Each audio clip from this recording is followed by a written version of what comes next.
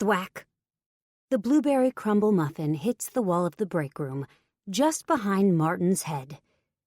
You lying... My words come out breathless as I fling a second muffin at him. Duck! This one hits him on the shoulder, leaving a smear of sticky fruit and crumbs on his $4,000 pinstripe suit jacket. Cheating!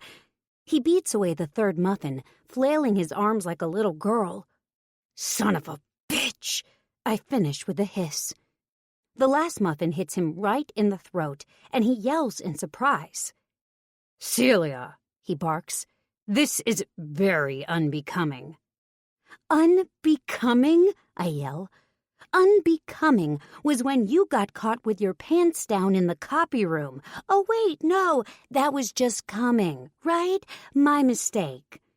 People have gathered around outside the break room now, and I can feel their eyes boring into my back. But all I can do is glare at the man who broke my heart. Martin and I split up 2 weeks ago, but this is my first time seeing him since then. I thought I'd be able to handle it, and I was determined to be mature, to take the high road even after he'd humiliated me. So much for that plan. Of course, all of that was before I found out the associate lawyer he'd been fucking behind my back is being promoted to partner. A promotion I've been in the running for. One I'd been told I was a shoo-in for. Apparently, now that Martin and I are no longer engaged, I'm no longer partner material. To be honest, I'm not even sure I want to be a partner at Turner & Crosby. Being a lawyer isn't exactly all I had dreamed it would be, or all my parents had dreamed for me, I suppose. But I want it to be my choice. I want to succeed or fail on my own terms, not because my ex has tapped his new fuck buddy for the job that was supposed to be mine. I search helplessly around for something else to throw at Martin, but we're all out of muffins. I pick up the empty pastry box and heave that at him, too. But it just sails to the floor pathetically between us. Miss Jeffries. The booming voice comes from behind us, and I instantly flinch. I turn around to see Frank Turner, one of the firm's founding partners. He looks none too pleased. His silver eyebrows are furrowed, and his mouth is thin. Miss Jeffries, please come with me. He turns on his heel, and I have no choice but to follow along behind him like a puppy. Not before I shoot Martin one last withering glare, though. He has the nerve to shake his head sadly at me, as if I'm the pathetic one, as if he's not the lying, cheating scumbag in this scenario. I scamper down the hallway behind Mr. Turner, still cursing out Martin under my breath. When Frank gets to his office, he holds the door open for me. After you, Miss Jeffries. I step cautiously into his office. Well, I tell myself, if nothing else, at least there's no way Frank Turner is ever going to forget my name now. Fuck. Fuck. Fuck. I ride the elevator down to the ground floor of our luxurious office tower, cursing as it dings past every floor. My hands are still shaking, and my heart is racing, replaying the conversation I just had with Frank. Unacceptable workplace behavior, he'd said. Appearance of mental instability. Apparently, break room meltdowns and muffin throwing are unacceptable workplace behavior now. Who knew? Frank had suggested I take 2 weeks off to deal with my personal matters, aka get my shit together. Only it was clear from his tone that it wasn't really a suggestion at all. They were putting me on leave, even if he didn't have the balls to come right out and say it. Fuck, fuck, fuck. The elevator doors open with one final ping, and I step into the soaring glass lobby, the one that normally gives me such a giddy thrill. Now it's dark and humid. Rain is pouring down outside, and the space feels damp and dreary. I stand there in the lobby, clutching my purse and staring at the rain pelting down on the sidewalk outside. Because, of course, it would have to be pouring rain right now. Why wouldn't it be, really? It's the perfect end to the perfect day. Yet even with the rain and the muffins and the leave of absence, this still only ranks as the second worst day I've had this month. Top billing goes to the day Martin and I broke up, the day I walked in on him in the copy room, bare-ass, thrusting against... God, I can't even think about it right now. Of course, after it had happened, no one at the firm had told Martin his behavior was unacceptable. No one had told him he needed to take a couple of weeks to get his shit together. You can get your rocks off in the office, apparently, but you can't throw an innocent baked good. Or two. Then again, Martin was the one with the corner office, the big clients, the kind who flew in on private jets just for an hour-long meeting, which he always billed them through the nose for. Apparently that bought you a lot of privilege at the office. But I know how to play the game. Appearance is everything at Turner & Crosby. That's why, for the last 2 weeks, ever since it had happened, I'd been forcing myself to keep it together. Pretend none of this is a big deal, that I'm just fine. I stare out at the rain, painting the sidewalks in dark gray, wondering why I picked today of all days to lose it. Not the day I caught Martin cheating, not the day I took off my engagement ring, not the day I had to call the wedding planner and tell her the wedding wasn't happening anymore. No, I lost my shit over a partner job I don't even know if I want. And look where my little outburst got me. I'll never get the job now. I'll be lucky if I get to keep the job I currently have. Worst of all, throwing those muffins hadn't even made me feel any better. Well, okay, maybe it made me feel a little bit better. But it didn't make up for the trouble it had got me in. I huff out another sigh, still staring at the rain. The only things that could possibly help salvage this disaster of a day are a drink, a fuck, and a really gooey grilled cheese sandwich. Considering my current relationship status, non-existent, I doubt I'm going to get that middle option, but luckily I know exactly where I can satisfy my other two cravings. I push open the lobby door and step out into the downpour. The sidewalks are surprisingly empty for 4 o'clock in Manhattan, probably because everyone else is smart enough to stay indoors in this near typhoon. I hurry through the rain as fast as I can in my heels, which unfortunately isn't very fast. Fortunately, I'm not going far. Veneer is just 3 blocks from my office, but no one I work with would ever set foot in a dive bar like that, which is exactly why I like it. That and the tasty piece of man meat that works behind the bar most evenings. I've been coming here at least once a month since I started working at Turner & Crosby, and it's the perfect place to drown my sorrows tonight, especially if Jace is working. I push open the door and burst into the bar like a thundercloud, trailing puddles and gloom in my wake. It's actually packed inside, probably people hiding out from the storm. So I drop my soaking wet ass on a bar stool and try to wring out my black hair.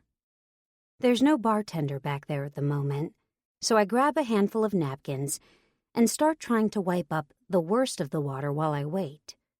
I must look like a drowned rat. Another win for today. I look around the bar, checking out the diverse clientele. The bar isn't big, but it isn't a hole in the wall either, and the battered old tables are filled with a wide mix of people. Bankers, college kids, hipsters, and more than a few single women, probably hoping for exactly the same thing as I am. A view of the sexiest bartender in Manhattan. Finally, the door from the kitchen swings open. A collective sigh rises from the lips of every woman in the room. Jace. And just like that, my day gets immeasurably better. 2. Celia. Jace the bartender sidles up behind the bar and smiles at me in greeting. Hey, Celia. I struggle for an appropriate response, somehow managing to forget all about the word hello, but Jace is already raising his eyebrows. You're wet. His voice is like liquid honey, and it seeps through my veins like a drug. All I can do is nod. Despite the cold rain still soaking me, a rush of warmth flows through me, coming to a sharp point between my legs and making me clench my pussy. It's as if his words aren't an observation so much as a command. And suddenly, I find I'm wet in more ways than one. It's raining, I say dumbly, squirming in my seat. Wow, what scintillating conversation. Why is it that I seem to turn into a complete moron when I'm around this man? I mean, sure, he has the body of a Greek god, with pecs that practically bust out of his t-shirts and tattooed biceps that could just scoop you up and throw you down on the bar in front of everyone, and just... I shake my head lightly. Get it together, Celia. You don't need any more embarrassments today. Let me get you a towel. He turns before I can protest, disappearing back into the kitchen he'd just come out of. I look down at the pile of soggy napkins and try to ball them up as best as I can. Despite the fact that I've been here on dozens of occasions, I seem to manage to make an ass of myself in front of Jace every time, turning from educated corporate lawyer to blushing schoolgirl. It's ridiculous, really. Jace comes back and hands me a clean kitchen towel, which I take gratefully. I scrub my face and neck, and then dab at my cleavage. I glance up and see Jace watching as I lightly pull open the neck of the white-collared shirt I'm wearing. I realize that it's probably almost entirely see-through at this point, and I thank God for the boring charcoal blazer I'm wearing over top of it. I dab at my skin one more time, and then try to pull the jacket closed as much as I can, feeling my nipples pebbling under the damp fabric, and glad he can't see the very obvious effect he has on me. Jace is still watching me as I hand the towel back across to him. His blue eyes are bright, his lids heavy, and I realize he looks intrigued. My cheeks flame in embarrassment. I hadn't meant to put on quite such a show. Jace takes the towel from me and drops it in a bin behind the bar. Your usual? Yes, please. And a grilled cheese. He raises an eyebrow. Bad day? I nod and actually find myself smiling. Am I that obvious? He grins. Well, you kind of have a tell. Oh yeah? What is it?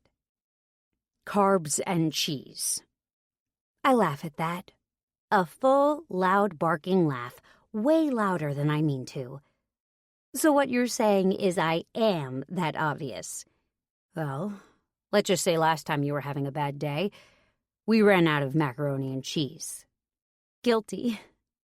I can't help but laugh, even though the memory is still raw. Catching Martin like that, ending our engagement, throwing him out of the apartment. I'd come here the next day after work and drowned my sorrows in mac and cheese and cab franc, dinner of champions, and cheated on girlfriends everywhere. Jace grabs a bottle and starts pouring me a glass of red. My mouth is practically salivating already, although I'm not sure if it's at the sight of the wine or the couple inches of muscled back I glimpsed as his t-shirt rode up when he reached to grab the bottle off the high shelf behind him. There's a flush crawling across my skin, and I have to resist the urge to fan myself. When he's filled my glass with way more than the usual 6 ounces, He slides it across the bar toward me. Cheers. I pick it up and down half of it in one gulp. Who cares that it costs $25 a glass? Jace watches me with raised eyebrows, and when I set the glass back down on the bar, he wordlessly fills it back up. Want to talk about it? He asks. I am a bartender, better than a shrink. Ha, no, that's okay. No way am I letting the sexiest man in Manhattan know what a mess my life is. He probably already thinks I'm a flake, thanks to the way I get all tongue-tied around him. He shrugs. If you change your mind, you know where to find me. He flashes me a 1,000-watt grin, showing off perfect white teeth framed between pillowy soft lips. The kind of mouth you would never stop kissing, if he was yours. I shake my head lightly as he walks away, probably to put my grilled cheese order in with the kitchen. For one brief second, I'm almost tempted to tell him my whole sob story, if only so that he'll stay and talk to me a little longer, so that I can continue my ongoing game of imagine what Jace the bartender looks like naked, a game I'm basically an expert in by now. At this point, I think I've imagined every detail of that man's body, the way his chest would be broad and smooth, with tight brown nipples, the way his abs would ripple under a woman's fingertips, the way they would lead down to a tapered V, the way his strong thighs and his sculpted ass would flex as he thrust his cock in and out of some poor, destroyed pussy. Because his cock? Oh, the cock I imagined was massive. 10 inches at least, and thick as a beer can.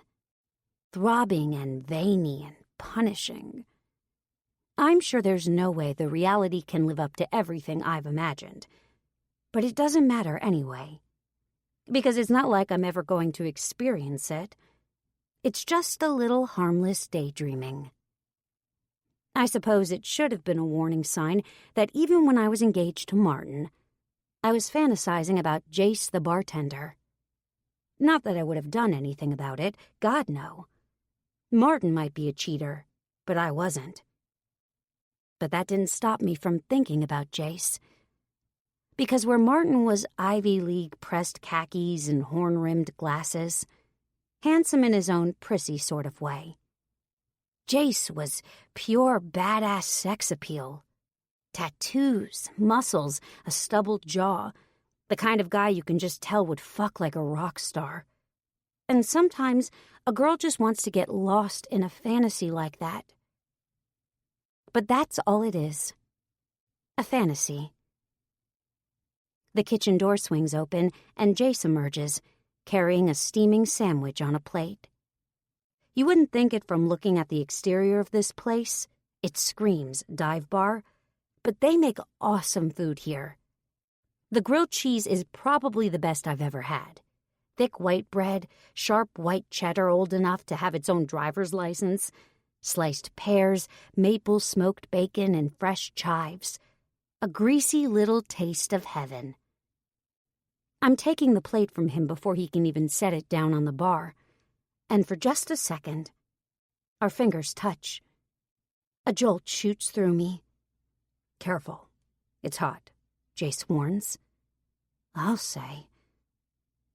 I reluctantly let go and allow him to set the plate in front of me, and then take another giant guzzle out of my wine glass. Now I'm wishing I'd ordered a beer. At least it would help cool me down a little. A gaggle of college kids push in through the front door, laughing and as soaking wet as I was earlier. And Jace is occupied with serving them while I work on savoring my carbs and cheese. By the time I finish my sandwich and my wine, I'm actually feeling marginally better. My clothes are almost dry, and the day's earlier humiliation is starting to fade into the wine buzz. Who cares if Turner and Crosby want me to take a couple of weeks off? It's basically a paid vacation. My career so far has been so busy and intense that I can't even remember when I last had time off. This is the perfect opportunity to stay in my pajamas all day and eat bonbons and watch soap operas or whatever it is people do when they're on vacation. Hell, maybe I'll even get myself laid while I'm off. My eyes flit involuntarily to Jace as soon as the thought crosses my mind. As if he can read my thoughts, he looks up from where he's taking drink orders from a couple of douchey-looking young Wall Street types. Our eyes meet across the room, and it's like an electric current shoots through me. It's enough to make me shudder, and almost enough to make me fall off my chair. Jace's face twists into a slow grin, and I find myself smiling back, hesitantly. Maybe. Then he glances down at my empty wine glass and nods, signaling that he'll be back in a second to top up my drink. I sigh. Crush on a bartender, and what do you get? Well, if you're as bad at flirting as I am, apparently drinks are the only thing you get. Jace makes his way back over to me and refills my glass. Before I can even thank him, he's turned around again, mixing drinks for the group he just came from. Well, if nothing else, it gives me an opportunity to check out his ass. I slurp my wine and take in the full, hard roundness of his delectable backside, the way his shoulders ripple as he reaches for various bottles of liquor on the shelves above. I rest my chin in my hand and sigh, then realize how pathetic I'm being. I'm practically flashing him cartoon heart eyes, but to him, I'm just another customer. I reach for my wine glass, intending to take another long, satisfying swallow, but somehow I misjudge the distance and end up smacking the stem of the glass with the back of my hand. Fuck! The glass goes sailing, spilling wine all over the bar and down onto my charcoal skirt. Fuck, fuck, fuck! Jay spins around to see what the commotion is. I'm frantically reaching for the napkins, only to realize I used them all when I was mopping up my face earlier. I look helplessly up at Jace as I use my hands to try to stem the tide of wine from flowing off the bar. Here. He tosses me another clean towel and comes around to my side of the bar with the second one. Together we mop up the spilled wine. His body is so close to mine as he stands there, wiping up my mess. I stop my cleaning efforts, suddenly intensely, incredibly aware of the hardness of him, the heat of him. His thick, solid presence next to me. My skin sizzles and burns like a hot pan. My breath catches in my throat. My fingers reach out, almost of their own volition, and graze along his forearm. I don't mean to do it, honestly. The same way I didn't mean to throw those muffins at Martin. Some unconscious part of me takes over, though, and before I know it, I'm running my fingertips along the smooth skin of his inner arm. He tenses, his fist clenching around the towel, making the veins on his arms pop out. My heart is racing, but I trace my finger along those ridges, all the way down to his wrist, and then dance across the palm of his hand. I'm sorry, I say. My voice is hoarse. It barely even sounds like me. It's okay. His voice is hoarse, too. I can't help but notice. And I wonder for a second what that means. I force myself to look up into his eyes. Those blue eyes. The color of the New York City sky on a perfect summer day. His eyes have gone dark now, though, and they bore right into me. What time is your shift over? The words are out of my mouth before I can stop them, before I can tell myself that this is a bad idea. 3 years of coming here, and I've had enough of fantasizing about Jace the bartender. I want a taste of the real thing. Jace squints and seems to hesitate, but only for a second. He tears his eyes away from mine just long enough to glance down at the old leather watch on his wrist. 20 minutes. His voice is rough, gravelly. Good. I bite my lower lip, hoping he understands my meaning. There's a moment when I'm not sure, or when I think perhaps he's considering how to let me down easy. But then his mouth twists into a sexy smirk. Good, he echoes, and the pleasure licks through me like a flame. 20 minutes later, I'm leaving the bar with Jace the bartender, wondering just what the hell I'm doing. 3. Celia. We take a cab to my apartment, and every moment of it is pure, delicious torture. We both sit politely and quietly on either side of the back seat, as if we're nothing more than friends or colleagues. But my mind is racing, thinking about all the things I'm going to let Jace the bartender do to me tonight. I sneak glances at him in the dark interior of the cab, and every time I do, I catch him looking back at me. I wonder if he's thinking about the same things I am, about how I'm going to wrap my lips around his dick, about what his stubbled jaw is going to feel like against the soft skin of my inner thigh, about how it's going to feel to finally have his cock inside me. I squirm in my seat, and he glances over at me, one cocky eyebrow raised. I smile at him, suddenly shy, and he reaches over and puts his hand on my knee. That's all it takes for me to melt into my seat. His warm palm on my bare skin sends sparks all the way up my thigh, cresting between my legs and swelling my clit. I let out the smallest of whimpers. Again, I don't mean to. It just comes out. Jace's eyes flash with lust. He leans over, and then he's kissing me, his lips mashing into mine, his hand sliding up to cup the back of my neck. I can feel his fingers tugging my hair as he slides his tongue into my mouth, tangling it with mine. He tilts my head back so he can kiss me even deeper, and the feeling of his hands against my scalp and his tongue tracing mine and his stubbled jaw brushing my chin is enough to make me come undone. Neither of us notice when the cab comes to a stop. We're still kissing frantically when the cab driver clears his throat loudly. I pull away, embarrassed and trying to catch my breath, but Jace just smirks as he pays the driver.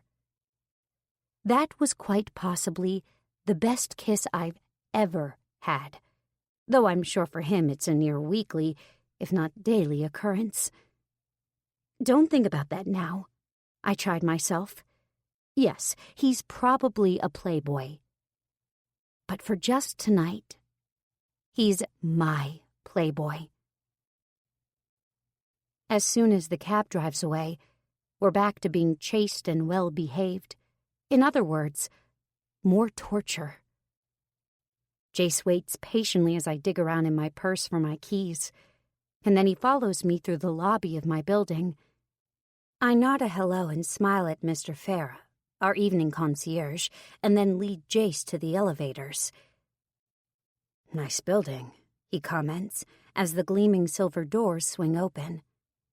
It should be, I say, trying to keep the note of bitterness out of my voice. It costs a damn fortune. Martin and I had bought this place together, and I was still trying to figure out whether I could afford to buy it out from him. I didn't love the place, but I also wasn't really excited about the idea of trying to find another condo anytime soon. New York City real estate is basically on par with the Hunger Games. Jace is quiet as we ride the elevator up to the 12th floor, and as we walk down the hall towards my apartment. I live in the corner unit, which means it's at the very end of the hallway, and tonight the walk seems to take hours. All I can hear is Jace's footsteps behind me and my own heart thudding in my ears. Finally, I'm unlocking the apartment door and leading him inside. I flick on the lights, and he looks around.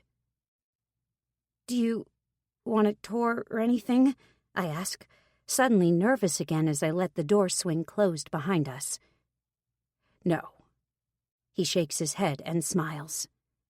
"Okay, do you want a drink?" "No." He shakes his head again, still wearing that sly smile. "Okay," I swallow. "This is really happening. Do you want—" "Celia." He cuts me off. "Stop." "Okay." He steps toward me. His eyes are hooded and dark, but all I can see are his lips.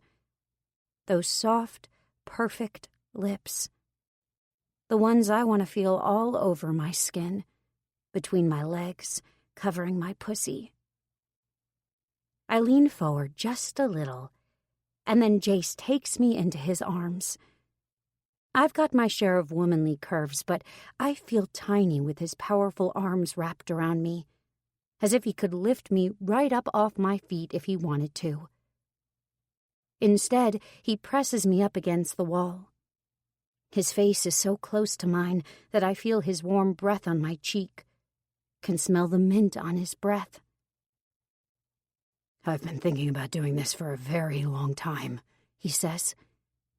His voice is rough and gravelly, and it makes my knees go a little weak. "Really?" The word barely comes out as a whisper. "Really, Celia. I can't wait to make you scream." I gulp. From the wrong person, those words might be terrifying, but coming from Jace, they're like an electric shock straight to my clit. "I can't wait for that either," I manage. He grins, that same sexy smirk that makes me want to bite his bottom lip. "Then what are we waiting for?" Then he's kissing me again, rough and demanding, and with none of the awkward hesitation that Martin used to kiss with. Jace is nothing but feeling, nothing but pure animal magnetism. He kisses me like a force of nature, like a typhoon.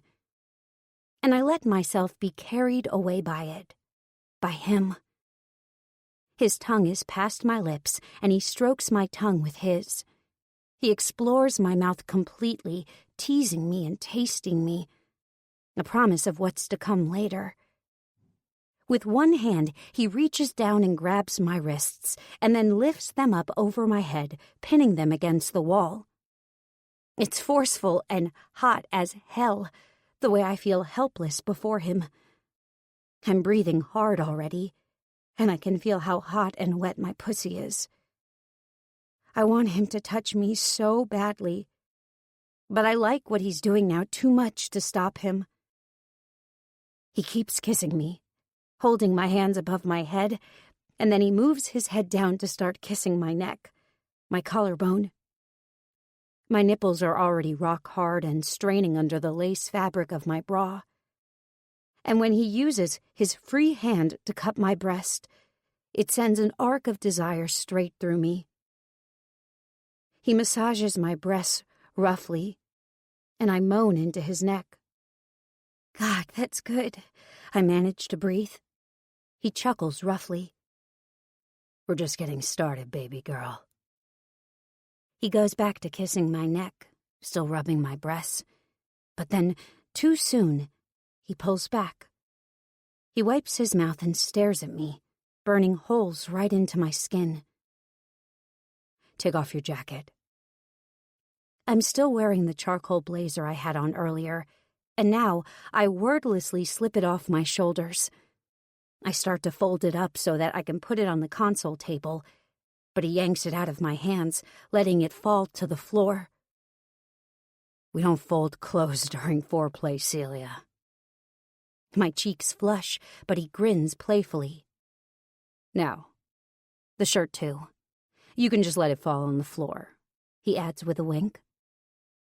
My hands shake as I slowly unbutton the white shirt I'm wearing, the one that was crisp as paper this morning, that's damp and rumpled now. My fingers tremble and I fumble with the buttons, but Jace makes no move to help me, just watches me intently. Finally, I tug the bottom of the shirt out of my pencil skirt and undo the last button. I take a deep breath and let the shirt fall slowly off my shoulders and onto the floor. Jace sucks in a breath as he takes me in. He reaches his hand out slowly, deliberately, and then slides one finger under the strap of my pale pink lace bra. My skin burns under his touch. He moves his hand away. This too. His voice is still commanding, but there's a hitch to it that wasn't there before. I reach behind me and unclasp the bra, and then pull it away from my body. My breasts spring free, my nipples instantly hardening even more in the cool apartment. A rumble comes from Jace's throat, low and animal-like.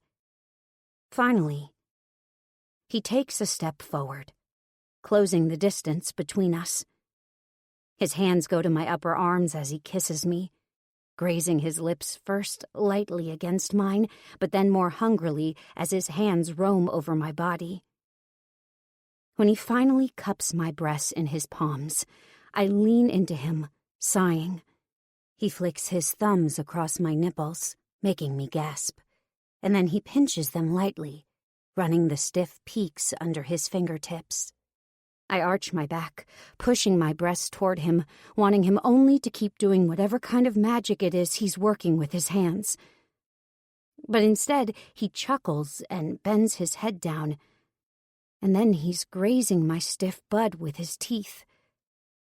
I suck in a breath as he sucks my nipple into his mouth, holding it between his teeth and flicking at it with his tongue. I'm rocked with another wave of desire, and then he's moving on to the other breast, giving that one that same delicious treatment. I run my fingers through his short hair. We're still in the hallway of my apartment, and I can feel the cool wall pressed up against my back, a stark contrast between the heat of his lips on my skin.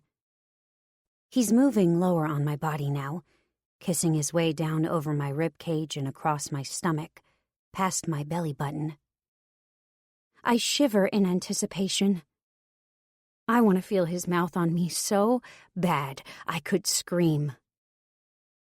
Jace drops to his knees in front of me and pushes up my skirt. It's a sensible gray pencil skirt, but suddenly, bunched up around my waist, it feels like the sexiest piece of clothing I own. I have a moment of panic, trying to remember what underwear I put on this morning. But then I breathe out a sigh of relief, remembering it was a black thong. I don't have any more time to think about it, though, because Jace slides his fingers up under the edges of the thong and yanks it down over my thighs. He shimmies the scrap of fabric down my legs, and I kick it off awkwardly over my heels. I realize suddenly that I'm naked in front of him, except for my bunched-up skirt, which is doing nothing to hide anything. Jace, of course, is still wearing all his clothes. How exactly did that happen? He's kneeling in front of me now, and when I look down at him, I find him gazing up at me. His big palms are braced against my thighs, and he slowly spreads them apart, watching the expression on my face. I bite my lip, waiting, and he leans his head forward. I'm already so wet that I can feel juices dripping down my thighs. But when Jace's tongue flicks across me, it's like a geyser goes off inside me. I can't do anything but moan as he finds my clit and runs his tongue all over it, flicking it gently and sucking it between his lips. Jesus! The man knows how to eat pussy. I'm not going to think about the many women he's probably practiced on, though. All I'm going to think about right now is the way he's stiffening his tongue and running it in tight circles around my clit. The way he flattens his tongue down and runs it along my cleft. The way he brings his hands up and plunges 2 fingers deep inside me as he licks and sucks. My legs are starting to shake and tremble. I arch my hips out to give him a better angle and then brace myself against the wall behind me. Jace doesn't lose any of his momentum. His tongue continues its merciless assault on my clit as my nerves catch fire and send flames arcing through me. "Oh, fuck," I whimper as the orgasm takes me over. "Oh, fuck, oh, fuck, oh, fuck, Jace!" I run my fingers through Jace's hair again and clutch his short locks, pulling his face closer to me as my body convulses. Everything goes out of me. Breath leaves my lungs and thoughts leave my head, and all sense of propriety goes flying out the window as I'm pulling his hair and screaming his name. He keeps licking even as the orgasm subsides, sending tiny little aftershocks through me. My clit is incredibly sensitive, but somehow he softens his gestures just the right amount, enough so that I can stand it, but not so much that it lets me fall off that knife's edge. Instead, I skate along it until, incredibly, I feel the second orgasm come on. My body shakes harder this time, my legs almost giving out from under me. Jace uses his free hand to brace my hips and help keep me upright. He sucks my clit between his lips one more time, just as the final wave breaks over me. I try to scream his name again, but this time, even my voice is gone. Finally, he pulls away. His face is damp from my juices, and he licks his lips, and then lightly brushes his mouth with the back of his hand as he stands up. I slump against the wall and laugh deliriously. I can safely say that never happened with Martin. That was... wow, he grins. Oh, we're just getting started. My toes curl inside my stilettos. Jace leans forward and kisses me, his lips sweet and musky with the taste of me still clinging to him. I walk him backwards, over to the couch, and then push him down so that he's sitting. I straddle his lap, and then reach down for the hem of his t-shirt. I can't wait to finally get my first glimpse of Jace the bartender's body, the one I've been imagining for so long. I peel the shirt off of him and suck in my breath. He's nothing like what I imagined. He's better. His pecs are hard and smooth, perfect wide mounds across his chest. His abs are deep and defined, and even sitting like this, they're hard enough that you could bounce a beer cap off them. The waist of his jeans cinches in neatly. I can see a small trail of hair leading down to the treasure below. I run my fingers over his chest, marveling at how sculpted it is. Then I swallow. If his chest is this good, I can't even imagine what his cock must be like. "What?" Jace asks, studying my face. "Nothing." My cheeks go pink. I lean forward and kiss him again so that he won't press the question. I can already feel him hard underneath me, and I grind my naked hips against him as I kiss him. Just as we're starting to get into it again, and I'm thinking about unzipping his pants and letting loose his monster cock, we're interrupted by his phone. He stops kissing me for just a minute, but doesn't make any motion to answer it. He leans back in to kiss me again, but I can feel the hesitation in it. "It's okay," I say breathless, "if you need to answer it." He hesitates and then reaches for the phone. I feel a wave of disappointment. "I'm sorry," he says, seeming genuinely apologetic. "It's just that it might be work. We have a new bartender on right now, and I'm not sure how well he's working out. Of course. I guess I can't be irritated with him when I'm the one who said he could answer it. But now he's glancing down at the display and frowning. It's my brother. There's something in his voice that I can't read. Concern? Apprehension? He hits the answer button. Hey, hi. Is everything okay? He's quiet for a minute as he listens, and then he looks up at the ceiling. Yeah, I got your invitation. I can't believe you're getting married. He glances at me and gives me the 1-minute sign, so I reluctantly climb off his lap. I head into the little galley kitchen to get a glass of water and give him some privacy. Jace gets off the couch and paces to the far end of the living room, into the hallway near the washroom. Yeah, that's great. Mom must be thrilled. I don't mean to listen to his conversation, but the spot where he's standing, just outside the bathroom, is causing his voice to echo throughout the small condo. I grab a magazine off the coffee table and flip through it distractedly, trying to ignore his conversation.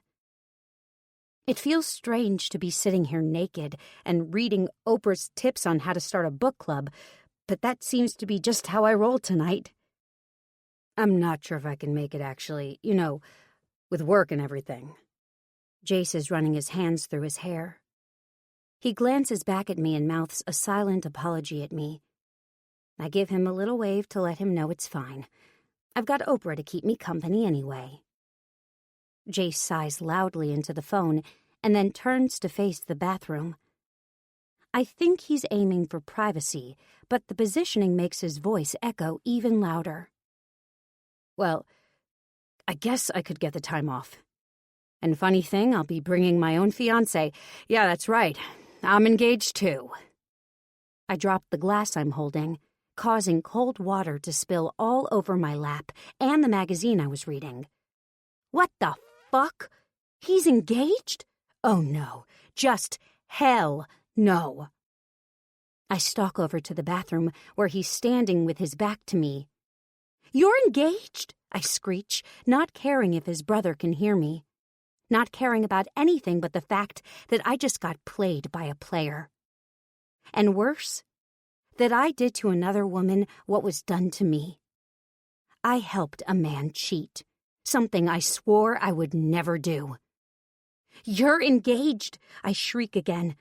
I throw the soggy magazine at him. You bastard! Jace looks terrified. He cups his palm around the phone. Trent, I gotta go. I'll call you back, okay? He hangs up the phone and shoves it quickly into his pocket. No, Celia, listen, I can explain. No explanation needed, you asshole. Just get the fuck out of my apartment. I start hunting around for my clothes. I can't find the blouse I was wearing, but I pull my soggy charcoal jacket on over my narrow shoulders. I realize I'm shaking. No, please, let me explain. It's not what you think. Jace takes a couple of steps towards me and I back up, bumping into the hallway console. I reach around behind me and grab the first thing I can find. A stone vase filled with yellow tulips. I hurl the whole thing at him. Get out! Jace puts his hands up defensively. The tulips crash to the floor at his feet.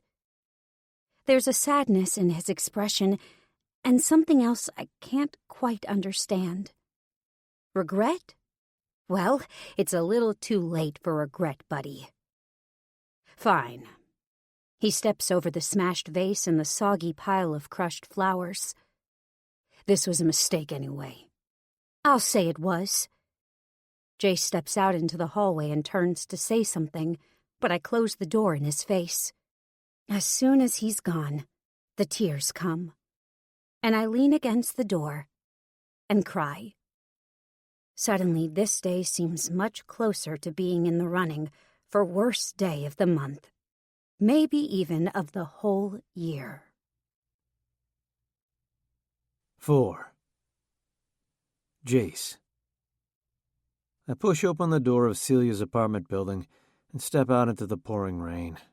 I should try to get a cab, but fuck it. This weather suits my mood. I'm gonna walk for a bit. What the fuck was I thinking? I berate myself. I must be 17 kinds of moronic. I'm suffering from a mental illness. I must be. That's the only explanation I can think of for how I managed to let this get so out of control. There I was, having a great time with Celia. I'd had my eye on her for a couple of years now, ever since she first started coming into the bar. And suddenly, she wasn't with that prissy asshole boyfriend anymore, and she was actually propositioning me. I mean, I get hit on at the bar all the time, but not by women like her. I thought I'd won the fucking lottery when she asked me what time my shift was finished. And I'd blown it. Not just blown it, fucking torched the thing. Because that's what I do, apparently. On top of that, I'd lied to my brother. A stupid, pointless lie. One I told just to soothe my own damaged ego. Because the truth is, I don't have a fiancé. I don't even have a girlfriend. I've got plenty of women happy to share my bed for a night, but that's all I ever give 'em. Other than that, I've got me, and I've got my cat Steve, and that's it. One-night stands are as deep as my emotional entanglements go, and I like it that way. So why had I said that to Trent? I like my life the way it is, but somehow talking to my older brother makes me feel like I'm still the fuck up I was 10 years ago. My brothers, Trent and Luke, are incredibly successful and run their own international home furnishings company back in Chicago, where I grew up. We barely speak since I moved out here. And up until I got the wedding invitation a few weeks ago, I didn't even know Trent was engaged. I guess when he called, I just felt stupid. That there was so much space between us, that there was so much of his life that I didn't know anymore. I guess I wanted him to feel like there were things about me that he didn't know either. Except there really weren't. And I wasn't exactly going to start bragging to him about the fact that I work at a dive bar. Even if I do practically run the thing at this point. Even if it's true that the place has tripled its profits since I took over. No, the thing to come out of my mouth had to be that I was engaged. What a fucking idiot I am. I trudge home along the Manhattan sidewalks, almost enjoying the way the rain pelts down on my face and puddles splash up around my blundstones. Let it fucking rain. Celia doesn't actually live that far away from me, though judging based on aesthetics alone, her place might as well be light years away. She has a polite doorman, and I have a front door that barely even latches anymore. She has marble tile in her bathroom, and I have a toilet that needs the handle jiggled every time you flush. I could afford something nicer, but I just don't see the point. Not when I spend all my time at the bar. So maybe it's just as well that things with Celia aren't going anywhere. There's no way a girl like that would ever set foot in an apartment like mine. In fact, there's no way a girl like that would ever be happy settling for anything about me or my life. I'm cold pizza and drinking beer on fire escapes, and she's, well, I didn't know what she is. Cab francs and expensive face creams and weekly manicures, probably. I finally get to my apartment building and yank the door open, shaking my head at the fact that they still haven't fixed the damn door. I really need to fucking move. I climb the stairs to the tiny apartment and unlock my door. Steve is there to greet me right away, brushing up against my pant leg. "Hey, buddy," I say, leaning down to scratch his ears. "How's life?"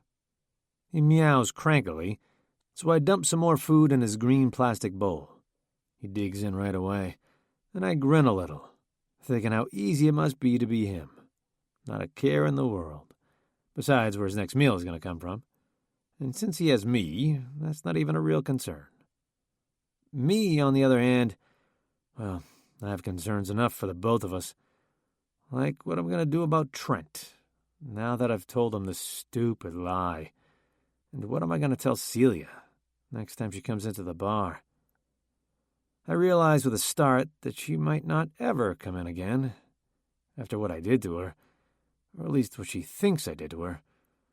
Well, I wouldn't blame her if she never wanted to see me again. The thought fills me with a sense of sadness that's way deeper than it should be. Who cares if I don't see her again? She's a pretty girl, but those are a dime a dozen in New York City. So why does this bother me so much? And why am I hoping against hope that she'll show up at the bar tomorrow, looking for an explanation? The next day, my shift passes agonizingly slowly. Every time the front door of the bar creaks open, I find myself looking over, hoping it'll be Celia. It never is. I tell myself maybe she's working late, that she'll be in after she gets off work. But the evenings get later and later, and there's no sign of her raven hair, her creamy skin, those perfectly pouty red lips. Why should there be? If I'm being honest, Celia isn't the type to come in demanding an explanation. That's crazy chick territory, and Celia's way too dignified for that. That girl is all class, which means she's probably doing what women like her do, which is getting drunk with her girlfriends and talking about what a dog I am. For once, I find myself wishing a girl was just a little crazier. Everything at the bar goes the way it usually does. We're kept busy with random college kids and a few Wall Street types, and a handful of women who try flirting with me. Normally, I'm happy to flirt back. That's half the fun of the job. But tonight, I just take their drink orders and skip the chit-chat. I have too much on my mind to conjure up any witty repartee, and definitely too much on my mind to give them what they're really hoping for, which is a dirty fuck. I still haven't decided what to do about Trent and my stupid lie. I guess I have to tell him the truth, but God, that's gonna suck. It's gonna be just like when I was 20, when I used to work at his company, and he thought I was the world's biggest fuck-up. I'm relieved when 2 o'clock in the morning finally rolls around, and we can close up the bar. I pour myself a beer as soon as the last patron strolls lazily out, and I drink it down quickly while I clean up and reconcile the cash. The alcohol gives me just enough courage and decisiveness to know what I need to do. I need to call Trent. First thing in the morning. I'll tell him I was just kidding around, that I wanted to see if he'd buy it. He'd still think I'm an idiot, but I don't know what other choice I have. Despite my decision, I sleep terribly that night. All I can think about is Celia, about her wild tumble of raven black curls, about her sharp green eyes, about the sinful curves that her dour business suits do so little to contain. And all I can see is her face in my mind, the horror in her expression when she thought she'd been complicit in helping me cheat on my imaginary fiancé. In the morning, my phone wakes me up. I grope blindly on the nightstand for it and hit the answer button before I even check to see who it is. Oh, my voice is groggy and gruff with the sleep that eventually overtook me. Jace! Hey, man, it's Luke. Don't tell me you were still sleeping, you lazy fuck. Shit. I sit up and scrub my hands over my face. Luke is my other brother. I work at a bar, man. I don't keep your fucking farmer hours. Luke laughs. Right. Still living that frat boy lifestyle, I see. Fuck. I shake my head, but there's no point in trying to get Luke to see that I take my job seriously. To him, I'm once a fuck up, always a fuck up. I don't have time to say anything else, though, before he's already launching into the real reason he called. Listen, Trent told me you're engaged. I just want to say congratulations. That's great news. Double fuck. I should have known Trent would say something to Luke. Thanks, I mutter. I don't know what else to say. Yeah, man, the whole family is so excited. Mom is over the moon. We can't wait to meet her. Yeah, I say. I'm sitting up now, and I stare down at my feet on the aged hardwood. Great. What's her name? Trent didn't say. Celia, I blurt, then blink furiously. What the ever-loving fuck is wrong with me? Celia. Great. She sounds smart, he teases. She is, I say defensively, unable to help myself now. She's a lawyer. Great job, Jace. Why not just dig yourself an even deeper hole? But Luke lets out a low whistle. Good for you, man. Sounds like you've really cleaned up your act. Like I said, we all can't wait to meet her. And to see you. It's going to be so great to have everyone back together again. Yeah, sure. Listen, I gotta go, okay? Sure, man. I just want to, reach out, you know? Yeah. The stupid thing is, I actually feel kind of touched. I'm happy that he's happy for me, even if the reason is a complete and total fabrication.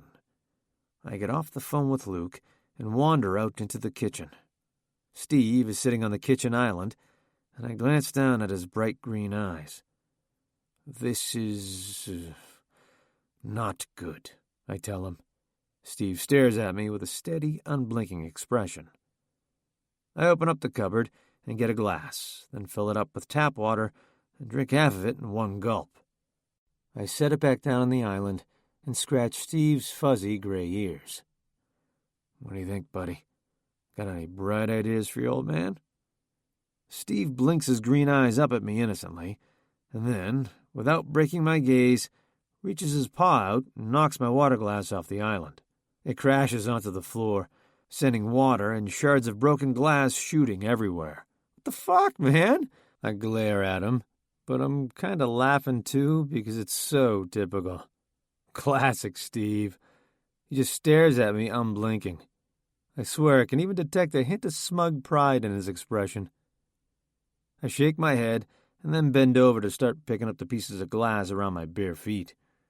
As soon as I do, I'm struck with the memory of helping Celia clean up the spilled red wine and broken shards of her wine glass at the bar the other day, right before she'd hoarsely asked me what time my shift ended.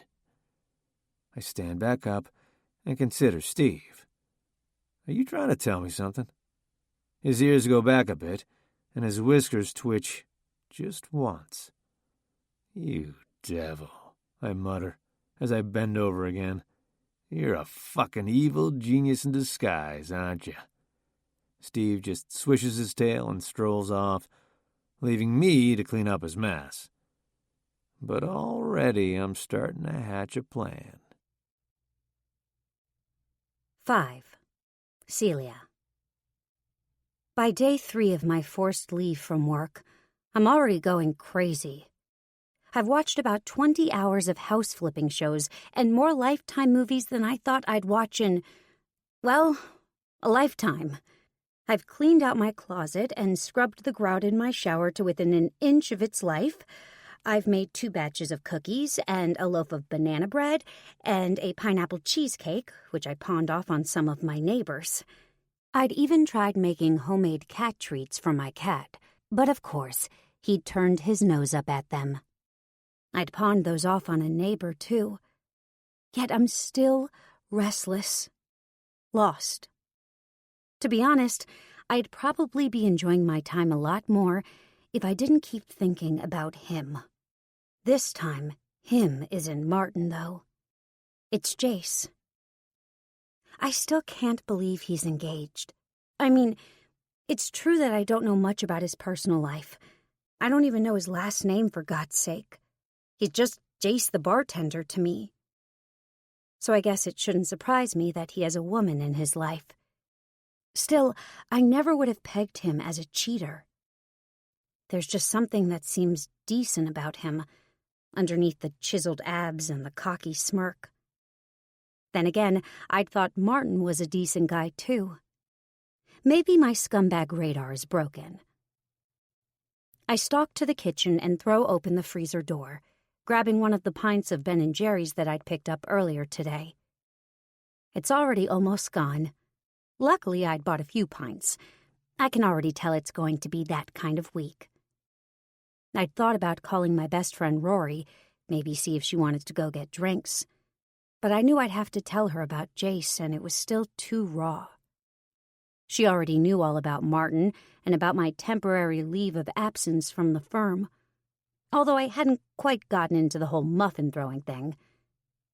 But for some reason, this is the one thing I'm not ready to share yet. Maybe I'm worried about what it says about me, that I had helped him cheat on an innocent woman. And maybe I'm worried about the fact that despite that horrible, awful truth, I still can't stop thinking about him. I dig the spoon angrily into the rock-hard ice cream. I'm just about to inhale a massive chunk of frosty brownie when my phone rings. I glance down quickly and see that it's the front desk of my building. I frown. Maybe a package? This is Celia. Hello, Ms. Jeffries. This is Abel at the front desk. There's a young man named Jace here to see you. Should I let him up? My mouth hangs open. I drop the spoon and the brownie back into the ice cream tub, forgotten. I hold my phone out for a second and stare at it as if I can understand it better this way. Ms. Jeffries, I hear Abel's voice distantly. Would you like him to come up? Yes. The words are out of my mouth before I can stop them. Shit. I try to take them back, but Abel's already thanked me and hung up. Shit. Why is he here? What could he possibly want? If he thinks he's getting any from me, he's sadly mistaken. The only thing he's going to get is a tongue lashing, and I don't mean of the erotic variety. I glance around the apartment. I've done a lot of cleaning in the past few days, but I've also managed to make a mess. The coffee table is littered with wine glasses and magazines, and the 6 bottles of nail polish I used to try to recreate some nail art I saw on Pinterest, and the half-box worth of cotton pads I used to scrub off said nail art. I start frantically trying to tidy the place, even lint-brushing cat hair off the sofa, all the while wondering why I care what Jace thinks of my apartment. If I was smart, I'd just meet him out in the hallway and tell him to get lost. I glance down at my outfit and realize there's no way I'm going out into the hall looking like this. Stupid pajamas. I'm just about to dart into my room to change when there's a knock on the door. Fuck. Coming! I come around the sofa and in my rush to get to the door, stub my toe on the leg of the coffee table. Ow! Jesus! I grab my foot and hop towards the door, glaring back at the coffee table. God, I'd loved that stupid thing once, with its antique iron legs and the old-fashioned loft and barn logo etched on the underside. Now I want to throw it out the window. I throw the door open, still awkwardly holding my foot, and glare at Jace. What? I demand. He doesn't say anything for a minute, just stands there taking me in. With my stupid little shorts and the tank top that my cleavage is now spilling out of. Jace takes it all in, all of it, slowly, assuredly, with that same damn cocky smirk. And despite all my best intentions, I feel my skin start to warm under the scrutiny of his gaze. Not quite the outfit I expected to find you in, he says. Where's the business lady special? I had the day off. These are my pajamas. I like them. Shut up. No, really, I have the exact same pair. That makes me giggle, though I immediately bite down on my tongue to make myself stop. What do you want? I want to talk to you. I can't imagine you have anything to say that I want to hear. He raises his eyebrows. Despite everything, his blue eyes twinkle. I think I do. I have to admit, that intrigues me. What does he think he could possibly say to me? I make a quick decision, one I hope I don't come to regret. You have 5 minutes, I tell him sternly, opening the door wide enough to let him in. Jace steps into my apartment, and his presence fills the space immediately. All I can think about is coming back here the other day, the 2 orgasms he'd given me pressed up against this very wall.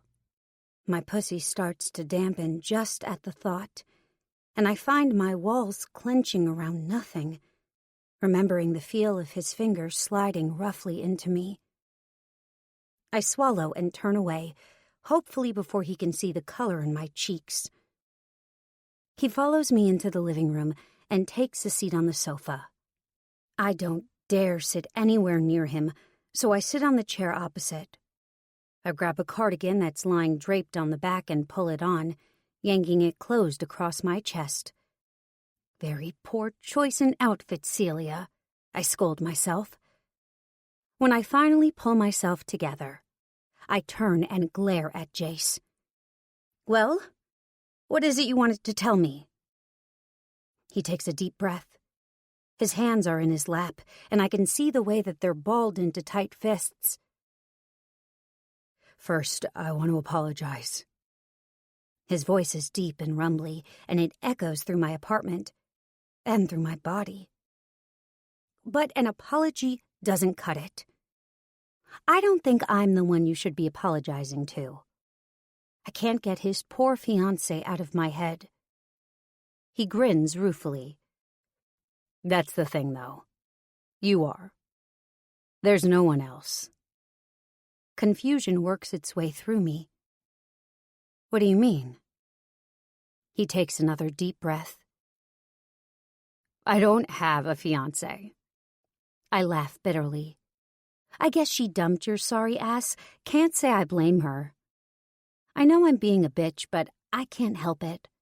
It's my only defense mechanism against those bright blue eyes, that chiseled jaw. Jay shakes his head, almost laughing.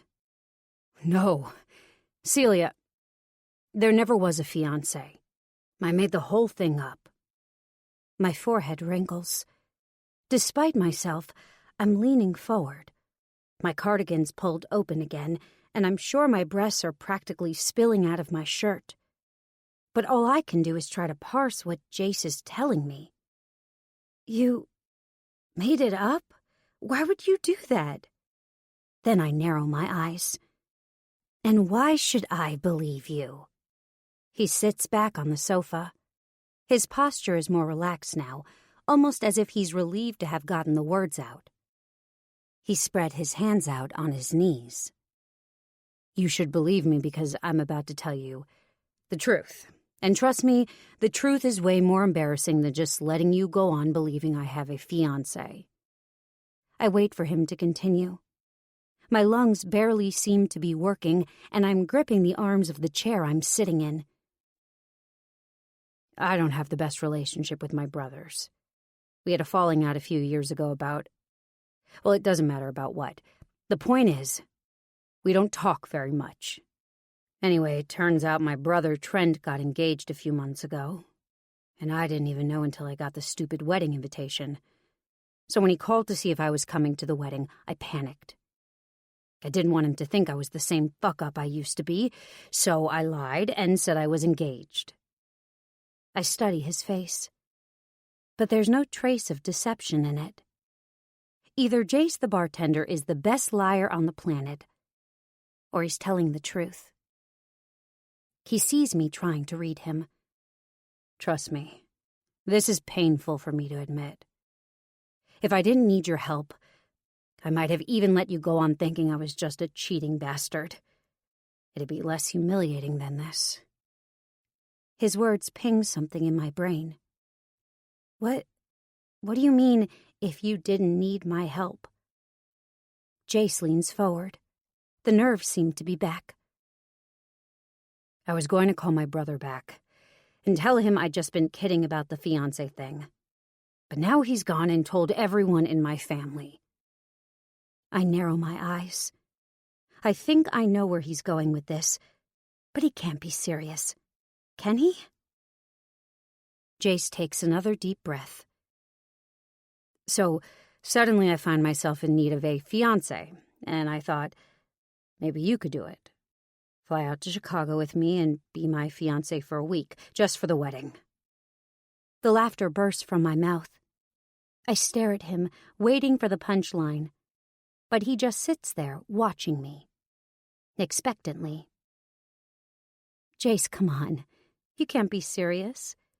You want me to be your fake fiancé? He spreads his hands out and grins. Pretty much, yeah. Sounds kind of stupid when I say it out loud, he admits. Kind of? Yeah. There's no way we can fool your family into thinking we're engaged. He shakes his head. Actually, I was thinking about this, and it wouldn't be too hard. I haven't seen them in years, and they hardly know anything about my life now. It should actually be pretty easy for you to fit in. Then, once we're back in New York, I'll wait a month or so and then call them and give them the news that we broke up. I gnaw on my bottom lip. What Jace is saying is ludicrous, isn't it? Be someone's fake fiancé? Especially after I just got finished being someone's real fiancé. What's in it for me?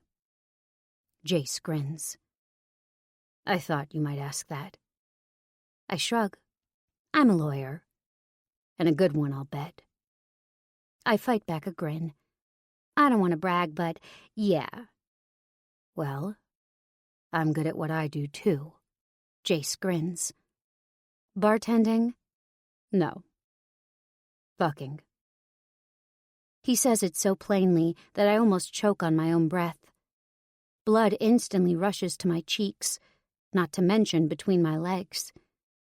Jace is grinning as he watches me try to get myself under control again. Is that so? I finally manage to squeak out. He nods. Yeah. You only got a taste the other day, but agree to do this for me, and it'll be nothing but mind-blowing sex all week. I'll make sure you come over and over and over, with my hands, my tongue, my cock. I'll make you come in ways you never even dreamed of. My whole body feels like it's on fire. I squirm in my seat, pulling one leg up underneath me. My pussy is aching already, just at his words, at the lustful way he's looking at me right now, like I'm a challenge he doesn't intend to lose. It's all I can manage, but it just makes Jace grin wider. Well, if that's not enough to sell you, you'll also get an all-expenses-paid trip to Chicago out of this. We'll stay at a nice hotel, go to a swanky wedding, and probably a few parties and nice dinners. That sounds nice. Truthfully, though, all I can think about are the orgasms. Considering the man made me come twice before he even took his own shirt off, I have no doubt that he's capable of delivering on exactly what he's promised. And I'd be lying if I said I wasn't intrigued. Lord knows that after everything with Martin, I could use some fun. And by fun, of course, I mean climaxes. Jace is about to say something else when his phone rings. He fishes it out from his pocket and frowns at the display. Sorry, he says, glancing over at me. My mother, do you mind if I take this? Not at all, I say, though part of me is remembering the trouble his ringing phone caused us last time. He gets up off the couch as he hits the answer button. Hi, Mom. He pauses, glances at me. Yeah, Trent told you, eh? I'm sorry I didn't call earlier. It's just all been really sudden. We were going to tell everyone at the wedding, but you know Trent, he weaseled it out of me. Jace eyes me while he's talking, as if he's trying to read my expression. I haven't actually agreed to go along with this, and here he is, confirming it for his mother. He takes a couple of steps across the room and puts one of his big hands on my shoulder. The touch instantly sends a jolt through me, until I hear what he says next. Yeah, she's right here, actually. Jace grins down at me. Do you want to talk to her? My eyes go wide, and I start frantically waving my arms. No, Jace! I'm mouthing, no! Yup, here she is. He hands me the phone, grinning. 6. Celia. I hop out of my chair and take the phone from Jace, not feeling like I really have a choice in the matter. I shoot him my best eye daggers and hope he understands just how much shit he's in once I get off the phone. I take a deep breath and press Jace's phone to my ear. Hello, Mrs. Shit. I glance desperately at Jace. He whispers something that I can only partially make out. Mrs. Spinnaker, I say, taking my best guess. Whittaker, he hisses. Whittaker, I cover quickly. Sorry, Mrs. Whittaker. It's so nice to finally speak to you. You too, Celia. This is such wonderful news. I just wish Jace had told me sooner. Oh, you know Jace. I pretend to laugh as I glare at him. He likes to play by his own rules. On the other end of the phone, his mother chuckles. That he does. He's always been that way. I hope you've been knocking some sense into him. I definitely try. Well, if you've got him to settle down enough to want to get married, you must be a very special young lady. Oh, well, thank you, ma'am. I find myself blushing a little at her praise, until I realize how ridiculous that is, since none of what she's saying is actually true. Please, she says, call me Evelyn. We'll be family soon. Do you have a wedding date yet? Evelyn, I repeat, going to stand in front of the window as Jace raises his eyebrows. Not yet. Maybe this spring. I don't know where the words come from. Jace shakes his head, laughing silently. He crosses the room towards me. I can see him reflected in the glass, standing directly behind me. A spring wedding would be lovely, Evelyn is saying, just as her son leans over and starts trailing his tongue along my neck. Yes, it would. I shiver under Jace's touch, and even more when he rests his hand on my stomach. In one motion, he lifts up my tank top and is cupping my naked breasts, flicking at my nipples as they turn to little pebbles. Now, Trent and Hannah, she sang, that's my son, Jace's brother, and his fiancée. They wanted a spring wedding, but it's so hard to book anything on short notice. You're so right, I murmur, as Jace pinches my nipple between two rough fingers. Now, of course, they're having the wedding out at Luke's place, so technically they could have had it any time they wanted, but there are still the caterers to think about, the photographers. I bite my lip as Jace slips his other hand over my stomach and under the waistband of the little shorts I'm wearing. My body responds automatically, and I shimmy my ass backwards at him, rubbing against him. I can feel his erection pressing into me, and even though I still haven't seen his cock, I can only imagine how big it is. Now, Trent had every caterer in the city clamoring for the job, but of course there was only one he wanted, and it just took forever for them to find a date that worked for everyone. She's still going as Jace slips his finger through my part. My pussy is soaked, and I know he knows exactly what his little show is doing to me. He slips his fingers over my plump lips and then back up to my clit, circling it gently, smoothing my nectar over it until it's a fat, slippery pearl. I say again, as Evelyn goes on about Trent's caterer. I grip Jace's arm, the one that's still pinching my nipple, with my free hand, digging my nails into him. He responds by kissing the back of my neck again, trailing his tongue along the nape. Between my legs, his fingers are still working some kind of magic. My knees are starting to shake, and I grip his arm harder, letting the weight of my body rest against his. I'm making polite murmuring noises to his mother until he slips his fingers further down my pussy and finds my entrance. When he plunges 2 fingers roughly inside me, I gasp. "Oh, listen to me going on," Evelyn says, chuckling. "Do you two have plans tonight?" I catch Jace's eye in the window. "No, I think we're just going to stay in." He grins and starts fucking me slowly with his fingers. "Well, I should let you go," I rasp.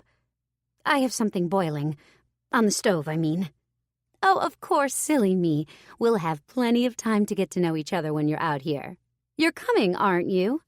"Yes, absolutely," I breathe, in more ways than one. I finally manage to hang up the phone and let it fall to the floor as I put both my hands against the window.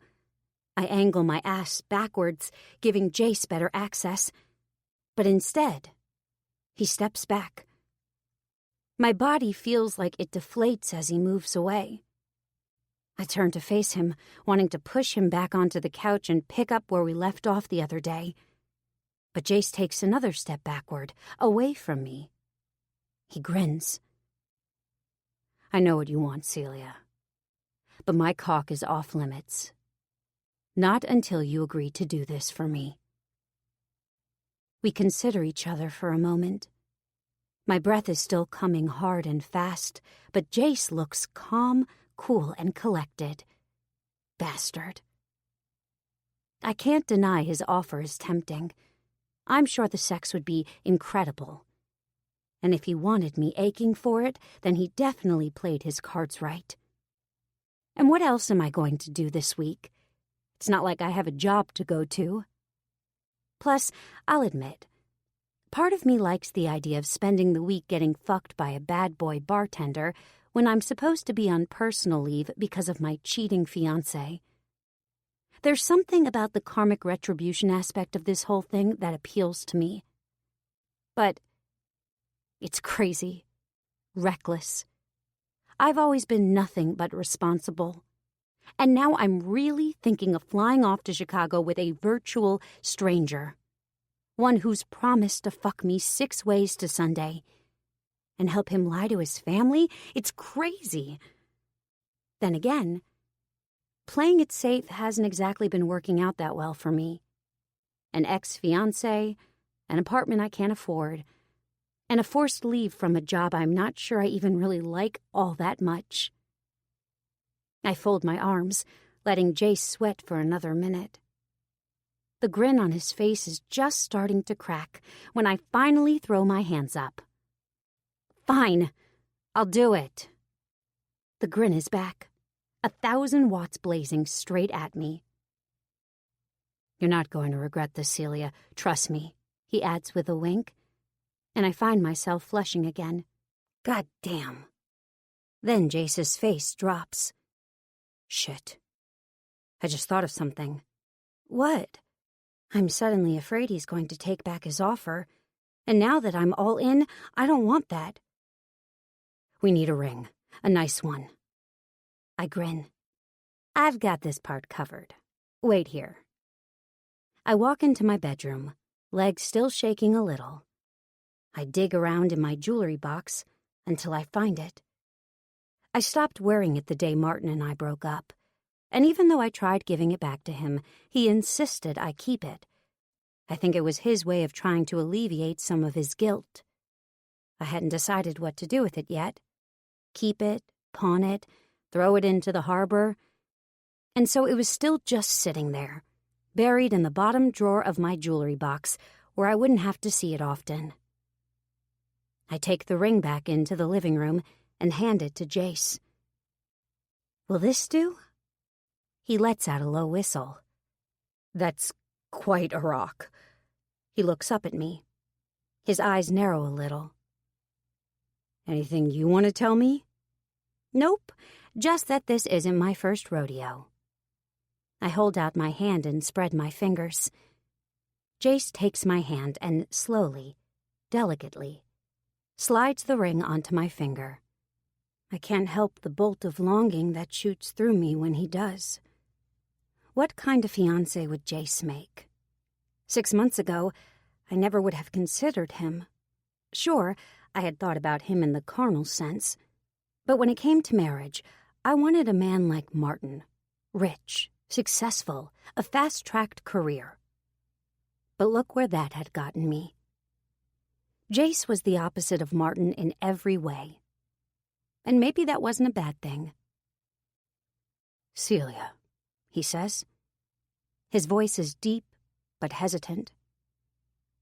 Will you do me the honor of being my fake fiancé for a week? I quash down the silly sense of wistfulness I feel. Instead, I plaster a grin on my face. Yes, Jace. 1,000,000 times yes. I wrap my arms around his neck and hug him tightly. When I start to pull away, I realize he's studying me with an expression I can't quite read. My arms are still around his neck, and our faces are so close that I could lean in and kiss him. I could... Meow! My cat's cranky yowl interrupts us as he brushes up against Jace's pant leg, because of course he would choose now to finally make an appearance. Hey, Jace says, surprised, then chuckles. He leans down to pet him. I didn't know you had a cat. Yeah. He's old, though, so he spends most of his time hiding or sleeping, or sleep hiding. Sometimes I think he just hides and then forgets that he's hiding and falls asleep. Jace grins. I have a cat, too. What's his name? Steve. He stands up, staring at me. What? Yeah, I know it's weird. No, seriously. His name's Steve? Yeah. He's giving me the strangest look.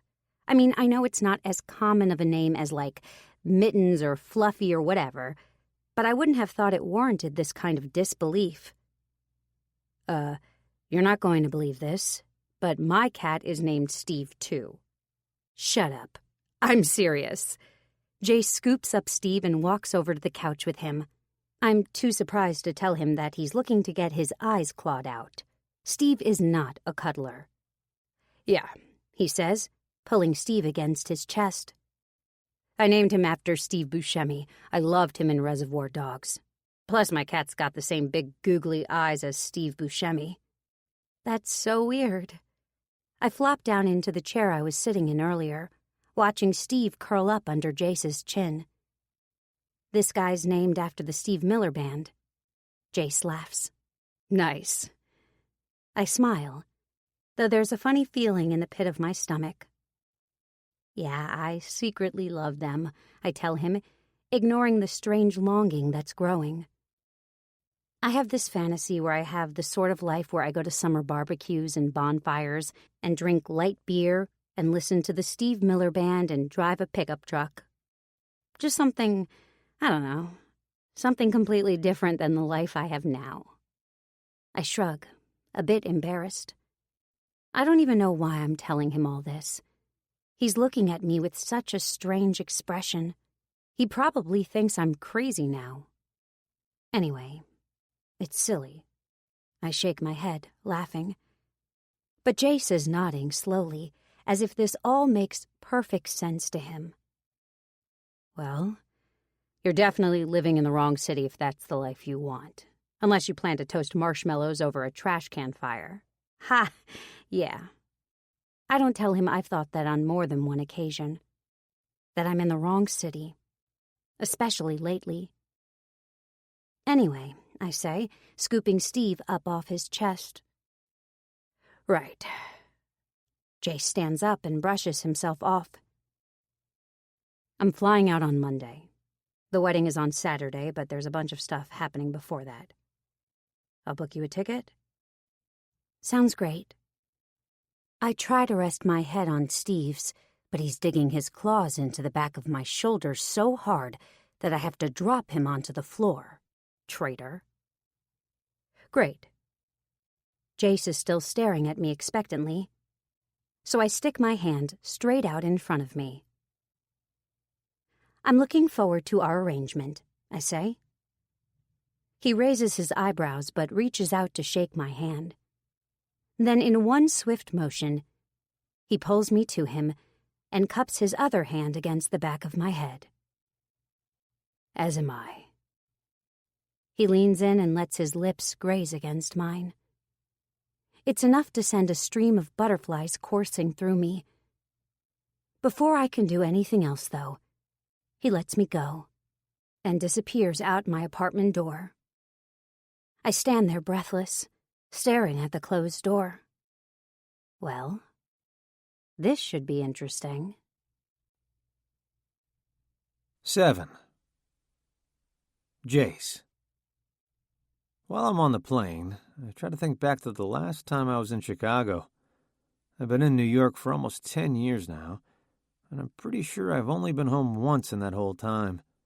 I've seen Luke and Trent a couple of times when they've been in the city for business, and Mom had flown out once a few years ago to visit. But overall, our visits have been few and far between. The closer we get to O'Hare, the more apprehensive I get about this whole thing. Seeing them all again is hard enough, but to try to live out this lie with Celia is worse. Celia. Just thinking her name gives me an instant shot of adrenaline. I still can't believe I convinced this gorgeous creature to pretend she was marrying my sorry ass. To be honest, I'm not even sure I'm going to be able to get anyone to buy it. She's so far out of my league that it's like trying to convince people that the princess really wanted to marry the pauper. I can only hope they'll all be too distracted with Trent's wedding to pay much attention to my own supposed upcoming nuptials. The plane touches down at O'Hare, and I wait while the slowest people on the entire planet all start unloading their bags and jackets from the overhead compartments. I try to keep my impatience to myself, but by the time I finally get around to deplaning, I'm edgy with irritation. I enter the airport and make my way to the baggage claim, where I have another wait, and more time to psych myself out. By the time I head into the arrivals pickup area, I've half convinced myself I should just get on the next flight back to New York. Jace! The voice is like a punch to the gut. I spin around. Luke! My brother is standing in front of me, grinning. There's a moment of hesitation, and then he opens his arms and wraps me in a bear hug. It's good to see you, man, he says, clapping me on the back. You too, I say, squeezing him back. I'm surprised to find that I mean it. Where's your better half? He asks, looking around for Celia.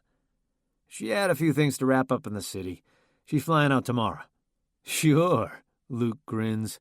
I'm starting to think you might have just made her up. Come on. If only he knew. We head outside, where Luke's SUV is parked, and climb in. Everyone's hanging out at my place this afternoon, he says, as he pulls out of the airport's labyrinthine complex. Trent's there with Hannah now, and Mom's going to come by tonight. She wanted to come by with me today, but they needed her down at the home. The home? Oh, sorry. The Chalmers retirement home. She volunteers there now. A lot. She says the people there make her feel young. Ha! Luke glances over at me. She's glad you're here. Yeah, me too.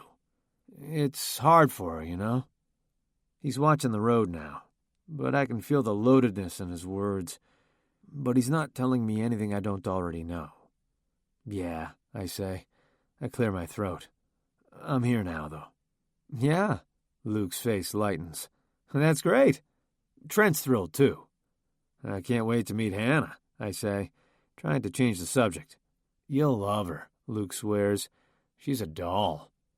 Knowing Trent's probably a Barbie doll, and with about the same amount of brains.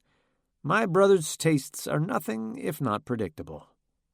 Luke's place is about an hour outside of Chicago proper, and we manage to keep up a steady stream of conversation while he drives. For all his success, Luke is still pretty down to earth. He's even still wearing the same plaid shirts. In fact, if I didn't know any better, I'd swear this is one of the actual shirts he owned last time I saw him. By the time we get to his house, I'm actually feeling more relaxed. When we pull up in front of Luke's place, I let out a low whistle. Luke grins. I'll take that as a compliment. You should. Wow.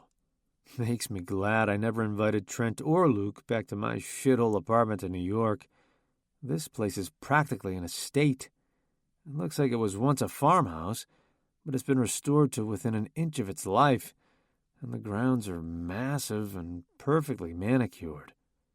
I grab my bags out of the back and follow Luke up the steps to the huge wraparound porch. Before we even reach the front door, it swings open, and Trent saunters out. There's the man of the hour, he says, then pauses. Oh, wait, that's me. He flashes me a grin as I drop my bags, and then he embraces me in a hug. Just an hour? I tease. I'm surprised you haven't claimed the whole fucking year yet. I'm waiting for Time magazine to do that for me. Keep dreaming, Luke snorts. The three of us are laughing, and I stand there on Luke's porch looking back and forth between them. My brothers. Luke, where do you keep your sugar? A woman's voice comes from inside the house, and then she steps out onto the porch with us. Oh, she says when she sees me. I didn't realize you were here. You must be Jace. She wipes her hands off on her sundress and wraps me in a hug. I hug her back, even though I have no clue who she is. She's petite, with long chestnut-colored hair that falls in waves over her shoulders. She's cute, in a Wisconsin dairy farm sort of way. When she pulls away, she turns back to Luke. Sugar? You don't think I'm sweet enough? Luke. She puts her hands on her hips, pretending to be stern with him. Hannah, he mimics, putting his hands on his own hips and grinning.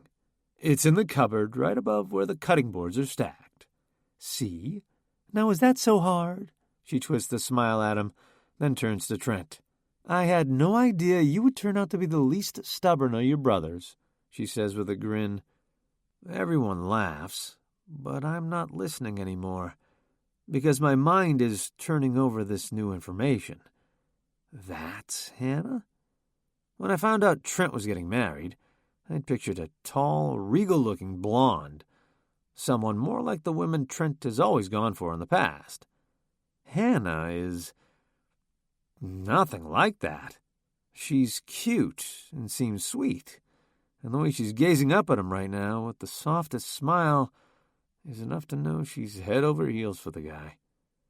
And judging by how he leans in to kiss her, he feels exactly the same way. Huh, what do you know? Maybe there's more to my brother than I thought. Do you want a beer? Luke asks, turning to me. I realize I would love one. A beer sounds great, actually. We wander into the house, and Luke opens the cupboard first, passing Hannah a bag of sugar, before going to the fridge and taking out 4 bottles of beer. Lake House, he says, grinning, and showing off the label. God, I haven't had that stuff in years. Figured you'd enjoy the trip down memory lane. He twists the cap off and hands me the beer. His expression turns concerned. Wait, did I do that right? I take the beer from him and frown. Do what right? Serve you the beer. I mean, I'm in the presence of a master bartender right now, aren't I? I didn't know how the pros do it. I take a sip of my beer. I could get surly. It's no secret my bartending job isn't good enough for this family. Or I could just let it go. Get through this week without picking a fight over dumb shit like this. I swallow another mouthful and then pull the bottle away from my lips. You did all right, I say, but no way you're getting tips with a face like that. The best you could hope for is a few pity tips. Luke's mouth gapes while Trent snorts into his bottle. He's got you there, Luke. You don't have a face for bartending. Or for much at all, really. It's a lie, of course. The three of us look incredibly alike, except that I've got blue eyes to their brown. But it's still satisfying to rib Luke, especially because he's always been the most antagonistic one out of all of us. You boys play nice, Hannah says, measuring a heap of sugar into a cup and then dumping it into a bowl. Or I'm going to have to tell your mother, and then you'll all be in for it. Trent shrugs at Luke and I. What can I say? You don't mess with a woman on her wedding week. Hannah grins as she dumps the sugar into a big bowl and grabs a wooden spoon off the counter. That's right. She points the spoon at Luke and me. Let that be a lesson to you all. Yes, ma'am, Luke says, giving her a mock salute. Trent gets up to toss his beer cap in the trash and runs his hand along Hannah's arm as he passes behind her. She turns to him and stands up on her tiptoes so that she can kiss his lips. Luke and I both look away, smiling. Okay, lovebirds, Luke says, after it's been a minute and the kiss is starting to verge on something inappropriate for company. sorry," Trent grins, turning back to us. He glances back at Hannah. "Actually, I'm not sorry at all." "Hey," I say, "you don't have to be sorry. Just maybe let's make this a no-tongue zone, okay?" Hannah laughs, covering her mouth and blushing, while Luke clinks my bottle with his. "Yes," he says decisively, "this is my house, and I declare this kitchen a no-tongue zone." "Fine," Trent says, glaring at me. "But that's going to apply to you, too. And who exactly would I even be tonguing?" As soon as the words are out of my mouth, I realize my mistake.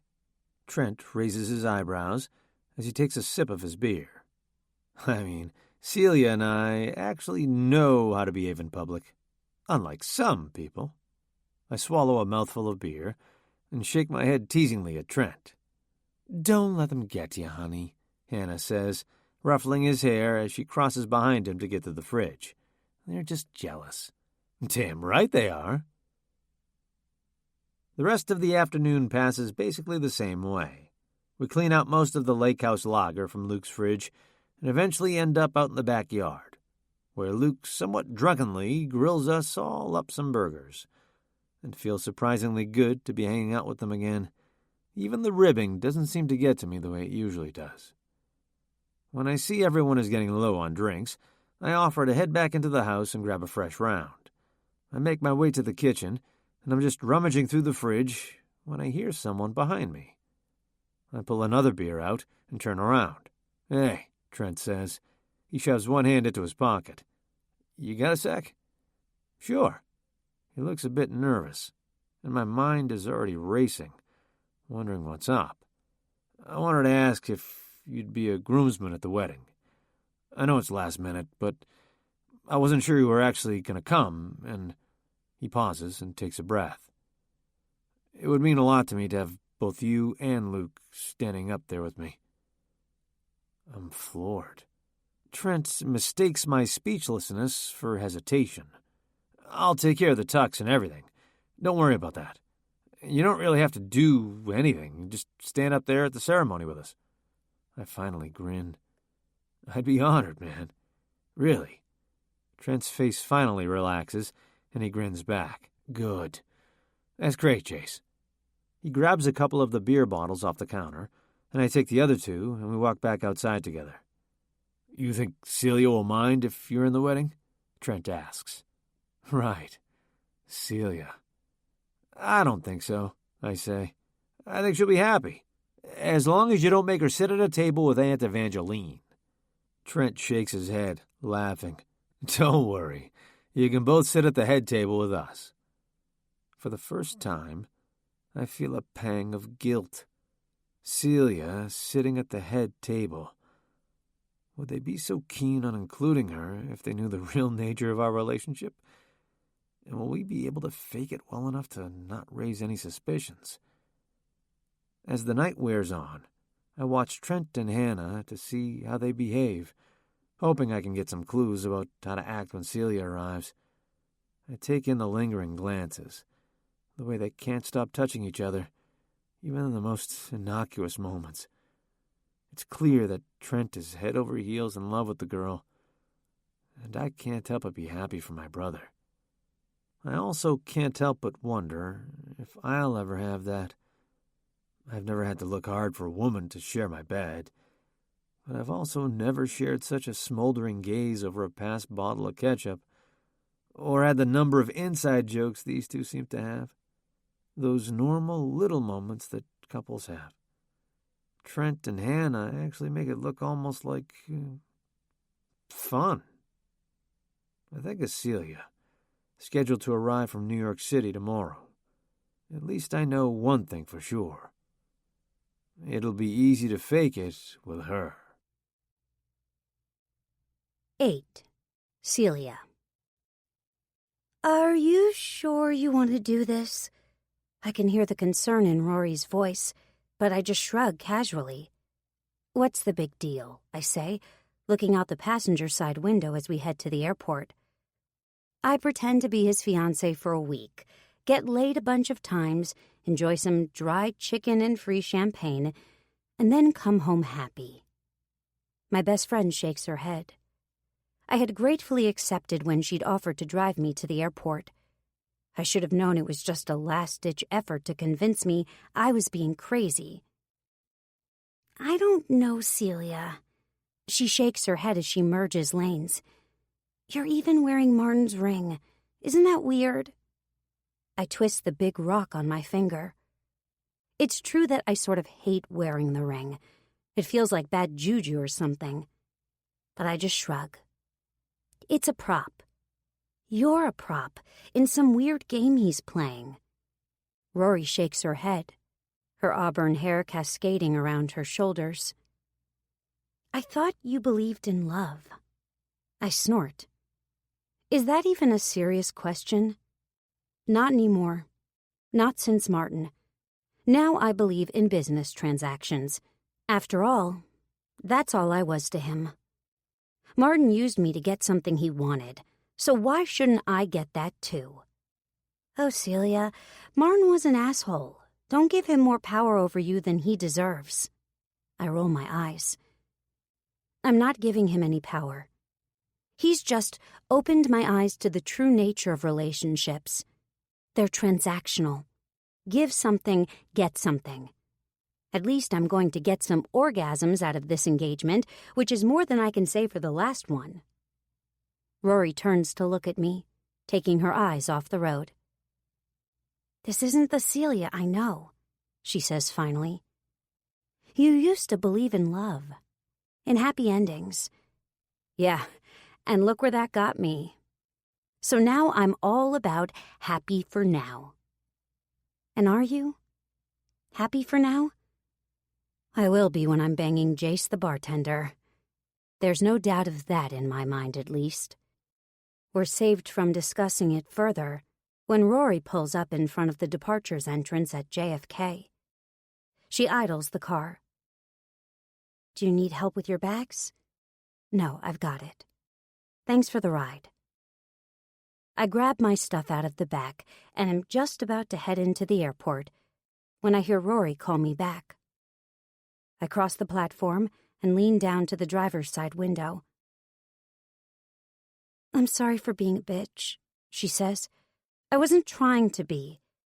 I'm just not used to seeing you do crazy stuff like this. You know I just want you to be happy, right? I know, I say, softening. Rory and I have been friends since college, and I know she has my best interests at heart. This is something I want to do. And who knows? It could be fun. I grin, and thankfully, she smiles back. Yeah, you're right. It could. Take good care of Steve, okay? I say, still smiling. I promise. But once I'm on the plane, I can't help but think about Rory's concern. Is she right? Am I being crazy? Doing this for Jace doesn't mean I'm giving up on love, does it? It just means I'm doing a favor for a friend. I twist the ring on my finger again. It's too big and gaudy, and even when Martin had first given it to me, I'd felt slightly uncomfortable wearing it. It's a beautiful ring. Martin had excellent taste that way. But it's never really felt like me. This is an Upper West Side trophy wife kind of ring, and I'm just not that kind of girl. At least, I don't think I am. Yet here I am, wearing it again, using it as a prop in a sham engagement. Maybe Rory is right. What is Jace playing at? Why is it so important to him to lie to his family? I get myself a glass of wine and try to push all those doubts out of my head. It's only a week. A week of fucking and faking. I'll get through it. And like I told Rory, maybe I'll even have fun. I picture Jace in my apartment, pressing me up against the window and slipping his hands down my shorts, fingering my cleft, and I squirm a little in my seat. Oh yeah, I think it's safe to say that at least some fun will be had on this trip. When we arrive at O'Hare, I make my way through the airport, following the signs to the luggage claim. I've only been to Chicago once before, years ago on a girls' weekend. I'm hopeful that Jace and I will get a little time to see the sights. I wait for my suitcase and find myself getting more and more anxious with every loop of the baggage carousel. I'm going to meet Jace's family today, and I'm going to have to somehow convince them that I'm marrying their brother and son. God, I'm a lawyer, not an actress. What the hell was I thinking? I finally spot my light gray suitcase swinging around, and I grab it off the belt. Loaded down with it, my purse and my carry-on bag, I make my way into the arrivals lounge. I look around for Jace, sure that it'll be easy to spot his tall, muscular frame in the crowd. But I don't see him anywhere. I had texted him my flight information earlier this morning, and he'd promised to be at the airport to pick me up. But now I don't see him, and my nerves are ratcheting up, and I'm seriously considering just turning around and getting on the next plane back to New York. And then I see him. He's a head above everyone else in the room, his massive shoulders cutting a swath through the crowd as he makes his way towards me. I try to smile, but I feel suddenly frozen with fear and anxiety and a bone-deep sense of what the fuck am I doing? Hi. Jace's voice is deep and gravelly, and I don't even have time to answer him before he's wrapping his arms around me and leaning me backwards, devouring me in the most intense and passionate kiss I've ever had in my life. I let myself fall. His arms keep me braced, even when my legs give out. I let him kiss me, and I kiss him back, stroking his tongue with mine and feeling a throbbing pulse echoing between my legs. All my doubts go flying out the window. Jace's mouth, his body, feel as right as they did that first night in my apartment. After what seems like forever, his powerful arms finally set me upright again. Hi, I finally breathe. He chuckles, and his blue eyes glint. Celia, I'd like you to meet my brother Luke. Luke, this is Celia, my fiancée. Another man steps forward, one who looks quite a bit like Jace, but older, with brown eyes where Jace's are blue. He reaches out a hand, and I extend mine numbly to shake it. I realize now that the kiss was all for show. I hadn't realized his brother was coming to the airport with him, but of course Jace would want to put on a display for him, show him just how in love we are. I blink a couple of times and plaster a smile on my face. This is the agreement, after all. It's so nice to finally meet the famous Luke Whitaker, I say smoothly. I've heard so much about you. I've heard quite a bit about you now, too, he says with an easy grin. Jace wouldn't shut up about you last night. Give the man one drink and it's all Celia this, Celia that. I glance over at Jace, surprised. He grins sheepishly, and I reach out and squeeze his hand. That's my guy, I say, as a strange flutter passes through me. 9. Jace. We all pile into Luke's SUV. I let Celia take the front, next to Luke, and I sit in the middle of the back seat. I find myself unable to take my eyes off of her, as if somehow, in just a couple of days, I'd managed to forget just how beautiful she is. We're having dinner at Luke's tonight, I tell her. I hope that's okay. We could go to the hotel first if you want. Celia glances back and forth between me and Luke.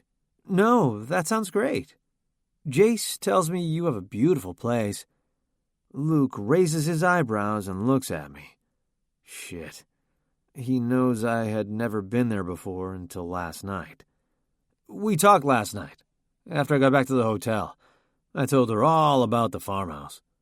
Luke shakes his head. Stop, I don't want to hear about your late-night phone calls. I know how those go. Celia blushes. It's the perfect reaction, and Luke chuckles as he loops around the on-ramp to the highway. So, Celia, Jace talked about you a lot, but he didn't tell us much other than how great you are. And I think he mentioned that you're a lawyer? She nods, seeming grateful for the change in subject. That's right. Corporate law. Mostly contracts and stuff. All very boring. It occurs to me that that's already more than I knew about her job before this moment. Are you from New York originally? No, I grew up in Connecticut. We came into the city a lot to shop, though, and I always knew I wanted to live there.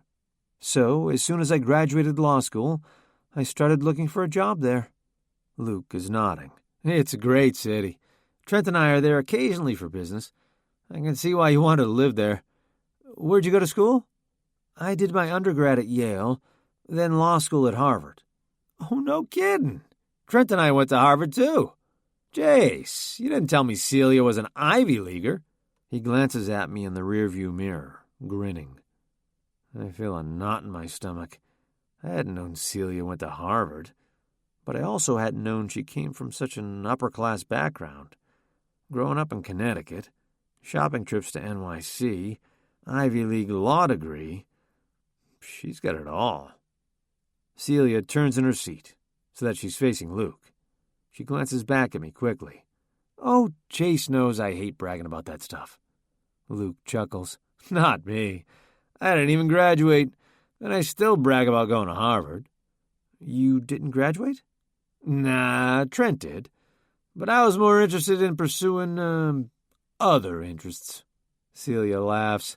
I'm not even going to ask. Luke nods sagely. Probably for the best. Luke guns the engine as he passes a silver sedan. When we're settled back into the original lane again, he turns to Celia. Well, I have to say, it's really nice to see Jace has finally given up the tattooed bar groupies and traded up. Celia flinches. Just a little.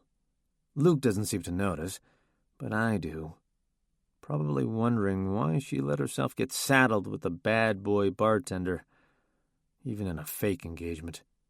Hey, speaking of bars, is McClellan's still open? I ask Luke, changing the subject. McClellan's was a bar we used to frequent back in the day. Luke shakes his head. You should see the downtown.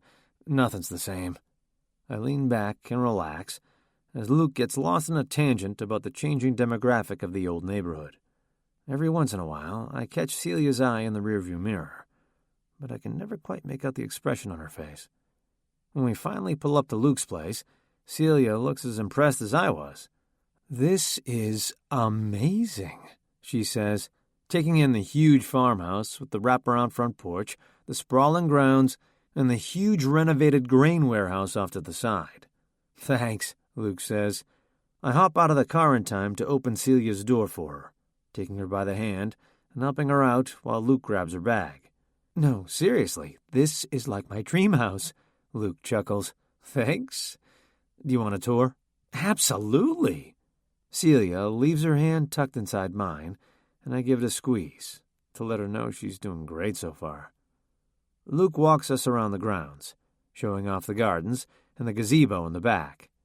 This is where the ceremony is going to be, he explains. I think Mom said the flowers and the arch and everything are arriving tomorrow. I don't know. She and Hannah have everything worked out. I just gave them a set of keys and told them to go to town. That's really nice of you, Celia says, to host the wedding here. Luke demurs. It's the least I could do. Trent and I have always done everything together. So when Hannah mentioned they were having a hard time finding the perfect spot, I jumped at the chance to help. I'll do anything for them. I study his face, wondering if he's making another dig at me. But there's nothing malicious in his expression, and Celia is just nodding along. That's really nice. It really is a perfect spot. Come on, Luke says. I'll show you where the magic happens. The magic? Celia looks confused. Shit. I realize I never actually told her what Trent and Luke do for a living. Yeah, honey, I jump in. You know, I told you that Luke does all the designs and prototype builds for Loft and Barn out here. Her eyes widen, and she swallows. I know she recognizes the name. Every home in the country probably has at least one piece of furniture from Loft and Barn, and every woman probably has at least 6 things pinned to a Pinterest board somewhere. To Celia's credit, she doesn't let the information faze her. "Of course," she says smoothly. "I just didn't realize the magic happened right here at the house." Luke, thankfully, doesn't seem to notice anything unusual, because he just grins and starts leading us to the warehouse. "You should have told me your brother works for Loft and Barn," she hisses, when Luke is an appropriate distance ahead of us. We're still holding hands, and I give hers a squeeze. He doesn't just work for Loft and Barn. He is Loft and Barn. He and Trent started the company just after Trent finished up at Harvard. They run it together now. Trent handles the business side, and Luke does the creative. Holy shit. Her eyes are as wide as saucers. I know she's probably met lots of wealthy business owners in her life, especially working in corporate law. But people always have the same reaction to hearing about what Trent and Luke do. It's fun and kind of surreal to meet the owners of a company you actually know, that you've shopped at. She's probably cataloging all the furniture in her apartment right now, thinking about which pieces came from Loft and Barn. I used to see this reaction all the time, until I stopped telling people what my brothers did, because it's always quickly followed up by the same question, asked out loud or not, which is, why am I working in a crappy little dive bar when my brothers own one of the most successful retail companies in the country? It's not a question I like discussing, and I especially don't feel like discussing it with Celia. So I just squeeze her hand again and tug her along to the warehouse where Luke is waiting for us. After the tour, through which Celia walks around with her mouth hanging open like a 6-year-old at a carnival, I suggest we go back up to the house for some beverages. Celia shakes her head, as if she's coming out of a trance. "That would be nice. I'd like to freshen up a bit anyway." "Oh, sure," Luke says. "Come on." We make our way back up to the house. Celia had let go of my hand at some point during the tour, and even though I want to reach for it again, I don't. Instead, I shove my hands deep in my pockets. "Are you guys hungry?" Luke asks when we get to the house. "Magda, my housekeeper, left some sandwiches and things." "I'm starving," Celia admits. I kick myself a little for not realizing she'd be hungry after a flight. "Say no more," Luke says, opening the fridge and busying himself with the food. "Come on," I tell Celia. "I'll show you where you can freshen up." "Thanks," she says gratefully. She grabs her carry-on bag, and I lead her up the stairs to the bathroom. There are 2 powder rooms on the main floor, but the upstairs is a full guest bathroom, and I figure she might prefer that one, since it's bigger and has a shower, if she'd like. Plus, I have something else in mind. I walk her down the hall to the bathroom, and she thanks me and steps inside. Before she can close the door behind her, I've crossed into the room with her. She gasps in surprise as I close the door. I don't take my eyes off hers as I reach behind me and twist the lock. She giggles nervously. "What are you doing?" "What I've wanted to do since the minute you stepped off that plane." Celia taps her lips, pretending to think. "Now, what could that be? Get over here, you minx." I pull her into my arms, unable to resist her for another second. She's so fucking hot when she's pretending to be coy. And trust me, I know she's pretending. I can see the lust written across her face as plain as day. My hands slip around her narrow waist, and I press the length of her body against mine. I can already feel my cock starting to stir. She's so soft, and she fits so nicely against me. It's almost like we were meant for this. I tug her head back, exposing her pale throat, and then I'm running my lips all over her, desperate to take in that smell, that warmth. She melts against me, and a soft moan escapes her lips. That only makes me harder. I use my other hand to cup her ass, pulling her against me so she'll know exactly the effect she has on me. I spin her around so that she's facing the large mirror over the vanity. I can see both of us reflected in the glass, and I can see the hesitation in her eyes, wondering what I'm doing. We're gonna finish what we started in your apartment the other day, I tell her, my voice hoarse. After all, I promised you I would, once you got to Chicago. And here I am, she says, breathless. I grin. Yes, here you are. I reach around and undo the button at the top of her jeans, and then the zipper, too. I push them and the soft blue underwear she's wearing down over her thighs, past her knees. She kicks them off easily, so that she's naked from the waist down.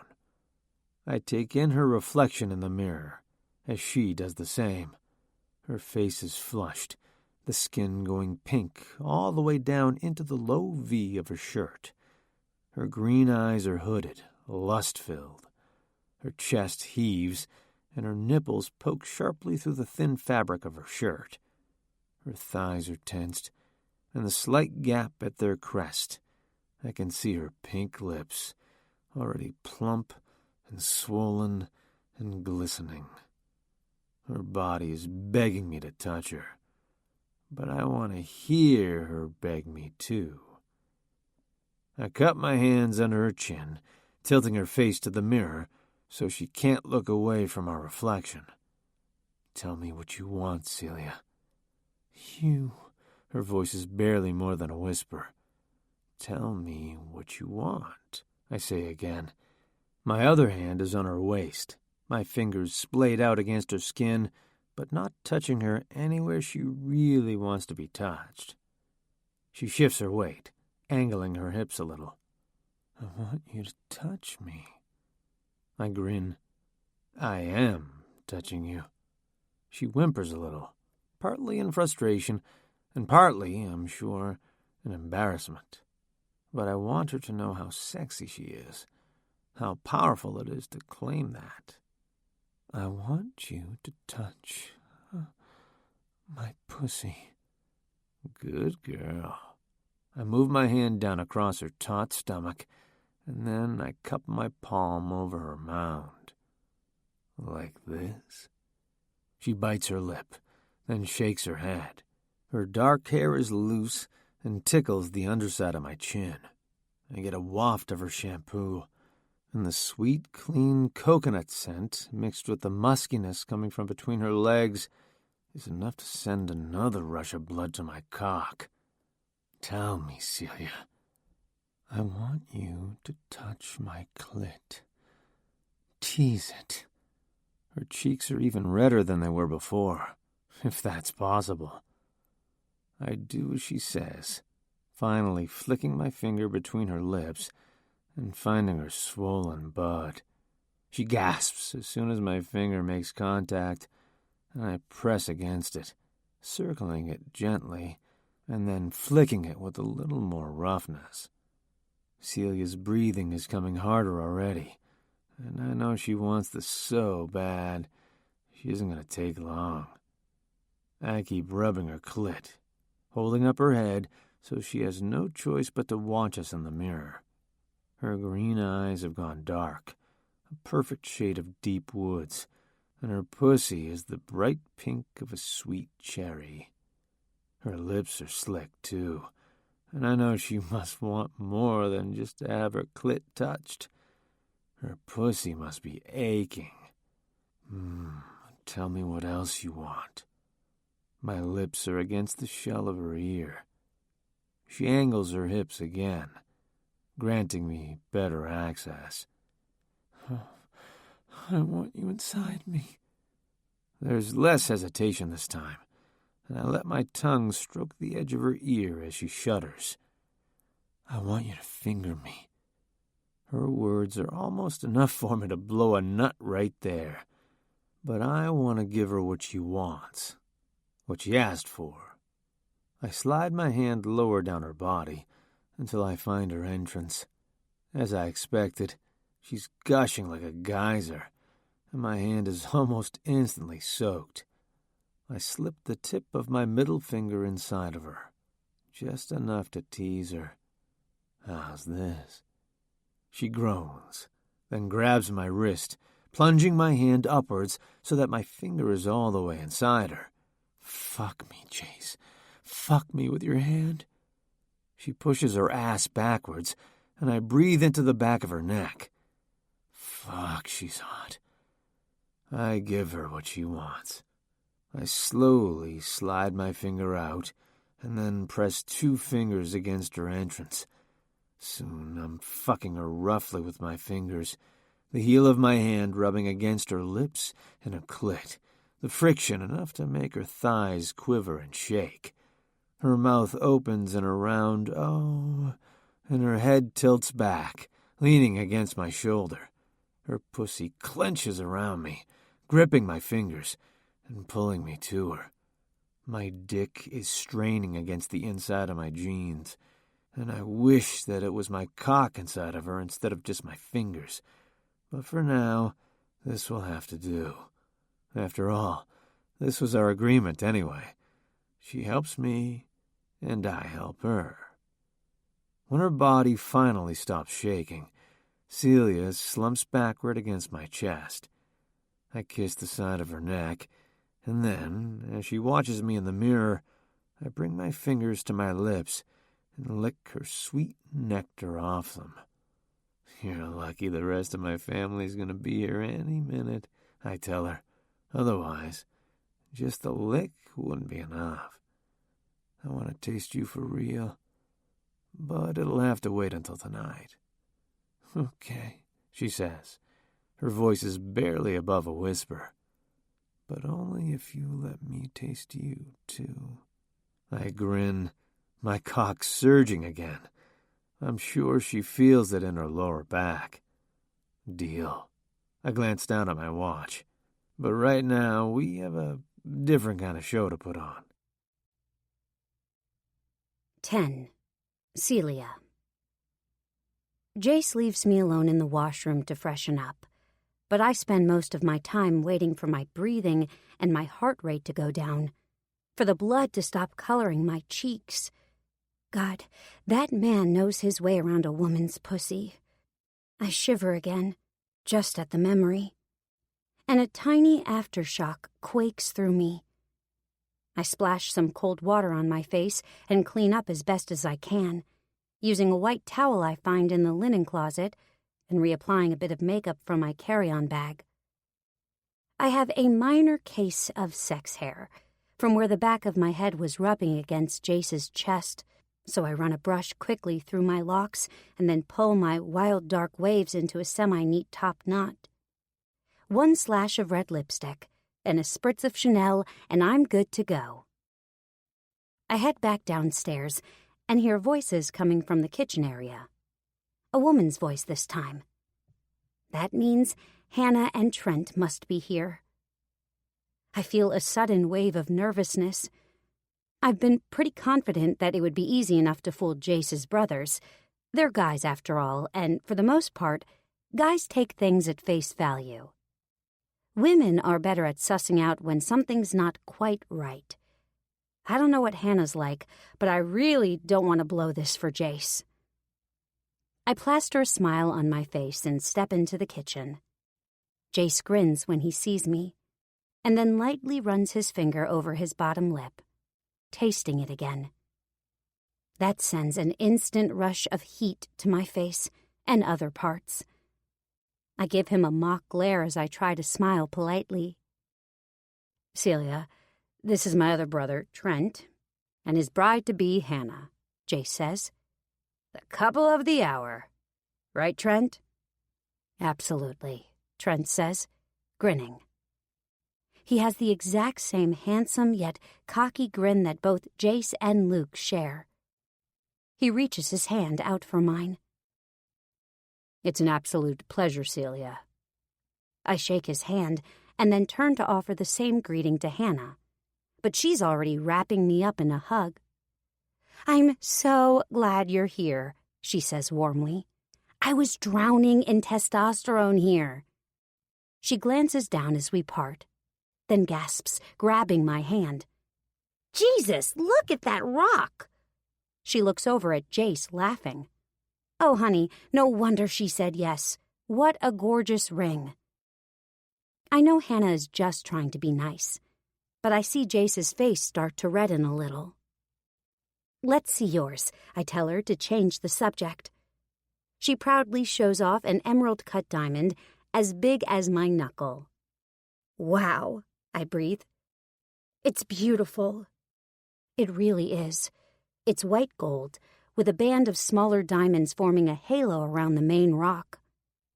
You must be so excited, I say to her, smiling, and probably nervous and stressed and counting down the minutes.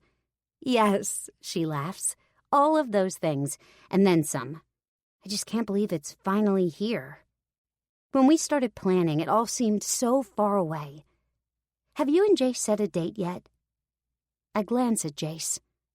I have no idea what he's told them, so I go with my gut. Not yet. Hannah looks surprised. You're planning a wedding in New York City, and you haven't set a date yet?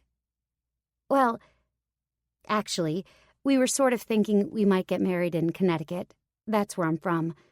I've always wanted a small outdoor wedding, kind of like yours.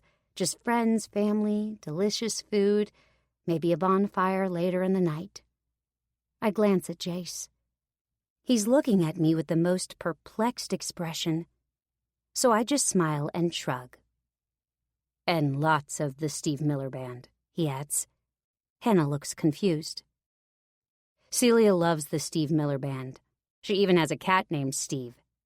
That is so adorable, Hannah says, smiling at both of us. Luke finally emerges with a tray of sandwiches. Drinks are on the counter, he says.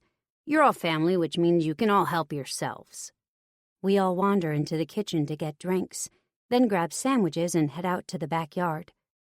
Hannah and I chat some more about the upcoming wedding, while the guys get into a good-natured argument about Chicago versus New York sports teams. Despite my expectations, none of it feels weird. In fact, it feels surprisingly comfortable, hanging out with these people who are virtual strangers to me. Hannah is a sweetheart, and Trent and Luke feel like they could be the brothers I never had. And Jace? Well, Jace keeps his hand on my knee, ensuring there's a constant buzz that vibrates through my body. Every once in a while, he'll give my knee a squeeze or run his hand lightly up my thigh. And all it does is remind me of his promise of what's to come later. I had told him I wanted to taste him, but I wanted to do more than taste. I still haven't even seen his cock yet, but all I can think about is having it inside me, filling me, stretching me. As if he can read my thoughts, Jace turns and catches my eye, giving me a wink. I think about bending over on the bed in our hotel room, letting him drive his dick into me from behind. I hope he can read that little mental image, too. So, Jace, you never did tell us where you managed to meet this lovely fiancé of yours. Trent's voice cuts through my fantasy. Jace freezes, caught off guard. We hadn't discussed any kind of backstory, which in retrospect is kind of stupid. This is twice now we've almost tripped up. I had no idea what his brothers did for a living, that they were the owners and founders of Loft and Barn, and now Jace is stumbling over a simple question. Not exactly great for our cover. We met at the bar, actually, I interject. It's near my office, so I happened to go in one day after work. I got one look at this guy and started hanging out there all the time. I thought he was going to stage an intervention, but eventually he finally asked me out. I smile warmly over at Jace and put my hand over his. It's an easy enough lie. After all, it's partly true. Trent grins. And the rest is history, right? Yeah, I say softly. Something like that. Trent turns to Luke. Well, you know what this means, right? You're the last single Whittaker brother. Luke sits up. I don't want to hear it. Trent shakes his head, laughing. Well, you're going to hear it from Mom whether you like it or not. When are you going to settle down, Lukey? He says in a sing-song voice that I assume is supposed to be an impression of their mother. I like to keep my options open, Luke says with a shrug. You're breaking your mother's heart, Jace adds in the same high-pitched voice as Trent. The ribbing is good-natured, and it's nice to see Jace finally starting to relax. But soon, I'm yawning up a storm. Jace catches my eye and nods softly. Well, he says, getting to his feet. Celia's had a long day, so I think we're going to head back to the hotel. You give this girl 2 glasses of red, and you have to prop her eyes open with toothpicks. Everyone laughs, but I look quizzically at Jace. Not because he's wrong, but because he's right. 2 glasses of red, and you do have to prop my eyes open with toothpicks. I'm just surprised he ever noticed that. We'll see you guys tomorrow, Jace is saying to the group, as I'm still studying him curiously. We all say our goodbyes, fetch my bags from the house, and then we climb into the SUV Jace is borrowing from Luke for the week. Suddenly, being alone with him, I don't feel quite so tired anymore. Now I just can't wait to get back to the hotel room. 11. Celia. We're quiet and polite in the elevator on the way up to our room, and it reminds me of the first night I brought Jace back to my apartment, when we were so chaste, until we weren't. Sure enough, as soon as the hotel room door has clicked behind us, Jace throws me up against the wall. Not still tired, I hope, he asks, cupping my face between his big, strong hands. No. I lick my lips, and he growls. He lunges in for the kiss, biting my bottom lip right where I just stroked my tongue. He sucks my lip between his teeth, pressing down just hard enough to make me squeak. He chuckles low, under his breath, and then his tongue finds mine, stroking and twisting and toying. My hands are splayed out across his broad chest, and I can feel the muscles rippling through his t-shirt. I suddenly feel desperate to feel his skin against mine, so I reach down and grab the hem of his shirt, tugging it up. He grins and helps me strip it off. And then he's standing in front of me, bare-chested. And it's all I can do not to drool over him. His pecs look as if they're carved out of solid rock. His abs like matching stepping stones on a path I desperately want to go down. I let my hands graze over his body, but all I can think about is his cock. I reach my hand down and rub it against his bulge, which is satisfyingly hard, and grows harder under my touch. You can't touch me like that if you don't want me to just throw you down on the bed and fuck you. Who says I don't want that? My ballsiness surprises me, but at this point, the man has given me too many orgasms to play coy. I want his cock, and I want it now. Jace growls, low in his throat, and then he's grabbing me by the shoulders and doing exactly what he promised. I fly down over the mattress, bouncing a little with the force of his thrust. I barely have time to recover before he's crawling on top of me, his body heavy and hard, his hands already working the waistband of my jeans and yanking them down over my hips for the second time today. My pussy is already aching, begging for his touch. He spreads my legs and runs his fingers through my cleft, but I already know his hand won't be enough. Not tonight. I need you to fuck me, Jace, I whisper.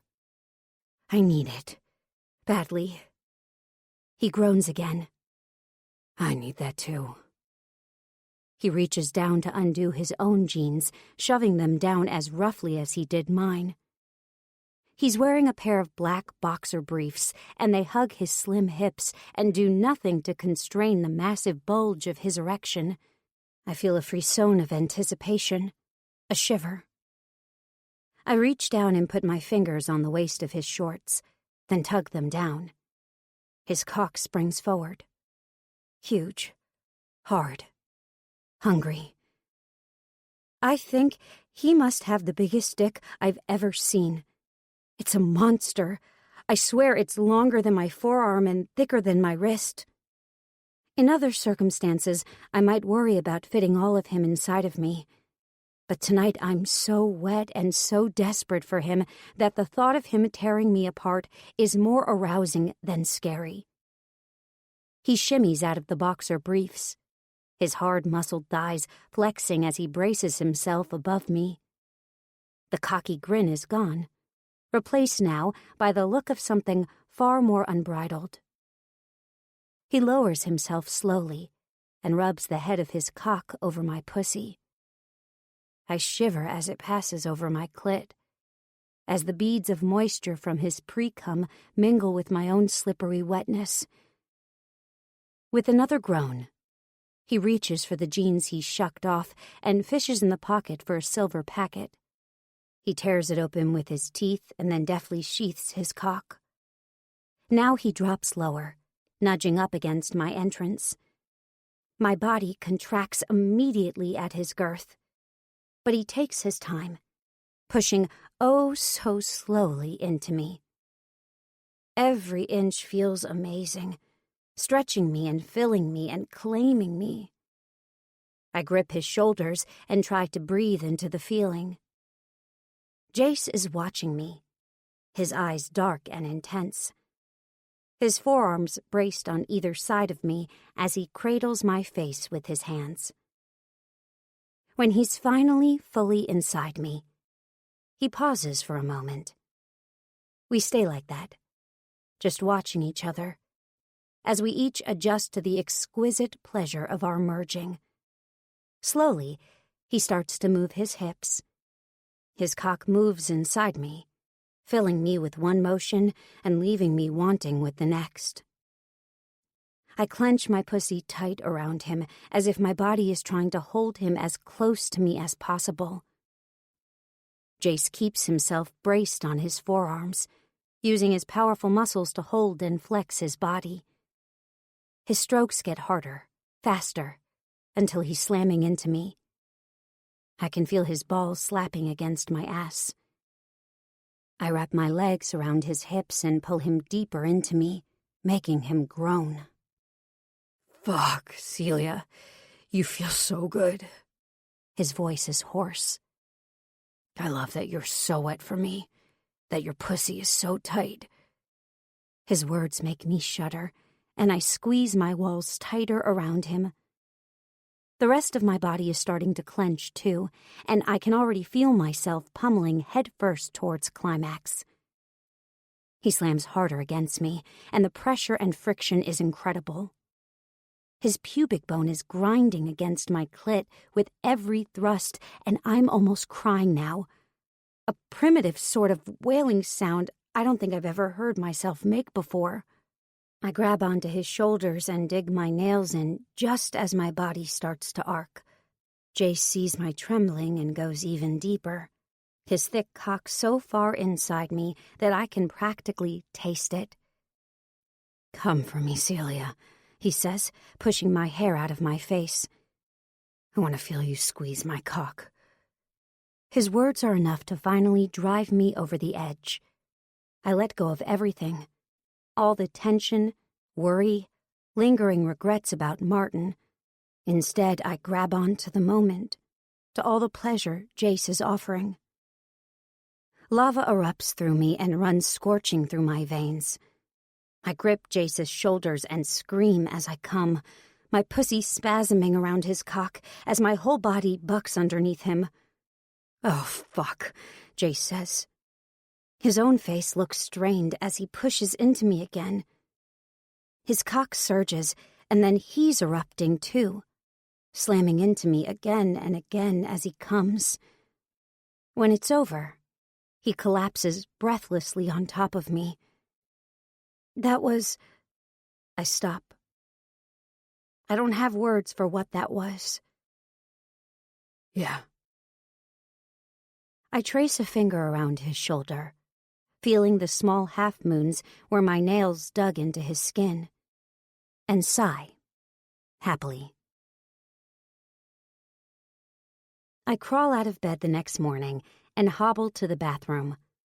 My thighs are aching, and I feel like I've been practically split down the middle. It's a good ache, though, and with every painful step, I'm reminded of the night before. I glance back at Jace, still asleep in the king-sized bed.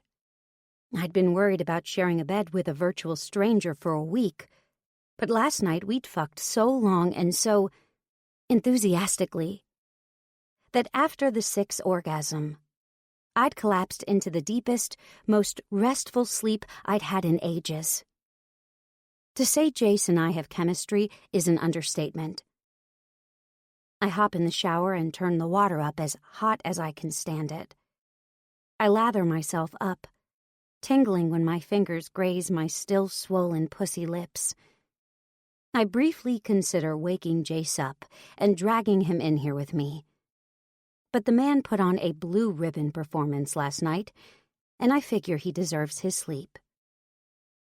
By the time I get out of the shower, I find him sitting up in bed, flipping through his phone. "Good morning," he says, and the smile on his face is enough to turn my stiff muscles to jelly. "Good morning." I wrap the plush white towel tighter around me, suddenly shy. "Bathroom's yours, if you want it." "Thanks." He's still looking at me in the way that makes my toes curl. Finally, he gets up and disappears into the bathroom. I let out a breath I hadn't even realized I'd been holding. I start getting dressed as I hear the shower start up. And by the time Jace emerges from the bathroom, trailing a cloud of steam behind him, I'm fully dressed and made up, with my hair pulled back into a neat ponytail. "We can go to breakfast if you want," Jace says. He's wearing just a white towel, wrapped low around his hips. His chest is still glistening with drops of water from his shower. "That would be good." I lick my lips. Words seem strangely difficult with him so close and so nearly naked. "Cool. Just give me a minute to throw some pants on." I wanted to tell him no. I changed my mind. Let's just stay here and fuck like bunnies instead. But I'm actually famished after last night's erotic Olympics. I'm more than ready for some sausage, of the breakfast variety this time. Still, I can't help but watch as Jace turns around and lets the towel fall. His ass flexes as he steps into a pair of boxer shorts, and I feel a little pang of mourning as he covers up his assets. By the time we're both ready to go, my stomach is actually growling, and we make our way down to the hotel restaurant, where they have a breakfast buffet. We line up and grab warm plates and load them high with fluffy scrambled eggs, crispy bacon, greasy hash browns, and yes, sausage. When we sit down at a table near the window overlooking the Chicago River, Jace takes a sip of his coffee. "I think we need to talk," he says seriously. 12. Celia. My stomach drops 3 inches when Jace says we need to talk. About what? About us. It drops another 2. Oh? Why am I suddenly afraid that he's going to end this? We're not even in a real relationship, and I'm dreading the "it's not you, it's me" talk. Yes, we need to get our stories sorted. We should have done this before we even left New York, but I wasn't thinking clearly, apparently. Right. I breathe a sigh of ridiculous relief as I stab a fried potato and pop it in my mouth. So, let's see. Yesterday I told Trent we'd only been engaged 2 months. Does that work? I nod. Yeah, I haven't said anything that would contradict that. He nods too, sawing off a bite of sausage. Good. And we've been seeing each other just over a year. That makes sense because the last time Luke was in the city was about a year ago, so I can say I didn't mention you because things were still too new at the time. That works. I think back to what I was really doing a year ago and realize that's exactly when Martin and I had just started shopping for our condo. I can't help but wonder what kind of life I would have now if, instead of settling down with Martin, I'd been hooking up with Jace. And we met at the bar, he adds, since that's what you told them last night. I hope that was okay. Yeah, might as well stick as close to the truth as possible, at least when we can. Right, so where did you propose? In my apartment? It's technically true. Jace looks horrified. You can't tell people I proposed to you in your apartment. That's not romantic at all. How about in Connecticut? At a bonfire with some of your old friends, drinks flowing, Steve Miller playing on the stereo, and I was so overcome with how perfect you were that I just got down on one knee right there? I smile, but it's strained. Does Jace have any idea how perfect what he's describing is? Martin had proposed to me at the office, hardly romantic. But that was Martin. All business. Even in my haze of excitement, I'd been put off by the way he did it, and by the fact that none of our friends were around to celebrate with us. Then again, Martin and I hardly liked any of the same people. He wasn't a fan of my girlfriends, and I hated the stuffed shirts he spent his time with. What's wrong? I shake my head and take a long swallow of coffee. Nothing. Just thinking about my actual proposal. I gesture at the ring I'm wearing. Jace frowns. Right. Maybe you should tell me what happened there. In case it comes up, I mean. I take a deep breath and stare down into the black abyss of my coffee cup. I shrug uncomfortably. Not much to tell. I was engaged to a lawyer at our firm. We broke up because we had different interests. Jace is eyeing me with consideration. That's it? I nod. That's it. Lawyers are capable of amendable breakups, you know. He smiles. Sure, okay. Well, if it comes up, we'll just say it happened a couple of years ago, before you and I ever met. Right. And what about you? Any exes I need to know about? He shakes his head. No, you're it. Really? I find that hard to believe. I raise my eyebrows at him. What can I say? I'm a hard man to tie down. Actually, I do believe that. When you look like Jace and work in a bar, why would you want to saddle yourself with just one woman? You could have a different one every night of the week. We're quiet for a minute, picking at our food. The silence stretches longer and longer, until it starts to feel uncomfortable. Finally, Jace drops his fork. Okay, fun ones. Best trip you ever took, and trip you most want to take. I smile. Best trip has to be France with my college French club. Trip I most want to take. Lately, I've been really wanting to go to Hawaii. Jace looks surprised. You speak French? Oui, bien sûr. I can't help but laugh at the amazed expression on his face. Don't get too excited. I'm not exactly fluent. Other than the basics, I really only know how to order vin rouge and pain chocolat. Still, I'm impressed. My cheeks color a little. Thanks. Okay, what about you? Best trip? Dream trip? Best trip was Nashville. When I raise my eyebrows again, he shrugs. What can I say? I like country music, and I look good in cowboy boots. I can see that, actually, I say, giggling. Dream trip? Maybe Australia, Vietnam. Hawaii sounds good too, actually. Well, we can go there for our honeymoon. The words are out of my mouth before I realize what I'm saying, but Jace just laughs. That's great. We'll definitely say we're going to Hawaii. Okay. Favorite color? Blue. Me too. He grins. Birthday, astrological sign, September 5th, Virgo. Oh, the Virgin. He raises his eyebrows and grins. Shut up. Clearly not. You? Definitely not a virgin, no. I sputter out a laugh. I mean birthday. Ah, November 8th, Scorpio. That makes so much sense. Why? Are Scorpios known to be amazing lovers with wicked senses of humor and dashing good looks? I purse my lips, trying not to laugh. Something like that. Okay, circling back. When did you lose your virginity? That's a personal question, wouldn't you say? For a stranger, yes. For my fiancé, no. Fair enough. I was 18, first year of college. He was a sophomore and we met at a frat party. You? He shrugs. Same.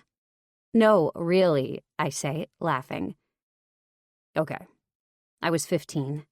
It was under the bleachers after our spring formal dance. Under the bleachers? That's kind of cliché, don't you think? He laughs. Okay, Miss Frat Party, let's talk about cliché. We're both laughing by then, and our plates are empty, so we get up to get more eggs and bacon and a couple of mini pastries. Okay, now on to the really fun stuff, Jace announces when we're back at the table. Favorite position? Jace! My face instantly reddens. I hardly think that's going to come up when we're hanging out with your family. I wouldn't be so sure of that. You've met my brothers, right? I giggle. Fine. Doggy style. I say it quietly so that the elderly couple at the next table over doesn't hear me. I like how dirty it feels. He nods, eyes glinting wickedly. Noted. What about you? I expect him to come out with something like reverse cowgirl. But instead, he surprises me. Honestly, good old-fashioned missionary. Really? I can't keep the surprise out of my voice. Yeah. Jace actually blushes a little. I don't know. There's just something about being able to look into a woman's eyes when she comes. About watching her face when her pussy starts squeezing my cock. I have to take a sip from the glass of ice water that's been sitting beside me. Jace's words are driving a lance of lust straight through my body. And I know he can tell just by looking at me. He's grinning now. Okay, so on that note, what's your fantasy? The thing you think about when you're getting yourself off, but that you've never done with anyone in real life. My cheeks are still red, and I can't help but glance at the couple next to us. They've paused their conversation, and I swear the old man is edging his chair just a little bit closer to us. I lean forward, closing the distance between Jace and I. Is this really appropriate breakfast conversation? I try to keep my tone light, but my breath is already hitching. Why does this man have such an effect on me? He grins. I think it's appropriate for any time conversation. We're talking about your fantasies, Celia. I rip off a piece of the mini Danish I took from the bar, but the pastry tastes dry and flavorless in my mouth. You go first, I tell him, forcing myself to swallow. You're going to think I'm a cliché. Try me. Fine. Schoolgirls. I mean, not actual schoolgirls. I like my lovers to be age-appropriate. But there's just something about the uniform. A woman like you in a little plaid skirt? Oh, yeah. I laugh. Yes, you are a little cliché, but it's cute. Now you have to tell me yours. I bite my bottom lip. Jace is looking at me so intently that I forget all about the pastry in my hands and the old people sitting beside us, and the restaurant, and the hotel, and the wedding. His eyes are hooded, his stubbled jaw relaxed, his muscles taut under the tight black t-shirt he's wearing, the one that shows off the tattoos running down his arm. Being in public, I mumble. Jace raises his eyebrows. Just somewhere we could get caught. I'd never actually do it, I add hastily. Jace's smile pauses. Why not? Because, I say surprised, it's crazy. It's not that crazy. Well, it's too crazy for me. Yesterday at Luke's, that was the closest I've ever come, and that was crazy enough. Jace shrugs. Fine. What is it about the idea that you like? I shrug again. I don't know. Celia, people like you don't have a fantasy and not know why you like it. You're a Virgo. Overthinking is your specialty, isn't it? Fine. I don't know. The thrill of getting caught. Plus the idea that we can't keep our hands off each other, that we have to do it wherever we can. My skin is flushing like crazy now, burning all the way up into my hairline and down to my toes. See? Now is that so hard? There's nothing wrong with talking about what you want, or even with asking for it. He looks down at his watch. Shit.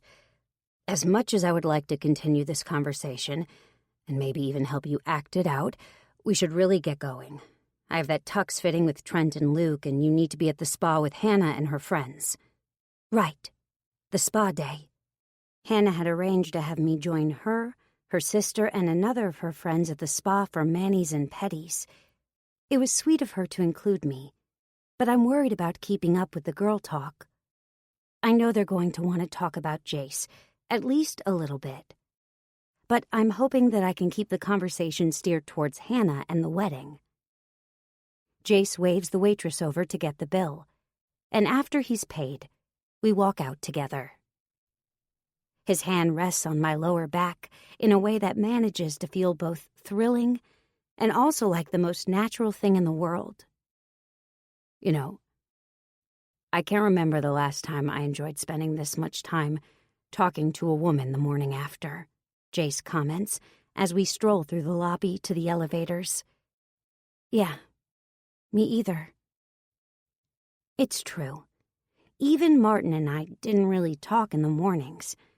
He was always too busy staring at his tablet. He had to read the Wall Street Journal every day, he insisted. I had accepted it, but today, sitting across from a man who actually looked into my eyes and held a conversation while we ate breakfast, well, it felt nice.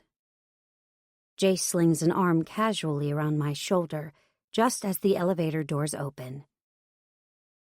It must be because this is all pretend, he muses, as we step inside the mirrored lift. My stomach clenches. Pretend. That's right, Celia, I chide myself. It is pretend. So stop letting your feelings get carried away. You're having good sex with a guy who needs your help. That's all this is. Totally, I agree amicably. But my face in the mirrored wall of the elevator looks glum. 13. Jace. A very petite, elderly Greek man currently has his hands uncomfortably close to my package. I shift awkwardly from one leg to the other, but he grabs my thigh. "Please stay still," he mutters, in a thick accent that's made more indecipherable by the fact that he has a mouthful of straight pins. Luke grins over at me. "I know, man, it's hard not to enjoy it, but keep the wood in check, okay?" he teases. "Speak for yourself," I grin back. "At least I have a fiancée. I'm guessing this is probably the most action you've had in months?" "He's got you there," Trent laughs. It's probably the first time he's cracked a smile all morning. The man is a bundle of nerves. Okay, Luke chuckles, putting his hands up in surrender. "I admit I'm single." "Did you hear that, Dimitri?" He grins down at the tailor crouched at his feet. The man just shakes his head and sighs. though I see the ghost of a smile cross over his dour face. "Okay, guys, let's not sexually harass my tailor," Trent chides. "This is the man who keeps me in suits all year. I don't want to get on his bad side." "Dimitri doesn't have a bad side," Luke says. "Right, Dimitri?" The elderly man grunts, but this time a real smile passes his lips. "I'll show you my bad side if you don't stop moving. You like wedding short pants?" No short pants," Luke says, pretending to be horrified. "Sorry, I promise to behave." The three of us are standing in the back room of Trent's tailor, in a tiny hole-in-the-wall shop in downtown Chicago. The sign outside was so small and discreet, I'd almost missed it. But I guess when you're the secret weapon of wealthy CEOs like Trent, you don't need flashy advertising. We've got glasses of scotch and three men paying more attention to our inseams than seems appropriate. The tuxedos Trent has picked out are a dark charcoal gray, not that different than the blazer and skirt Celia was wearing the first night I went home with her, I muse.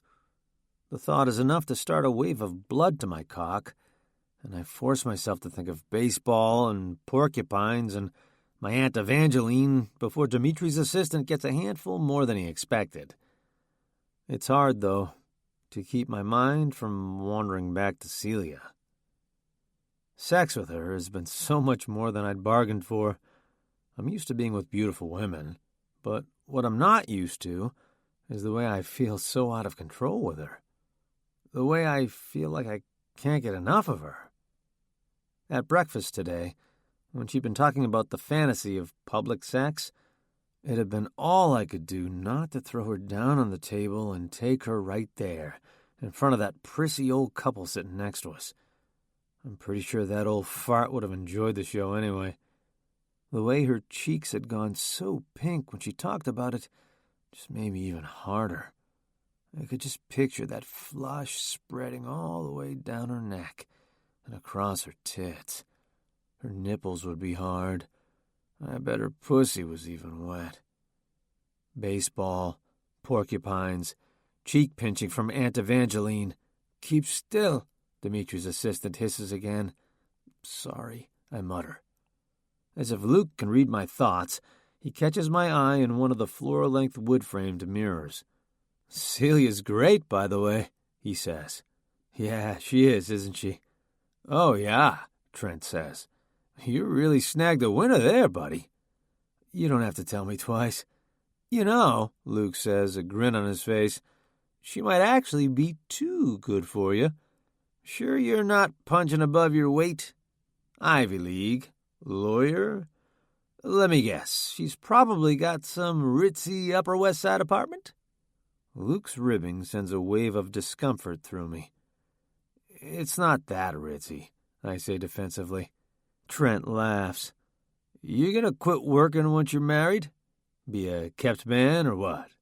"Har, har," I say.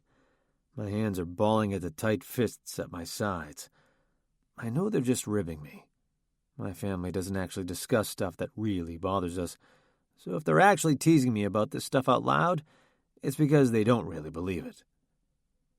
But it strikes a nerve. Celia is miles above me. Beautiful, successful, perfectly capable of taking care of herself. Just one of those women that really has her shit together. And who am I? The bartender. The guy who brought her drinks, poured her glasses of Cab Franc that cost more than my hourly wage.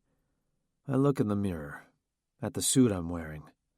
It looks good on me. Even I have to admit that. But I feel like a fraud. I don't do monkey suits. I'm strictly a jeans and t-shirt kind of guy. When Dimitri and the other two tailors are finally finished with us, they leave us alone in the back room while they go to find the ties and pocket squares Trent picked out. We sit down on the rich leather wingback chairs with our scotches. Luke lifts his glass in a toast. "To the Whittaker brothers," he says, "finally being back together. An unstoppable force of wit, charm, brains, and devastating good looks." "I'll toast to that," Trent says, clicking his glass to Luke's, and looking expectantly at me. Me too. I add my glass and knock it against each of theirs in turn. We each sip, and the lingering tension I've been feeling actually starts to ebb further away. These are my brothers, the people who've known me since birth, who taught me how to ride a bike and got me my first fake ID. The people who cared for Mom with me when Dad died, who drank beer with me in the basement rec room while we ate leftover funeral lasagna and watched old home movies. The people who I let down, who had to fire me from the business they were working so hard to build.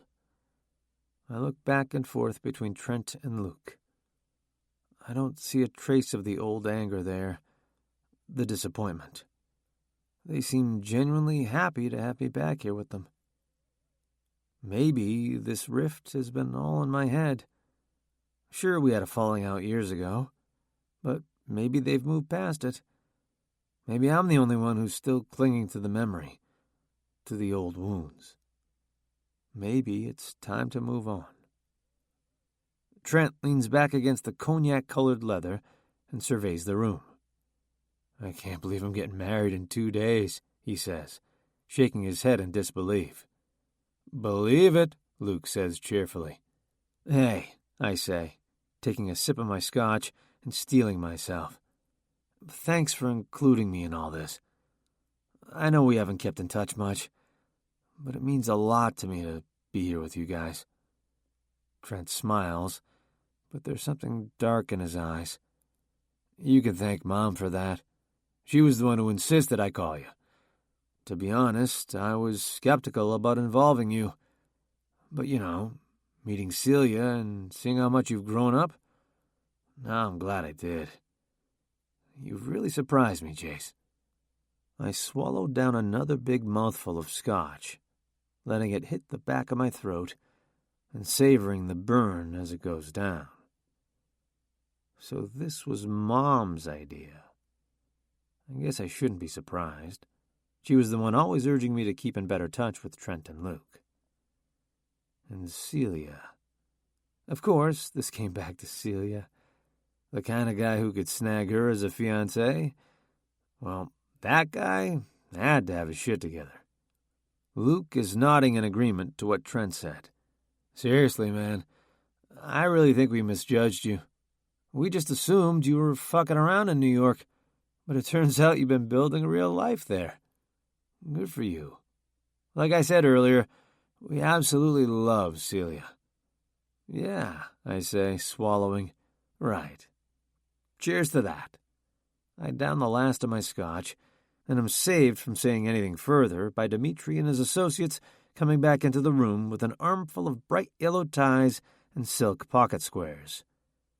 But for the rest of the afternoon, I can't shake the nagging sense that this isn't going to end well.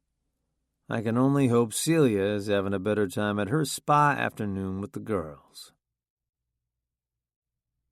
14. Celia. I push open the wide bamboo door and step into the back room of the spa, where the perky blonde at the reception desk told me I could find Hannah and her friends. Celia!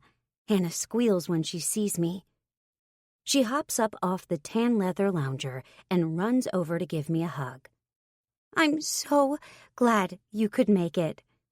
She shoves a mimosa into my hand and leads me into the main part of the room, where I see 2 other girls holding the same drinks. All of them, including Hannah, are wearing fluffy white bathrobes and light pink flip-flops. Guys, this is Celia, Trent's brother's fiancée. She's a lawyer in New York. How fancy, the blonde girl says, holding up her glass to me. She's smiling, though, and even though she's got one of those striking faces and long blonde hair and a body that most women would kill for, there's something about her playful expression and snarky tone that I like instantly. Maybe because she reminds me a bit of Rory. I feel a pang of longing and make a mental note to give Rory a call later. There's nothing like a best friend to talk you down from a guy-related freakout. I'm Sloane, she says, draining the last of her drink and then hoisting herself up out of her chair. And I need another one of these. She waggles the glass in the air and makes her way across the room to a white table neatly lined with champagne, orange juice, a variety of cut-up fruits, and a huge tray of cupcakes with blush pink icing. Sloane and I met at work, Hannah explains. She turns to the other girl in the room, a pretty brunette in a wheelchair. This is my sister, Allie. Nice to meet you. I shake her hand. Must be a fun week for you, sister of the bride. Allie grins. I don't know. Have you met Hannah yet?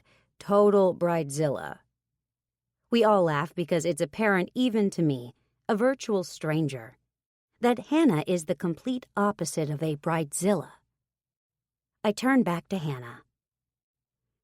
It's so nice of you to include me today. I know we've only just met. Hannah waves her hand, dismissing my comment. You'll be family soon enough, she says, and I feel a niggling wave of guilt. How would Hannah feel, including me in her wedding, if she knew the truth? That I was basically a stranger, even to Jace. But she's not going to find out the truth, I remind myself. Like Jace said, we'll give it a month or so once we get back to New York. And then he'll just tell everyone that we had an amicable breakup. No harm, no foul. Robes are over there, Hannah says, pointing to a stack of neatly folded white terry cloth robes. You can change over behind the curtain if you prefer. We're getting massages in a half hour or so, and then manicures and pedicures. Sounds good. I drop my purse and grab a robe to change into. Behind the curtain, I also find a basket of pink flip-flops, so I pull on a pair of those as well. When I come out, Sloane is perusing the shelf of nail polish bottles as she sips her mimosa. Hey, Han, what do you think about this? She holds up a fluorescent yellow polish, grinning. It'll match our dresses. Hannah grimaces. Dear God, no. It reminds me of being in junior high and coloring my fingernails with a highlighter. Ha! Yeah, it does.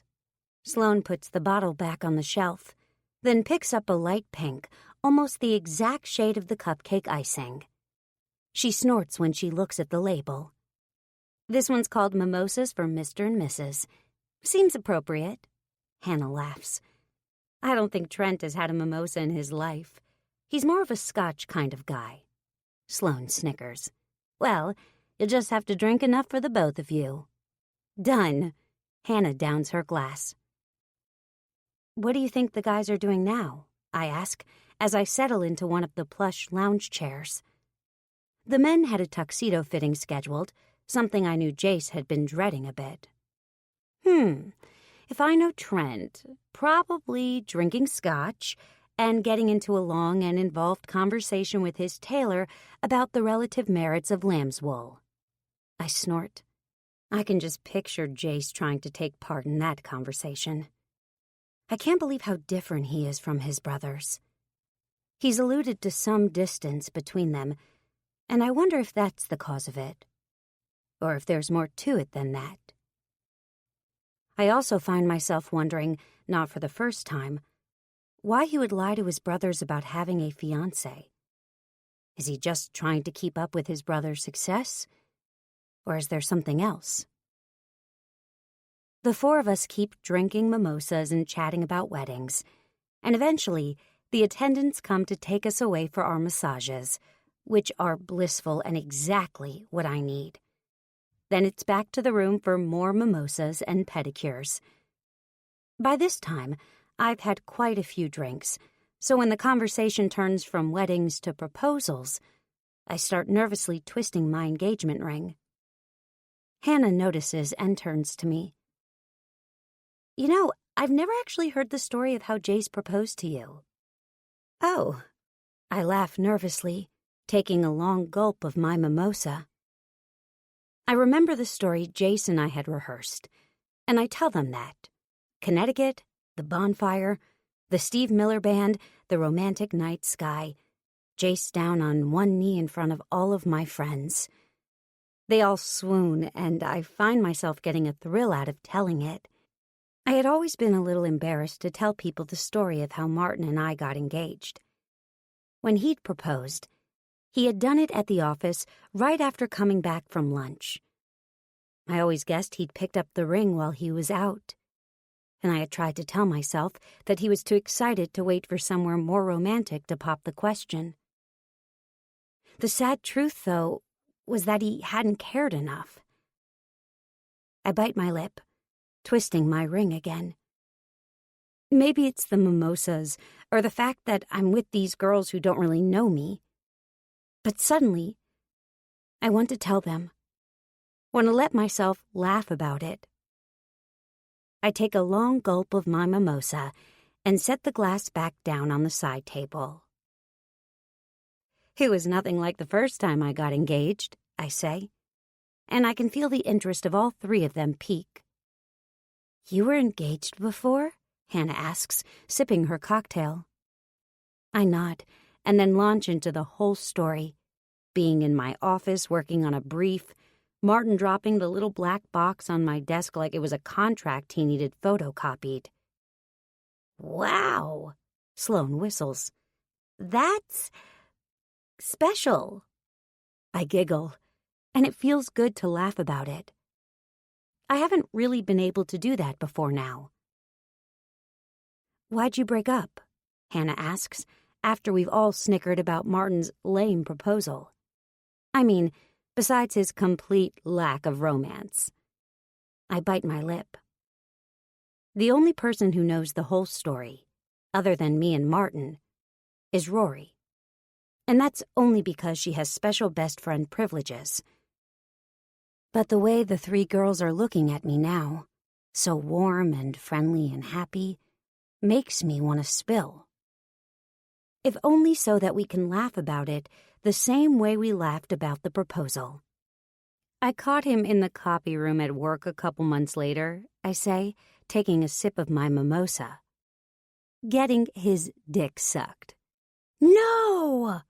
They all let out a simultaneous gasp so loud that I half think the spa attendants are going to come in to check on us. When the door stays closed, I take a deep breath. By a male associate. No! The gasp is even louder this time. Sloane sets her glass down noisily on the side table and sits up. You mean he was gay? I shake my head. Gay or bi, I don't know. I didn't really stick around long enough to find out. Hannah is shaking her head incredulously. God, Celia, that's awful. And you had no idea? I shake my head, but then shrug. I don't know. I suppose there were a few signs along the way. Like the way Martin made love like he was getting an enema, for instance. Well, I can see why you moved on to someone like Jace, says Allie. He's like a testosterone slurpee. Allie! Hannah laughs, shocked. Allie shrugs and grins. What? He is. She turns to me. Sorry, is that offensive? I laugh, enjoying the warm buzz of the alcohol and the girl talk. No, he is a testosterone slurpee, actually. Hey, Allie, I'll switch with you if you want, Sloane says. You go down the aisle with Jason, I'll go with Luke. Luke can rock me in his flannel shirts all night long. No one is switching, Hannah barks, but she's laughing too. And you will both behave yourselves. Yes, Mom, Allie says, pretending to pout. I look at Sloane and think about her walking down the aisle with Jace, and an acrid burn fills my chest. Sloane is drop-dead gorgeous, and the thought of her on Jace's arm makes my stomach churn. I know it's just a formality, them walking down the aisle together. But I'm surprised to realize that what I'm feeling is jealousy. I push the thought away. Jace won't do anything to jeopardize our cover while we're at the wedding. And once we're back in New York, well, then it's back to our regular lives. I don't relish the thought of that either, though. I take a small sip of my mimosa and sigh unhappily. This is silly, I tell myself. I'm being silly. So, Allie says, swirling her drink around in her glass. You aren't going to tell Jace that I called him a testosterone slurpee, are you? I laugh. No, what happens at Mani-Pedi Day stays at Mani-Pedi Day. Though I suddenly realize I am now going to have to tell him about Martin. The whole story this time. Now that Hannah knows, I'm sure it's only a matter of time before Trent knows. And I don't want to risk him bringing it up to Jace and catching him by surprise. I curse myself for ever opening up my big mouth. Stupid mimosas. Would Jace think differently of me once he knew the truth? The whole thing had made me feel so stupid. It was one thing to laugh about with some new girlfriends, but I didn't want it to change the way he looked at me. He saw me as so capable and sexy. Would he still feel that way once he knew I was dumb enough to get duped by someone like Martin? Suddenly, I was dreading going back to the hotel. 15. Celia. By the time I get back to our hotel room, Jace is already there. He's lounging on the bed, clicking through channels on the television. The sight of his body sprawled out on the bed is enough to send a shock of desire through me. He's got one arm tucked behind his head, and the crook of his arm looks like the perfect place to crawl into, the perfect place to forget that Martin Covington ever existed. I let the door close gently behind me, and Jace looks up when he hears the click. Hey. A slow grin spreads over his face, and he sits up, turning the television off. Did you have fun? Yeah, it was nice. Hannah and her friends are great. That's good. She's really something, isn't she? I can't tell you how happy I am that Trent ended up with someone like her and not the usual bimbos he used to date. Yeah, I say, and then fall silent. I fiddle with the key card in my hand, hovering near the door. Jace's face grows concerned. Is everything okay? I bite my bottom lip, then take a couple of tentative steps towards him. I kind of let something slip today with the girls, I admit. Something I wasn't planning on telling you. Oh? Jace raises his eyebrows. His face has gone slightly more wary now, and I feel bad for stressing him. I huff out a breath. You know I was engaged before, right? He nods. Yeah, right. So what I didn't tell you is the real reason why the relationship ended. Jace leans forward and pats the bed beside him. Come, he commands. Sit. I climb gratefully onto the bed beside him.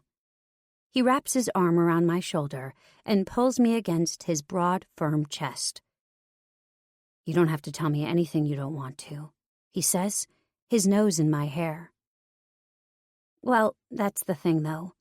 I do, because all the girls know now, and I'm sure Hannah's going to mention it to your brother.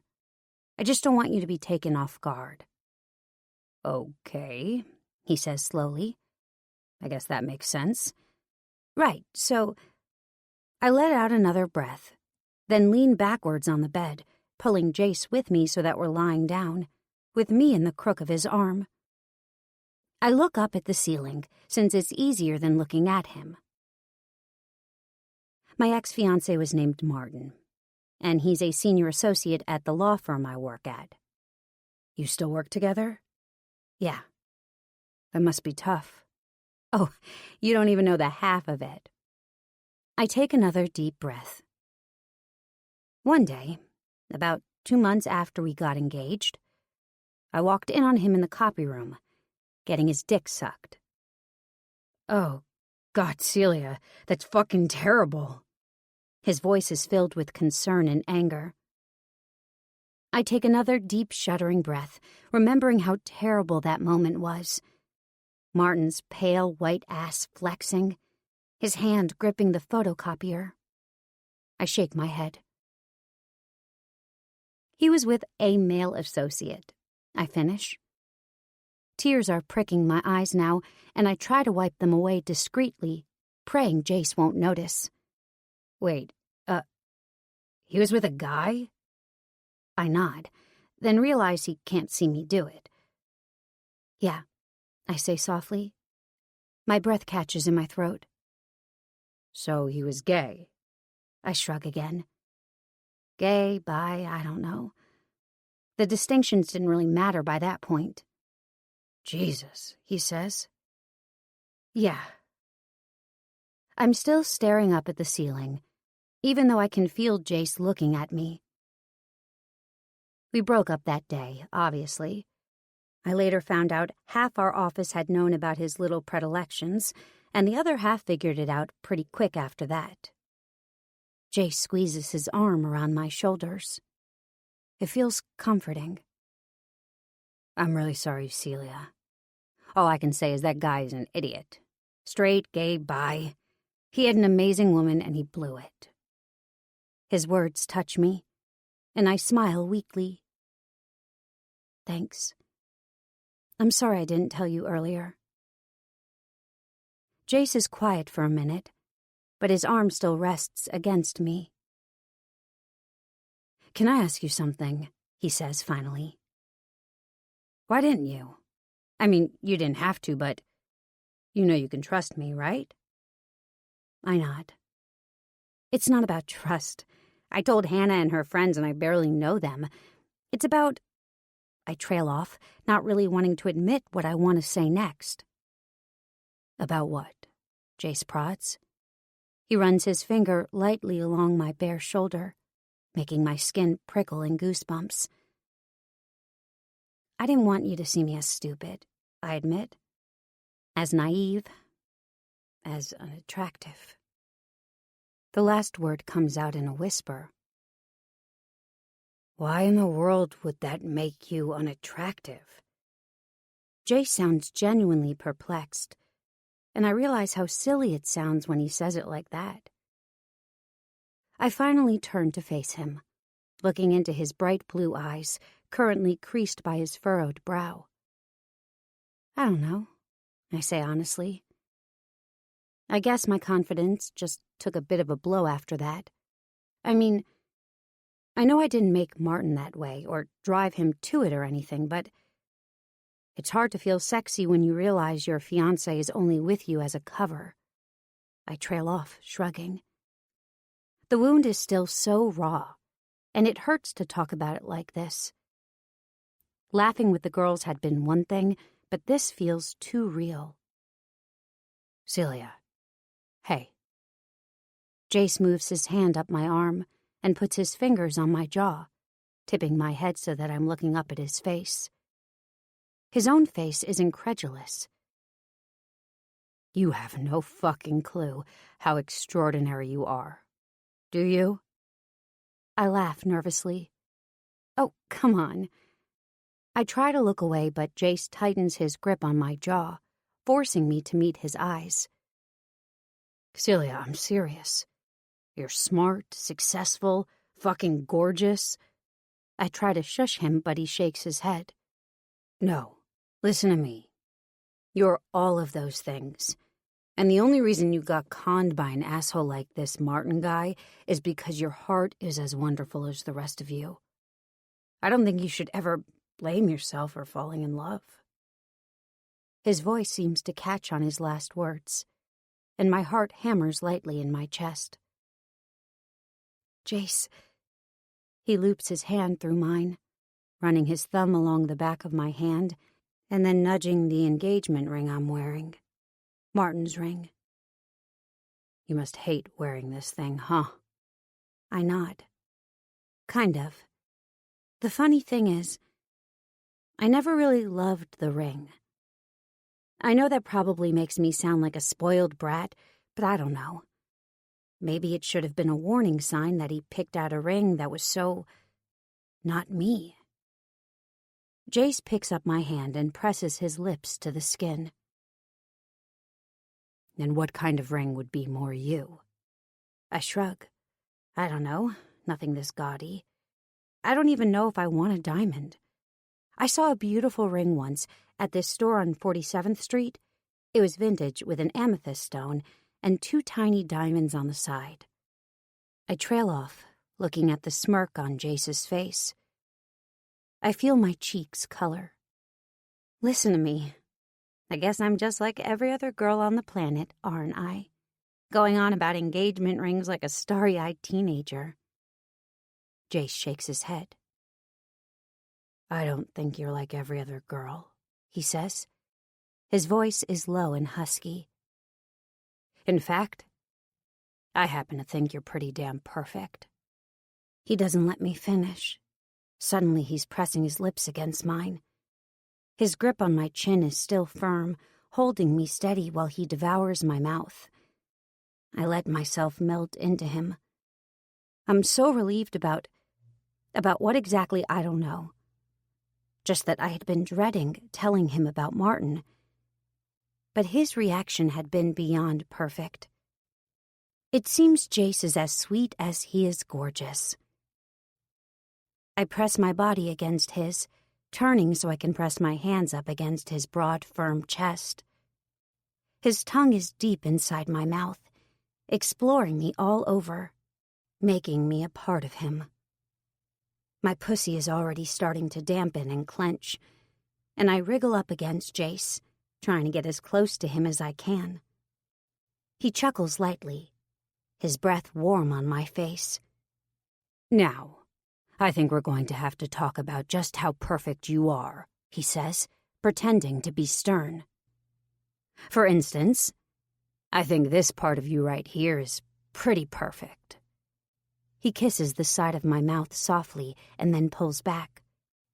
He studies me for a moment as my heart beats thunderously in my chest. I think this part of you is just, wow. He runs his lips against the hollow of my throat.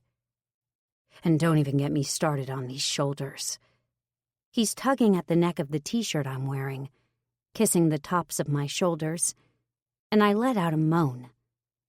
He pulls back once more. Let's take this off because I think there's more under here. I giggle and strip off my t-shirt obediently. He nods sagely. Just as I expected. Sheer perfection. He runs his lips over my chest, trailing down to the flat plane between my breasts. My nipples are achingly hard under the thin, lacy fabric of my bra. When Jace finally cups my breast in his palm and runs his thumb across the nipple, I throw my head back and groan. Now the stomach, he says. This is a very sexy stomach. He paints a trail of kisses over my bare abdomen, inching slowly toward the waistband of my jeans. His hand is roaming my thigh now, gliding along my muscles and moving tantalizingly towards my crest. I move my hips down to give him better access, and he reaches for the button. And under here we have something truly special, he says. His voice is deep and throaty, hoarse with lust.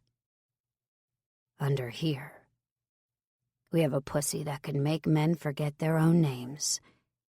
I laugh, but Jace's eyes have grown dark. Take off your pants, Celia. I do as he says. No hesitation. I shimmy those damn pants off faster than you can say good gracious.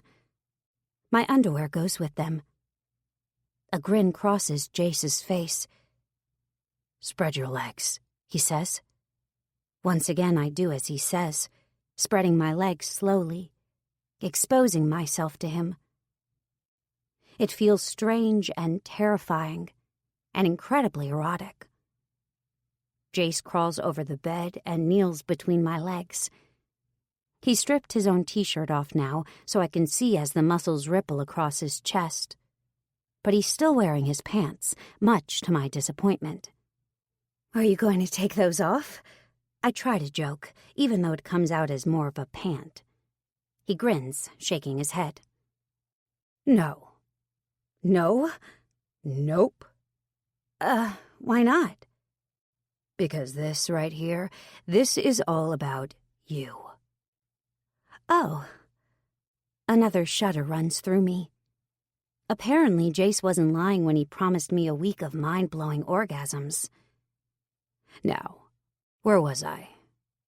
Jace settles in, running his hand up along my calf, all the way up my thigh, stopping just short of my crest. These are very sexy thighs. Perfect, you might even say. He leans forward and presses his lips against the soft skin of my inner thigh, and then moves over, kissing my other leg in the same manner. I shiver under his touch. I can't look away from his muscular shoulders, bent before me, the way his fingers dig into my flesh. When I feel his breath warm against my pussy, I almost come. Jace, I'm not done, Celia, he says, flashing me a wicked smile. Not even close. His head is bent so close to me, so close that I could shimmy down an inch and feel his lips against me. But he takes his sweet time, drawing out the moment. Now, this is a very sexy clit, he says, finally rewarding me with a soft kiss. I shudder under him, and this time I do try to scoot down. I need to feel his mouth on me. But Jace holds me in place. He runs his tongue along the length of my slit, and then along my entrance. A perfect pussy, he says. He slips his hands underneath me, gripping my ass in his palms. And a perfect ass down here, too. He uses his hands to spread my cheeks wider, and then suddenly his tongue is moving down lower, past my entrance, all the way to... My eyes roll back in my head as Jace laps his tongue around my asshole. Jace! I try to say his name, but it comes out more as a groan. Jace chuckles and pulls away only briefly.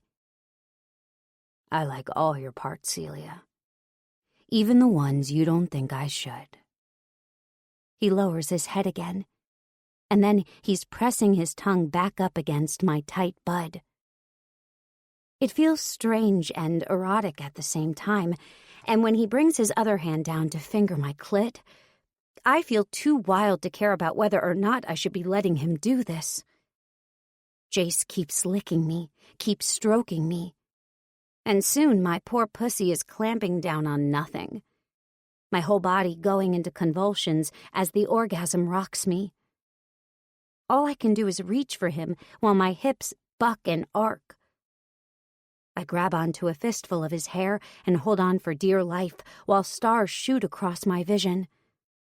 When it's over, I release my death grip on him and try to unclench my legs. Jace sits up, resting on his knees between my thighs.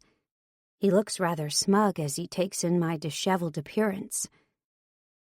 Maybe next time you'll listen to me when I tell you you're perfect, he says, an arrogant grin spreading across his face. I smile at him as I swing my shaky legs off the bed and onto the floor.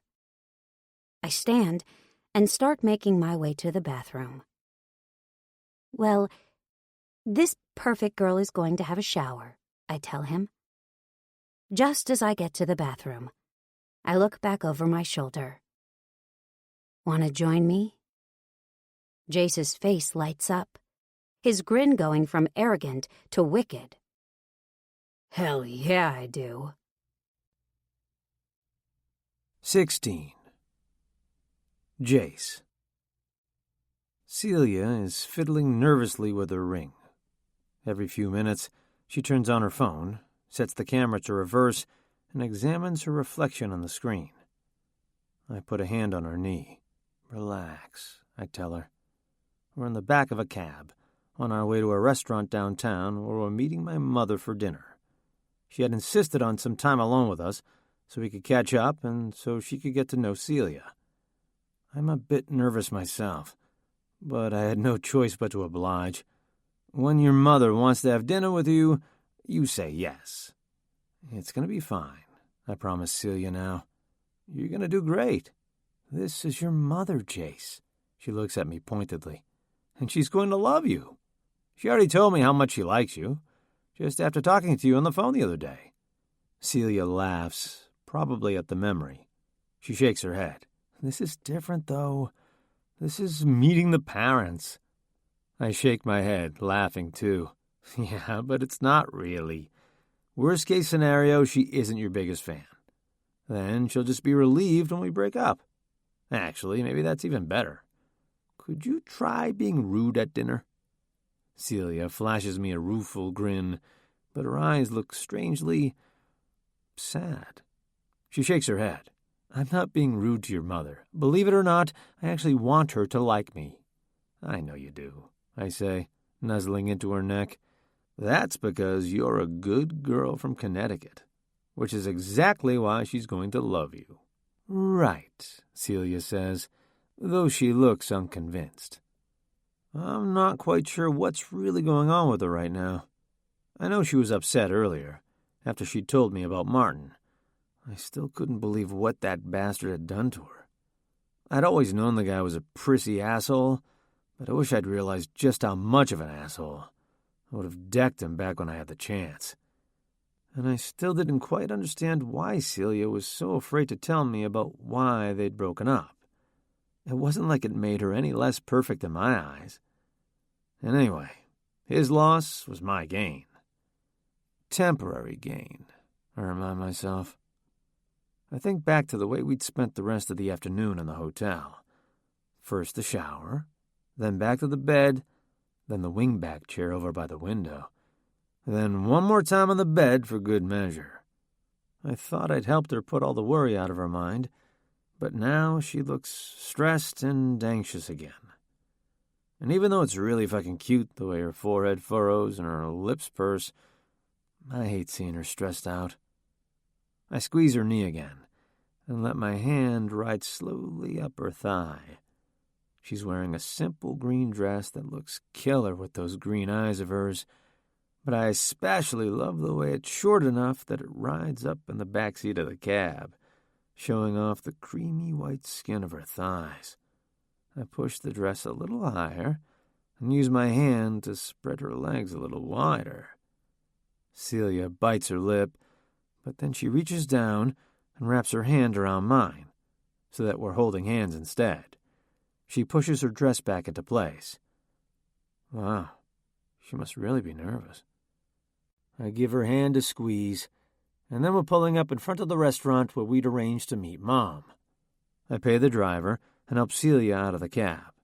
I grab her around the waist and pull her close to me, forcing her to meet my gaze. You're going to be amazing, I assure her. Or do you need another lesson in how amazing you are? Because I would be more than happy to provide one. That earns me a small grin. I'm ready, she says. I just don't want to screw this up. You won't. I lean in and kiss her on the nose. Come on. We go into the restaurant and find Mom already seated at a table near the window. I drag Celia over, and Mom stands up as soon as she sees us, her face lighting up in a huge, happy smile. She wraps me in a long hug. She holds on tight, but I can feel how thin her arms are now. She's aged a lot since the last time I saw her. Her blonde hair is still perfectly styled, and the coral suit dress she's wearing looks pristine, but there are lines around her eyes that weren't there before, and her mouth seems to drag down in the corners. She pulls away, but keeps her hands on my biceps. Let me look at you, she says, inspecting me up and down. After she's apparently satisfied, she nods and smiles. You look good, honey. It's so good to see you. You too, Mom. I try to keep the emotion out of my voice, but I'm hit with a crushing wave of guilt over how long I've been away. Mom, I'd like you to meet someone very special. This is Celia, my fiancée. "Oh, Celia." Mom claps her hands together and then wraps Celia in a hug as fierce as the one she gave me. Celia returns the hug, and something strange catches in my chest at the sight of them embracing. For the 100th time, I have to remind myself that this isn't real, that Celia and I are only pretending. "It's so nice to meet you, finally," Mom is saying. "You too," Celia says warmly. "Chase speaks very highly of you. I want you to know that you raised a wonderful man." Mom's cheeks flush with pleasure at Celia's words, and I want to high-five my fake fiancée. She's already hitting it out of the park. Of course, maybe I was right about what I'd said in the cab. The less Mom likes her, the easier this will all be when I have to pull the plug. But I'm not going to worry about that now. I hold Mom's chair out for her so she can sit back down, and then do the same for Celia, before taking my own seat beside her. "I'm so glad we're getting this chance to spend some time getting to know each other," Mom says to Celia as I pour us glasses of red wine from the bottle that's already on the table. Always the bartender, I think to myself. "Me too," she says, "though I hear Hannah and Trent are keeping you very busy with wedding duties." With that, they're off on a pleasant conversation about the wedding. Every time Mom starts to change the topic, Celia steers it back into safe territory, and Mom is just as happy to keep gushing about the upcoming nuptials. After all, this is the first time one of her children is tying the knot.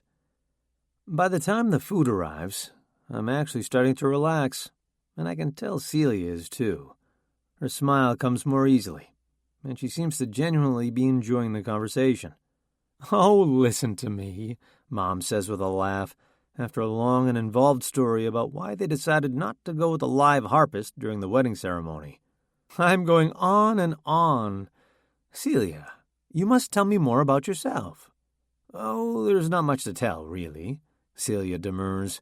"And I just love hearing about the wedding."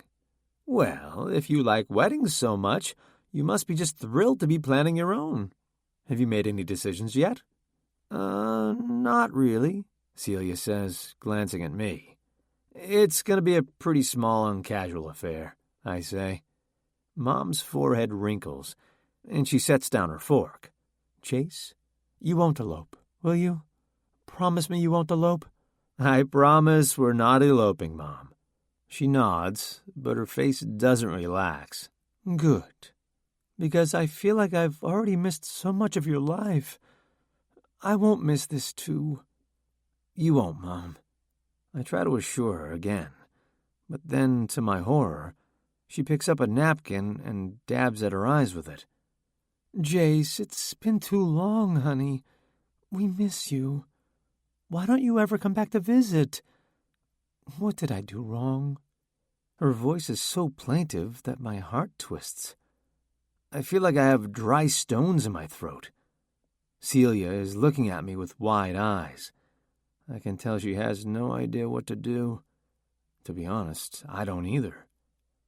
I reach across the table and take Mom's hand. "You didn't do anything wrong, Mom."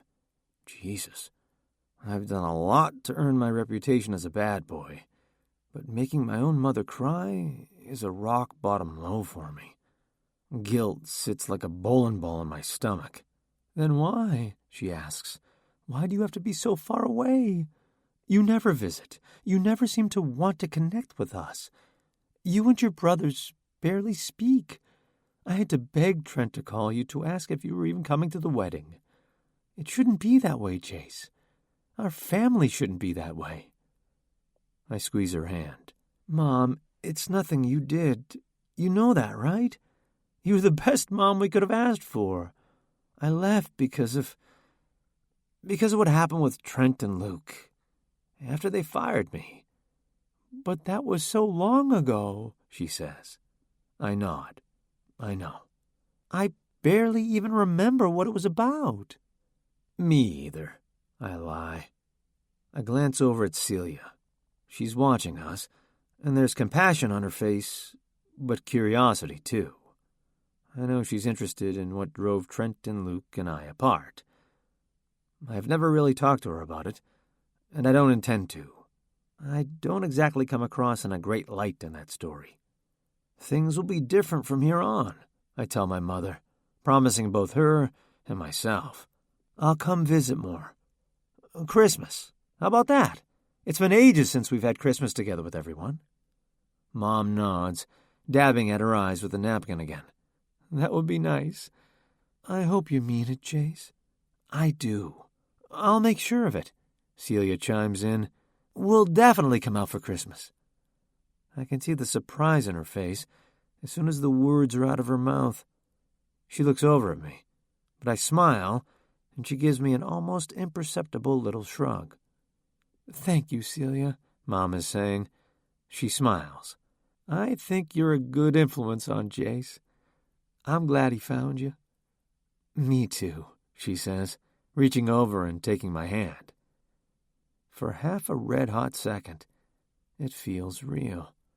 All of it. Her touch, her affection, the promise that we would come back here to spend the holidays with my family.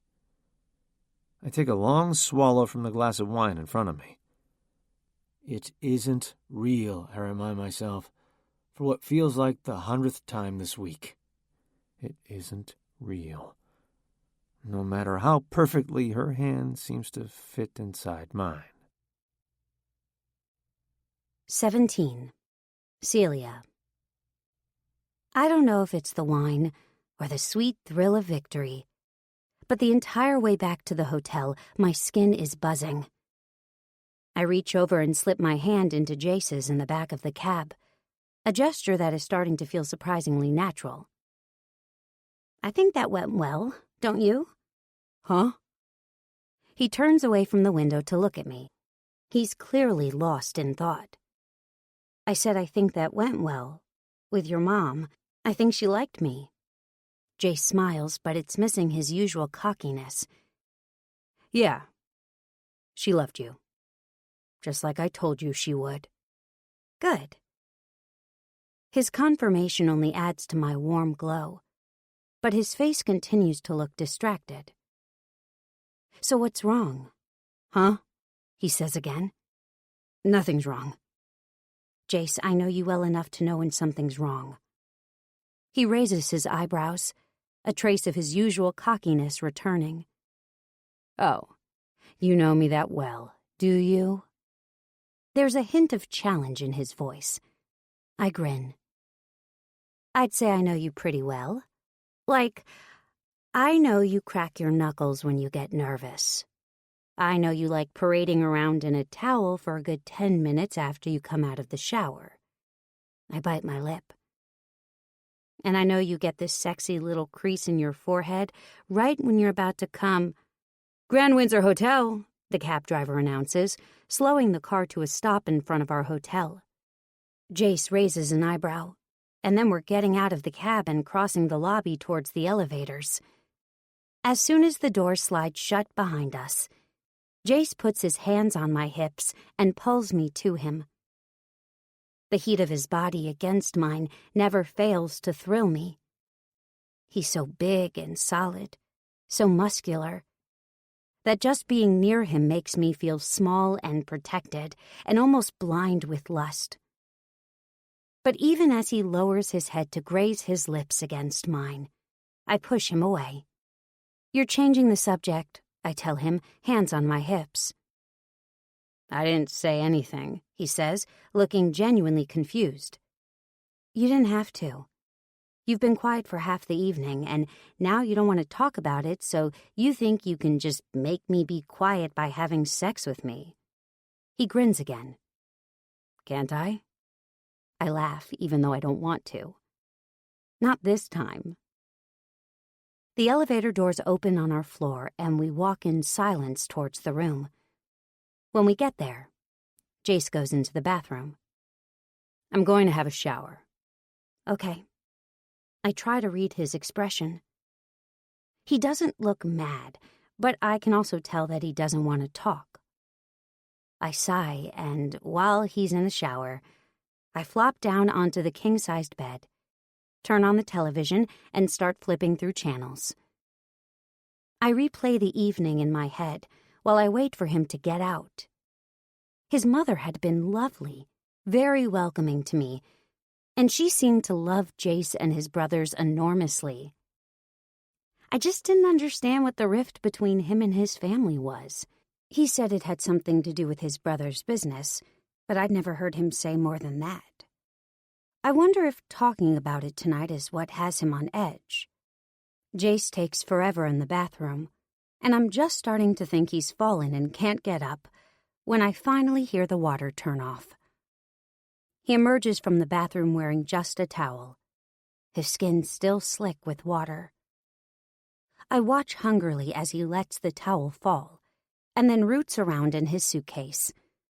His dick is semi-hard and swinging low and heavy against his thick, muscled thigh, and I can tell by the deliberate way he's moving that he knows exactly how much he's toying with me right now.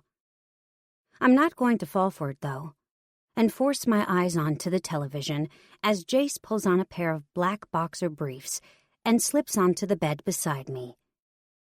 I put on an episode of The Big Bang Theory, even though I don't think either of us are paying attention to it. My mind is still turning over the events of the evening, and Jace's body is tense beside me, as he's still lost in his own thoughts as well. After a while, he slings his arm around my shoulder, and I curl into his chest. It feels different this time, not like he's trying to seduce me, but that he wants the closeness. I take a deep breath and take my chance. "Tell me about your brothers," I say softly, my lips against his bare chest. "Tell me about what happened." Jace's muscles tense under my cheek, and for a moment he doesn't say anything, but then he softens. "I was an idiot," he says plainly. "You're not an idiot," I insist. "There's got to be more to the story than that." He shakes his head. "Back when I was in my early 20s, I was an idiot." I splay my fingers across his firm chest. "Tell me," I say. I still keep my voice soft, as if I'm trying to calm a scared stray dog. "I'm the baby of the family," he says, shifting a little beside me so that his chin rests on the top of my head. Trent's the oldest, and there's only a 2-year age difference between him and Luke. I'm younger than Luke by 5 years, so I was always a bit separate from them. It was always Trent and Luke, and then me. The afterthought. He pauses and then goes on. Trent and Luke were always the golden boys, excelling at everything they did. And then there was me. Always in trouble in school, at home. Drinking, fighting, getting into shit, you name it. And it only got worse after our dad died. So while Trent was off getting his Ivy League MBA and Luke was becoming this world-class furniture designer, I was working at a skate shop and getting high on the weekends. I shift in his arms so that I can look up at him, but he's staring at the television. I let him keep talking, sensing how rare it is for him to open up to anyone about this kind of thing. When they started Loft and Barn, Mom begged them to give me a job there, Jace continues. They didn't want to do it. I hadn't exactly given them any reason to think I was going to be a responsible employee, but she begged. And then I decided I kind of wanted it, so I promised them I'd clean up my act and be a model employee. The one thing I had going for me is that I'd always been good with people. Probably why I'm good at bartending now. So Trent decided to make me an account manager, a junior one, I guess. I had a really small portfolio because they were still kind of testing me. But I went in every day, and I wore a suit, and it was actually going pretty well. Then one day, one of the other account managers asked if I could cover a big meeting for him. He was supposed to be inking a major deal, but his wife went into labor, and he was in a panic. I told him not to worry, that I'd do it. The meeting was the next day, but I spent that night getting high with some of my old buddies from the skate shop. I completely slept through my alarm the next day. Missed the meeting completely. His voice is tight, and I look up at his face. He's staring at the ceiling now, but still running his hand up and down along my arm. "Oh, Jace," I say. "It was a mistake. Mistakes happen. God knows I wasn't an ideal employee when I was that age." Of course that's a lie. I've always been Miss Goody Two-Shoes. If anything, I gave too much of myself to Turner and Crosby. I let them take advantage of my desire for approval. And I worked so hard and tirelessly that I wasn't even sure if I was still happy there or if I was just killing myself out of habit. Jace shakes his head. It wasn't just the mistake, though. When I finally got into the office that day, Trent asked me how the meeting had gone. That was when I realized what I'd done. But instead of confessing, I lied and said it was fine and that they were on board. His voice sounds hollow, and I can tell how much it hurts him to admit how he fucked up. But I can't believe he's still punishing himself for something that happened almost 10 years ago. Jace clears his throat. Anyway, long story short, they lost the account. It cost them at least $1 million in business, maybe more. Today that would be small potatoes for them, but back then, when they were just getting started, it was a big deal. When Trent found out, he was furious. If I told him the truth from the start, he probably could have patched things over with the client, explained about Lorenzo's wife going into labor. It all would have been fine. But because I lied, Trent didn't end up following up with the client until weeks later, and by then it was too late. They'd gone with another company. Trent was pissed, obviously. He said I didn't take their business seriously, that I didn't take anything seriously, and that I couldn't be trusted. Then he fired me. Jace sighs, and I watch as his chest moves up and down. "I'm sorry," I tell him. I don't really know what else to say. I know you're mad at yourself, but it was almost 10 years ago. It doesn't seem like your brothers still hold a grudge. It seems to me like they're both really happy to have you here. Jay shakes his head. I don't know.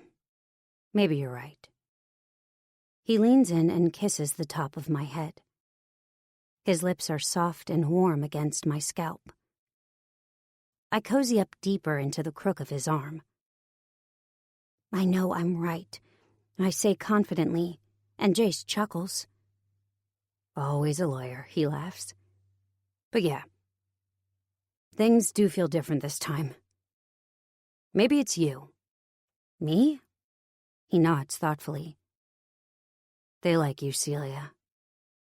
And seeing me with you makes them think I finally got my shit together. Shame we're going to have to break up in a month. My stomach clenches. Why do I keep doing this? Letting myself relax into the comfort of being with him, only to be reminded that none of it's real. Yes, I echo. It's a shame. 18.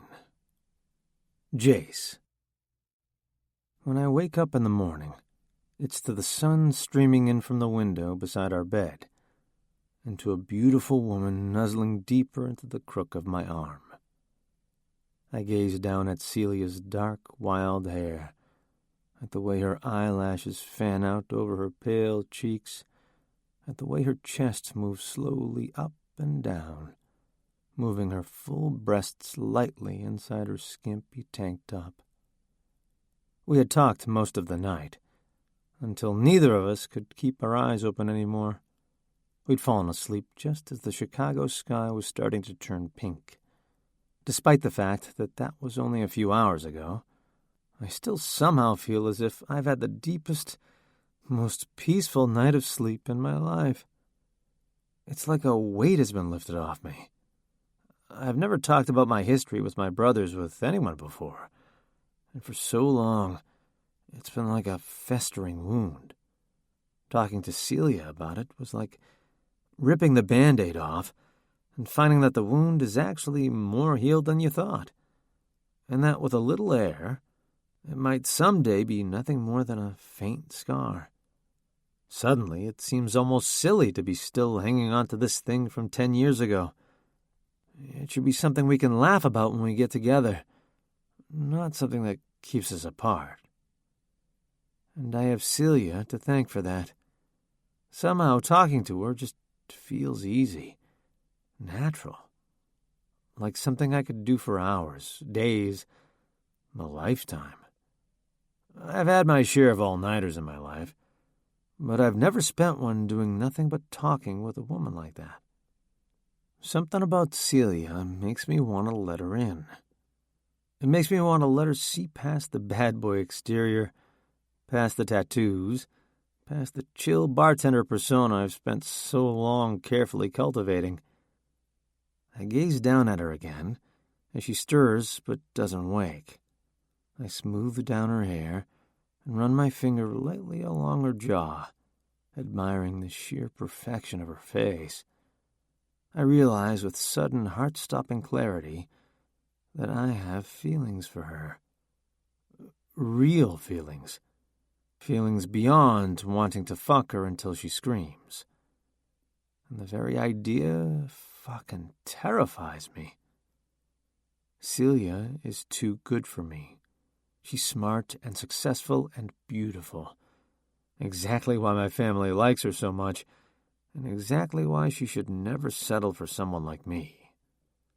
I try to slip my arm out from underneath her, but the movement jostles her, and her eyes pop open. Hi, she murmurs, sleepily trailing her fingers along my bare chest. Hi. My voice sounds hoarse, even to me, but Celia doesn't seem to notice. How'd you sleep? Like a baby, I admit. Me too. She hoists herself up so that she's propped up on an elbow, and then she leans in and grazes her lips against mine. The feeling of her mouth on me thrills me. A rush of blood goes instantly to my cock, and I shift in the bed so that I can get a better angle. She presses her body against mine, smashing her breasts against my chest and rubbing her pussy along my thigh. Dear God, could this woman be any more perfect? I run my hand along her stomach, sliding it under her flimsy tank top, and she moans happily. She slips her hand beneath the covers and finds my cock. I'm already half hard, and her light touch is enough to get me the rest of the way. I nuzzle my nose against the hollow of her neck and let my groan vibrate against her throat. Celia giggles, and the sound is like fucking angels tap dancing or something. Her hand slips inside my shorts and curls around my dick, and I shift my hips to give her better access. Have I mentioned that I can't get enough of your cock? She murmurs, gripping me in her small fist. Yes, but you can tell me again. I grin. She laughs again. Well, Jace Whittaker, I just can't get enough of your monster cock. And I'm gonna try really, really hard to get my fill before the week is up and this is all over. Right. Before this is all over. I watch as she crawls between my knees. The sight is a glorious one, but all I can think about is her words. Before this is all over. Celia slips my cock out of my shorts, and then, before I know it, she's leaning over and flicking her tongue around the head. My body jolts at her touch, and at the way her dark hair is trailing down over my thighs. She swirls her tongue all across the tip, getting me all wet and slippery, before she pops the head fully into her mouth. It feels incredible, but all I can think about is her words. Celia, I don't know what to say to her.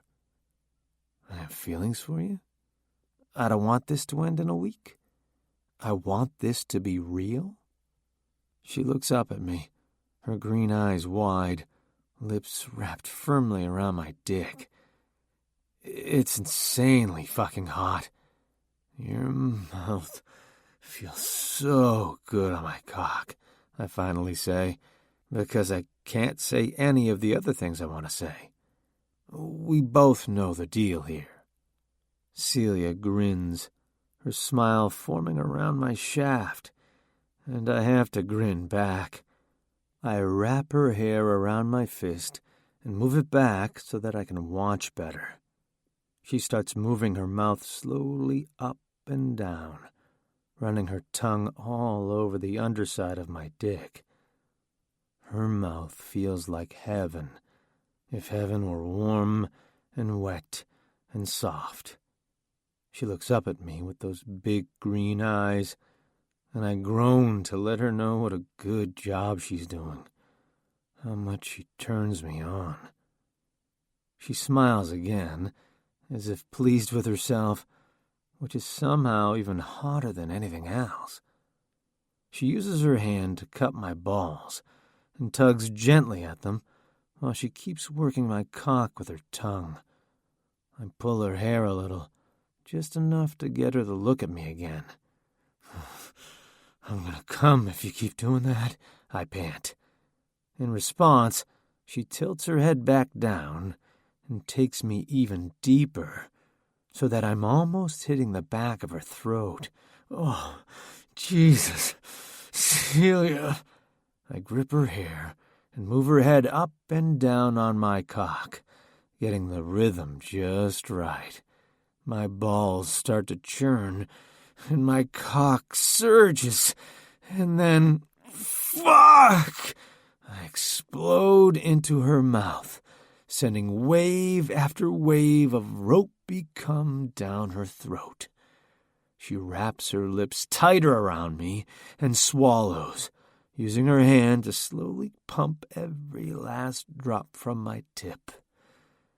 I finally let go of her hair and lean back on my elbows, trying to catch my breath. She gives one last swirl around my cock with her tongue, and then sits up on her knees. Her gorgeous lips are stretched into a smug smile. I've been wanting to do that for a while now, she says. I grin. Well, I hope you enjoyed yourself, because I sure as fuck did. Now get over here.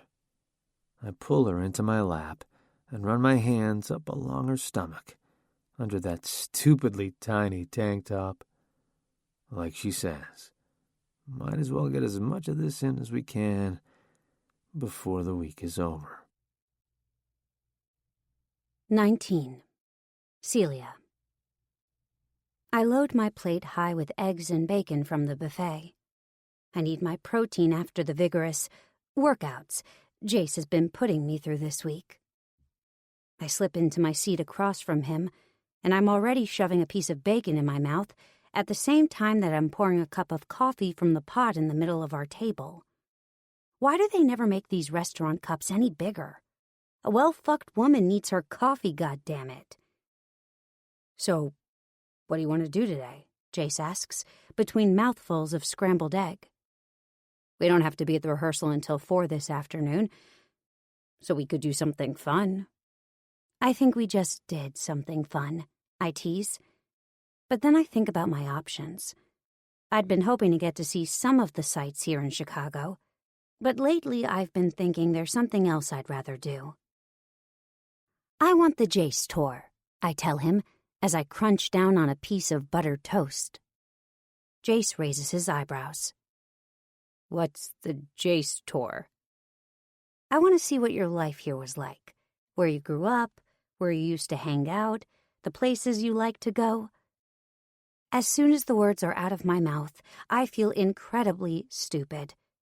You're not his real fiancé, I remind myself. Why in the world would you want to see the childhood home of a man you're probably not ever going to see again? but a wide grin is crossing Jace's face. Really? Yeah, okay, we could do that. Butterflies flit through my stomach. That smile just slays me. Great. This'll be fun. After breakfast, we go back up to the room to get ready, and then head down to the parking garage. We climb into the SUV, and Jace flicks around until he finds a radio station he likes. If you're going to get the Jace tour, you need the full experience, he says over the music. It's blasting 70s rock. Pink Floyd, I think. Jace laughs at my expression and turns the volume down. Okay, Miss I named my cat after the Steve Miller Band. I don't think you're one to be judging anyone's musical tastes. I laugh and stick my tongue out at him, and we drive in companionable silence. Jace takes the highway and heads out of the city. We drive for a while before he exits and leads us to a quaint little suburb, and then eventually to a cul-de-sac. He slows the car and stops in front of a small yellow 2-story home. This was the house I grew up in, he says. I look out the window and admire the cute little front porch, the big oak tree in the yard, and the pink azalea shrub bursting with color. It's lovely, I say honestly. Kinda ruining your bad boy rep, though, I tease. Jace flashes me a half-smile. I know. It's a little too picture-perfect, isn't it? Yeah. Wait. Your mom doesn't still live here, does she? She's going to think we're incredibly rude if we don't stop in to say hello. But Jace shakes his head. She sold it after my dad died. Trent and Luke and I had all moved out by that point, and it was just too much work and too much space for her on her own. Now she owns a little townhouse in Oak Park. My parents downsized a couple of years ago, too. It's strange to go home and sleep in a room that's not the one I grew up in. I mean, I didn't expect them to hold on to that house forever, but I shrug. Jace nods. I know exactly what you mean. He starts the car up again. Where to next? I ask. I don't know. I can show you my high school. That seems kind of boring, though. No, I want to see it. I have no idea why I want to see it. Just that it makes me feel closer to him, somehow, to see these parts of his past. We drive for a bit, and then he turns a corner and pulls up in front of a low brick building, with a huge green and yellow eagle banner hanging from the front. Go Pitney Eagles, he deadpans, and I snort. I take it you weren't on the spirit committee. Yeah, no, I wasn't really a joiner in high school. What about you? I was an overjoiner. If you could join it, I did. If I couldn't join it, I started it myself. I bite my lip, laughing. I was that girl who started a stop smoking club at my school and tried to get all the bad kids to join. Jace laughs, shaking his head. Why does that not surprise me? You would have hated me in high school. I glance over at him. His blue eyes are dancing. Somehow I don't think so. I would have thought you were cute, but you never would have talked to me. He laughs. You're probably right, but I might have wanted to. Sure. I'm serious. The silence between us stretches out, but I can't keep the smile off my face. Well, I would have liked that. Jace starts up the engine again and pulls out of the high school's parking lot. Where are we going now? You'll see. We drive for just a short little while, and then Jace is slowing down and pulling into a strip mall parking lot. He drives around the back, stopping in front of a guardrail that cuts the parking lot off from a littered vacant lot. Where are we? Jake grins and leans in close to me. I get a whiff of his cologne, sexy and earthy and masculine, as he lifts his chin. He points to a small scar on the underside. So small I hadn't noticed it before. See this? I was trying to ride that guardrail on my skateboard when I was 13. I run my fingers lightly along the faint white scar. The air in the car seems to heat up by 10 degrees. My fingers linger a long time before I finally pull them away. I hitch one leg up on the seat and angle my knee towards him. "Chasing butterflies," I tell him, pointing to a thin pale scar that runs across my kneecap. "I was 6. Tripped over a tree root." "That's pretty adorable," Jace says. He reaches his hand out and grazes the scar, just as I did to him. Electricity licks through my veins. Jace finally pulls away, clearing his throat, and I put my foot back down on the floor. He pulls the SUV out of the parking lot, and we drive for another little while in silence. Eventually, the suburb melts away, and we're in a more heavily wooded area, though there's a paved walking trail that runs through the trees. Jace finally pulls up on a small patch of grass. Through a clearing in the trees, I can see a lake glinting. "Come on." This time he unbuckles his seatbelt and opens the door of the car, so I do the same. We walk for a little bit. The paved path doesn't go this way, but there's a beaten-down footpath that is clearly popular with the locals. We finally come through the trees, and then we're standing on the edge of a beautiful, crystal-clear lake. "This is where we used to come swimming," he says. "Trent and Luke and I used to dare each other to jump off that rock over there." He gestures towards an overhang on the far side of the lake. "And did you?" He grins. "Oh, yeah. All the time.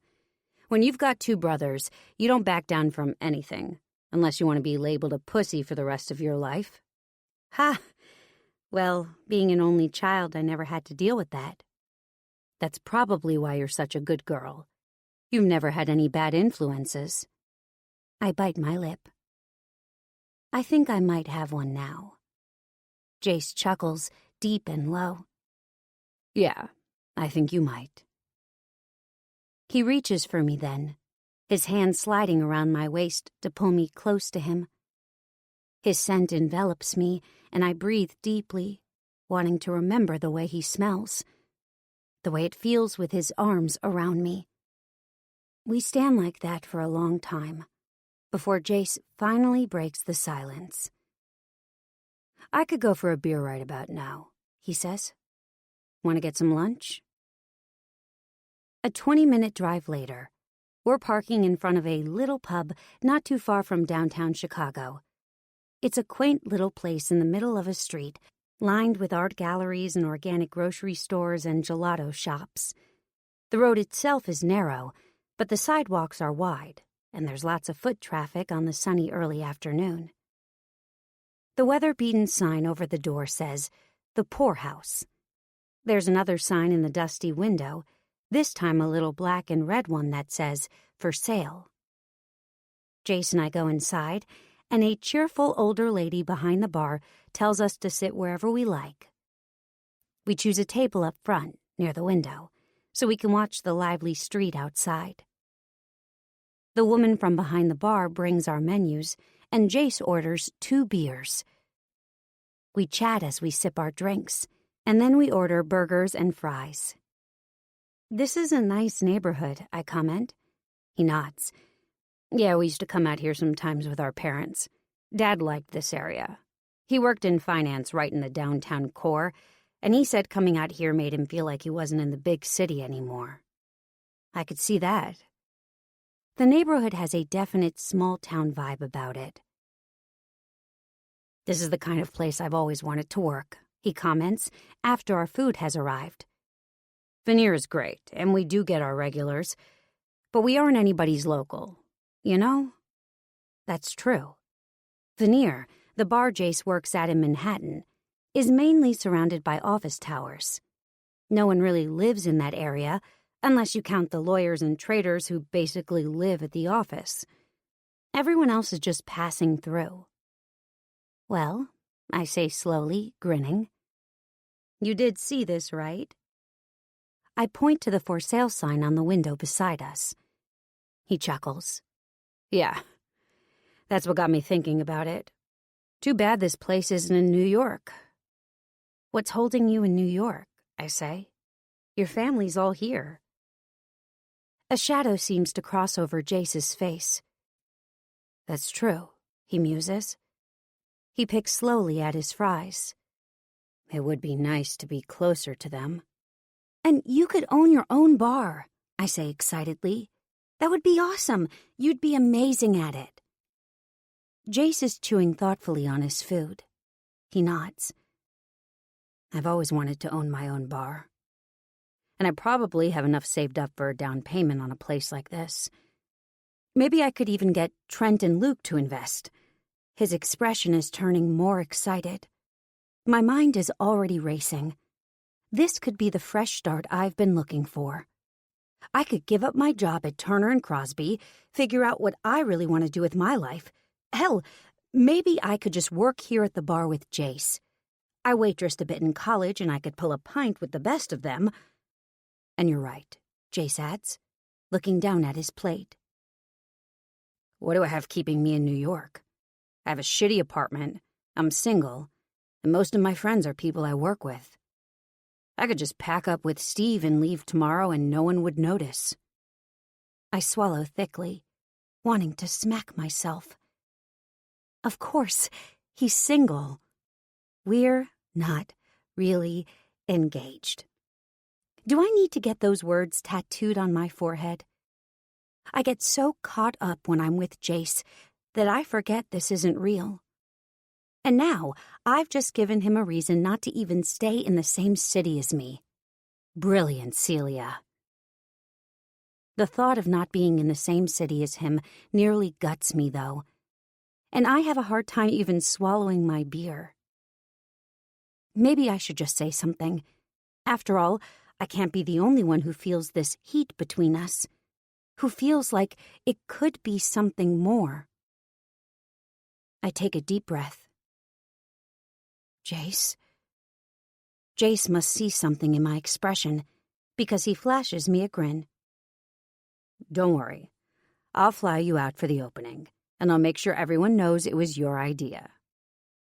His smile is magnetic, forcing the corners of my own mouth up into a smile, too. But inside my chest, my heart clenches. I know he's joking. I mean, what are the odds of him buying a pub on a whim? But his joke is enough to tell me that I don't factor into his long-term plans. And why should I? We're different people, from different worlds, and hot sex isn't enough to make a real relationship, even if it does make a mighty fine fake one. I wouldn't miss it for the world, I say, forcing myself to smile. This is ridiculous. I should just tell him how I feel, right? I'm a grown-ass woman, after all. I just don't want to make the wedding awkward for him. For both of us, really. If he doesn't feel the same way. But after the wedding, I sip my beer, feeling decisive. After the wedding, I'll tell him everything. Now I just have to make it through the next 2 days. 20. Jace. By the time we get back to the hotel and get showered and changed, and then drive back out to Luke's place, we're almost late for the rehearsal. Trent shoots me a glare when he sees us coming up the path, but I just grin and shrug apologetically. Everything's really starting to come together. It looks beautiful, Celia says to Hannah, who was standing around, nervously tugging on her sundress. It does look beautiful. There's a big white arch in the yard now, with huge marble urns that I assume will be filled with flowers tomorrow. There are 2 huge sections of lawn blocked off, and although there are only a couple of white chairs scattered there now, I figure that's where the seating will be set up. Celia slips into one of the chairs now, and I approach Trent. Where do you want me? At the back for now, he says. You'll be coming down the aisle with Sloane. I glance back and see the blonde girl I'd met the first night I was here. I give her a little wave. She's chatting with Hannah's sister, Allie. Got it. Me and Sloane. And Allie and Luke? You want Sloane and I to go first or second? You guys will go first. Got it. I head to the back and join Sloane, Allie, and Luke. Trent stays up at the front, talking with Hannah and Mom and the minister, and then eventually Hannah joins us at the back. Sloane and Allie both rush to squeeze her hand. Everyone looks equal parts emotional and excited, and I feel another wave of gratitude that Trent invited me to be a part of this. The rehearsal goes off without a hitch, and it seems like almost as soon as we start, we're packing everything up again. Celia waits patiently while we load some of the stuff into Luke's warehouse, and then I grab her and we head back to the SUV. Trent and Hannah booked the rehearsal dinner for an upscale restaurant not too far from Luke's place, and Celia and I drive there. She's quiet on the way, even when I try to make conversation. Come to think of it, she's been quiet since we got back from the Jace tour, as she called it. I'm surprised how much I'd enjoyed seeing the old neighborhood, but if I'm being honest, I think my enjoyment of it has a lot to do with who I was doing it with. Spending time with Celia is just so easy, so fun. Not at this exact moment, though. She's gazing out the window, and she seems distracted. Maybe even a little sad. Everything okay?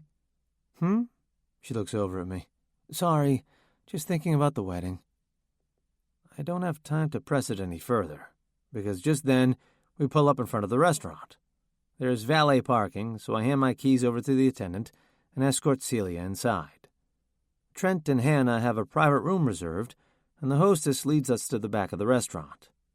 Everyone arrives within a few minutes of each other, and soon the room is filled with laughter, chatter, and a lot of excited energy. I can't help but get caught up in the moment, but every time I catch Celia's eye, she looks distracted. She makes polite conversation with Mom and with Hannah's friend and sister, but I can see that something's on her mind. We're halfway through the soup course when Trent stands up, clinking on his glass. "Can I have everyone's attention?" he asks, clearing his throat. "This is a very special weekend for me, as you know, because tomorrow I'm going to get to marry the love of my life, my best friend, and the sweetest little vixen I've ever known." "Aw," Hannah blushes and laughs, and everyone applauds. Trent leans down and kisses her sweetly. But they always say weddings are as much about the people who celebrate with you, and it means a lot to me that our whole family is here together. Mom, you made me the man that I am, a man who was worthy of a woman like Hannah. Your unconditional love and support of your husband and all three of your sons has shown me what it means to be a true partner, and hopefully someday a parent. I feel a lump in my throat. When I look over at Mom, she's dabbing her eyes. And unlike the other day, when she came to dinner with Celia and I, this time her tears are out of happiness. Trent takes a sip of champagne and then continues with his speech. "Luke." Trent looks around and spots Luke. He grins, and Luke raises his glass. "You're not just my brother, you're my business partner, and I couldn't imagine running Lofton Barn without you. Together, we're an unstoppable team, and I'm so grateful for how you've welcomed Hannah into the fold." "Cheers, buddy," Luke says, raising his glass higher. "I love you, big guy." "Love you too, man." Trent takes another sip of champagne and then scans the room. "And Jace." My throat tightens. Trent doesn't say anything for a minute. "Jace, we've had our ups and downs, but you're my brother, and I love you. I'm glad you're part of the wedding. Chalk that up to another thing Mom was right about." The crowd laughs, and I start to relax a little. I raise my glass to Trent, but he isn't done. "And I just want to mention Celia while I'm up here as well." I feel Celia stiffen beside me, but Trent is smiling over at us, and I force myself to smile back. "We were all beyond shocked when Jace announced that he was engaged, but we were really shocked and blown away when you showed up. You're everything I could have hoped for from my little brother. And I think we have you to thank for getting him out here this weekend. I glance over at Celia and see a strained smile on her face, but she politely raises her glass. "Congratulations," she mouths, tipping her glass toward Trent before taking a giant gulp. "Okay, I think that's enough sappy stuff for one evening," Trent finishes. "Let's eat." Everyone raises their glasses, and a rousing "Cheers!" goes out through the room. I glance over, and Celia is taking another huge swallow of her champagne. I'm not sure how many glasses she's had now, but I'm hoping she knows her limit. As we all settle back into eating, she seems to relax a little. By the time dessert arrives, she's laughing at something Sloane is saying and actually seems to be having a good time. But she tenses again when Hannah comes over to our table. "Hey, guys," she says, slipping into an empty chair beside Celia. "I have something for you." Celia looks at me, her eyes wide, and then back to Hannah. Hannah hands her a little white gift bag. Celia takes it warily. "What is this?" Hannah shrugs. "Just a little something." Celia pulls out a bunch of sparkly tissue paper and then a small silver box. "Oh, Hannah, you shouldn't have." She opens the box to reveal a small pair of dangly pearl earrings. I hear her suck in her breath. Hannah shrugs. "They're not exactly the same ones I got for the bridesmaids, but I wanted to get you something to tell you how excited I am that we'll be sort of like sisters soon." Celia bites her lip, and then I see her wipe a tear from the corner of her eye.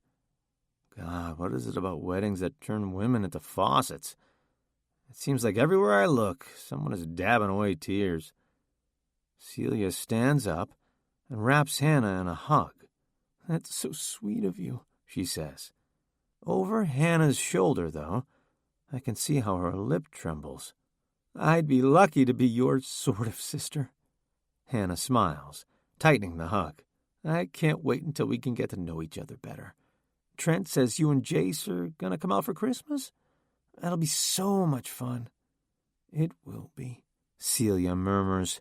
She extricates herself from Hannah's hug. "Thank you again for the lovely gift. If you'll excuse me, though, I have to go to the ladies' room. Too much champagne." "Of course. I'm going to go say hi to a couple of other people." Hannah leaves the table, and Celia doesn't even look at me before striding out of the room. Shit. I may not be an expert in fiancés or even long-term girlfriends, but I know when a woman rushes to the bathroom with a quivering bottom lip that you sure as hell better go see what's wrong. I push my chair back and head out into the hall to find her. 21. Celia. I slip out of my chair and squeeze past the other guests, pushing my way out into the hallway. The private room we're in leads into a vestibule area, partway between the kitchen and the rest of the restaurant. I stop there and try to catch my breath. I don't actually have to use the bathroom. In fact, I have no idea where the bathroom even is. But I needed to get out of there for a minute. I was starting to feel suffocated in that room. Hannah's gift had been lovely, beyond lovely, really. And it was so kind of her to include me in her celebrations, and to think of me when she must have 1,000 other things on her mind. But all I can think about now is how she would feel to know that I was a virtual stranger. Just a girl Jace picked up at a bar. A girl he was banging in exchange for a week's worth of lies. I lean against the wall and tilt my head back, trying to get my breathing under control and keep the tears from flowing from my eyes. The door to the private room swings open, and Jace bursts out. He seems surprised to see me standing there, and he stops abruptly. "Celia, what's wrong?" I hastily wipe the tears away. "Nothing. I just got a little emotional." "You've been quiet all evening." He stands in front of me, putting his hands on the wall on either side of my head. "Tell me what's bothering you." Nothing. Everything. I don't know. I laugh ruefully. Okay. I can see the hesitation in his eyes, as if he knows he needs to tread carefully. Can you be more specific? I wipe away another stray tear and sigh. I guess I just feel guilty about lying to your family like this. They're all being so sweet to me. They're making such an effort to include me in everything. How would they feel if they knew the truth? Do you think Hannah wants to know she's been including a stranger in all her special wedding activities? Jace tightens his jaw. It's not great, he acknowledges. But they won't ever find out. I'll just call them in a month or so and tell them we broke up. It happens, right? They'll understand, and that'll be the end of it. The end of it, I say, huffing out of breath. Right. There's a bitterness in my tone that I can't seem to do anything to mask. Hey, he says, leaning closer. His lips are close enough that I could lean in and kiss him, and his scent envelops me warmly, cedar and sandalwood and clean Irish soap. Why don't you tell me what's really bothering you? I raise my eyes to the ceiling, as if it will help me draw from some deep well of strength. Then I reach out and grab Jace's tie, pulling him in so that his face is even closer, just inches from mine. What are we doing, Jace? My voice is hoarse, and in other circumstances, I'd say it sounds jazz singer sexy. Now it just sounds desperate. What do you mean? I mean this. What is this? Because sometimes I think... Jace sucks in a breath, his brow furrowing, almost as if he knows what I'm about to say. I let go of his tie. I lean back against the wall again, putting more space between us, a safe amount of space. Sometimes I think this was a mistake, I say. I should never have agreed to pretend to be your fiancé. Pretend to be his what? Trent's voice comes from somewhere behind us. Fuck! Jace looks at me, his eyes wide in horror. I'm sure there's an equivalent expression on my own face. I look over his shoulder and see Trent coming out of the private room. He steps fully into the vestibule. His face is contorted in anger. Pretend to be his what? He says again, looking from Jace to me and back again. Trent, I try to start, but I have no idea what to say. I look to Jace for help, but he just blinks wildly and shakes his head as if he can't believe what's happening right now. Trent is standing next to us now, looking back and forth between Jace and I. What's going on here? He demands. Is this all a lie? Jace, just another lie? Jace's face cracks a little, and when he doesn't deny it, Trent's expression twists into a scowl. I should have known, he says bitterly. I need to get out of here. I can't believe I did this. 10 words, and I managed to completely blow this for Jace. I think I should go, I say. My voice is barely more than a whisper. Jace reaches for my arm, but I duck out of his reach. I'm sorry, I say over my shoulder, though I don't even know which of them I'm apologizing to. And with that, I run, like a coward, out of the restaurant. 22. Jace. What the fuck, man? Trent's face is still twisted in anger. I've never seen him look this mad. At least, not since the last time I lied to him. I put my hands out in front of me, as if I can stem the tide of his anger somehow. I look over my shoulder, to see if I can spot Celia, but she's already dashed out of the restaurant. I'm torn between wanting to explain things to my brother and wanting to chase after the woman I just might... She's not your fiancée? Trent's teeth are gritted, his jaw hard. I know there's no point in lying. He heard what he heard. No, I admit. So where's your real fiancée? I don't say anything, and understanding dawns on Trent's face. There is no fiancé. I'm such an idiot. I can't believe I thought you'd actually grown up. I should have known. Same old Jace. My fists are balling at my side, but I don't know if I'm more mad at Trent or at myself. I'm suddenly transported to that day 10 years ago, when he'd called me into his office to bitch me out about losing the client. The day he'd fired me. So what is she? Some kind of escort? A prostitute? No! God, is that what he thinks of her? No. She's just someone I know from the bar. Someone who agreed to help me out. But the truth is so much more. Celia isn't just a friend. She isn't just someone I know from the bar. She's someone I could really love. Someone I might actually already be in love with. Looking at Trent's red face, though, I have no time to explain all this. I need to get to Celia.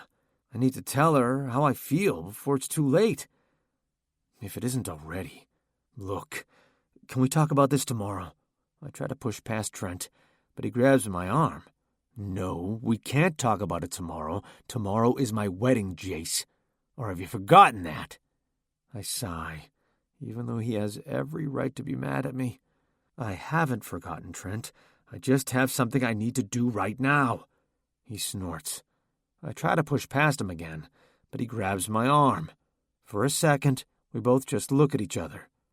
Let go of me, Trent. We can talk about this later. No. I'm sick of this bullshit, Jace. My body tenses. His hand is still gripped around my arm. I can feel his fingers digging in through my suit jacket. Trent, I say, through gritted teeth. He doesn't let go, though.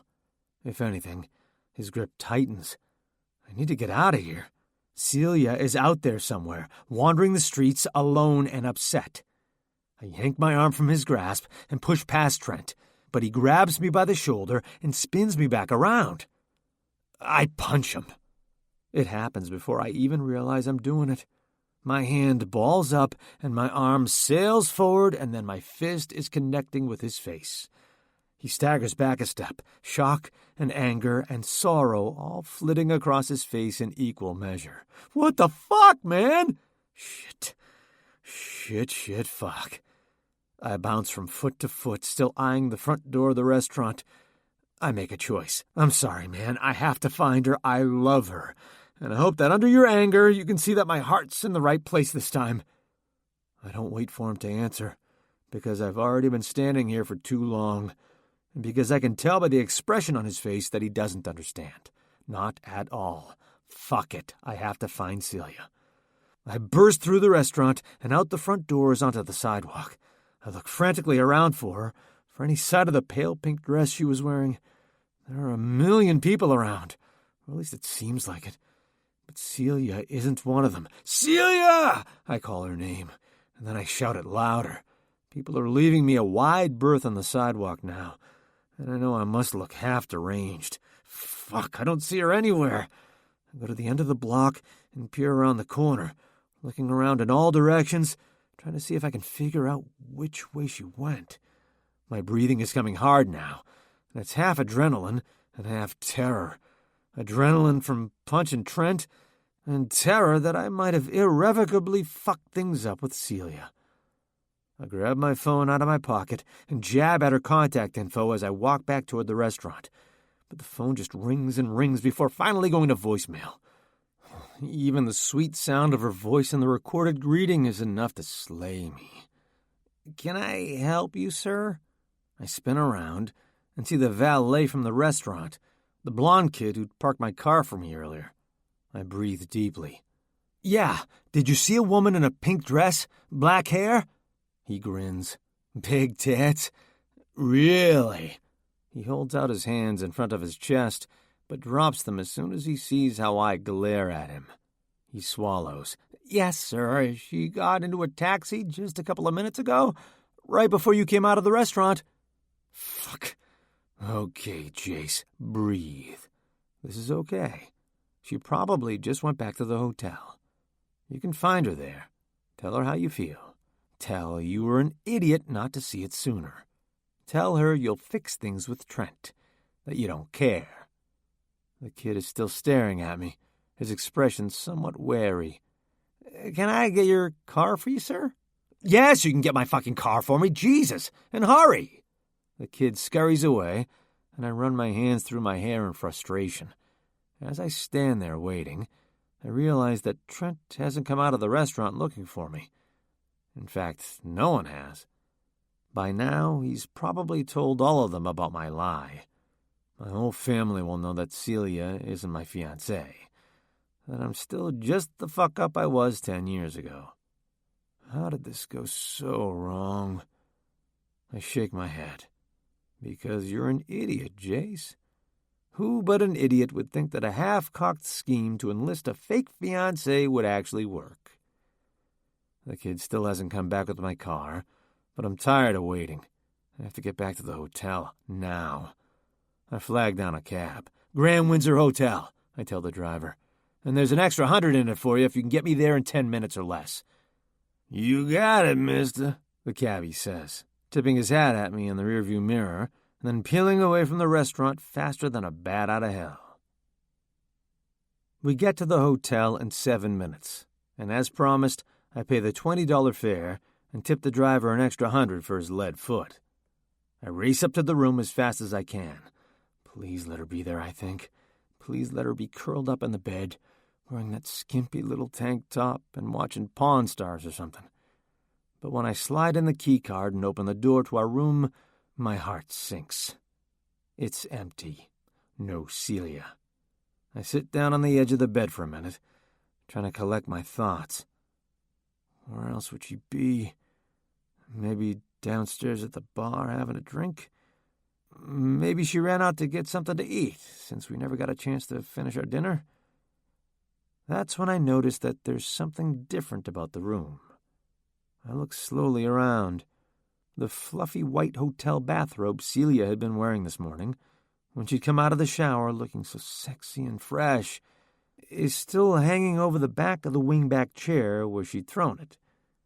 But I don't see anything else of hers in the room.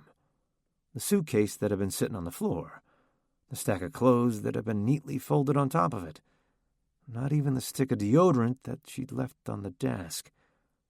All of it is gone. I get up off the bed and walk over to the bathroom, praying that I'm imagining all of this. But there's nothing in here either. The white and blue toothbrush is gone. The silver bracelet she'd worn to dinner last night. The bottle of coconut shampoo that she'd lugged here in a big Ziploc bag. Everything's gone. She's gone. I step back out into the main part of the room, running my hands frantically through my hair. I'm practically spinning in circles now, at a loss for what to do. Where would she go? How could she have left? Then my eyes light on a piece of paper on the desk. It's just hotel stationery, with the Grand Windsor logo printed in faint burgundy ink at the bottom. Celia's handwriting is neat, and even though the paper is unlined, her words go in rigid lines, straight across the sheet. I start to read, my breath already catching in my throat, dread filling my stomach. Jace, I'm so sorry. I can't believe I screwed everything up for you. This was a huge mistake for so many reasons. I think it's best if I don't go to the wedding. The cat's obviously out of the bag now, and I think you'll have a better chance at patching things up with your family if I'm not here. I'm going to go back to New York. I had a really special time with you this week, and I'm sorry things didn't work out differently. All my love, Celia. I crumple the note up in anger, and then immediately smooth it back out so that I can read it again. How could she do this? How could she just leave? I know she's upset, but it should be my choice how to deal with my family, and I want her here by my side. God damn it, I say, to no one in particular. I grab my phone out of my pocket and hit her number again, but once again she doesn't answer, and after half a dozen rings, it punts me to voicemail. Celia, I bark, and then pause. I have no idea what to say to her, but I know I can't say it on the phone. Don't go anywhere, I tell her in the message. Just whatever you do, promise me you'll stay put, okay? Wherever you are. I hang up and then open up the web browser. I type in 6 words, and then I'm on the phone again. Flights from Chicago to New York. 23. Celia. What goes better with vodka? Snickers or Milky Way? I weigh my options carefully, and then pull both chocolate bars and a can of Pringles out of the hotel minibar just to be safe. As an afterthought, I also pull out a second tiny bottle of vodka. Clearly, one isn't going to cut it.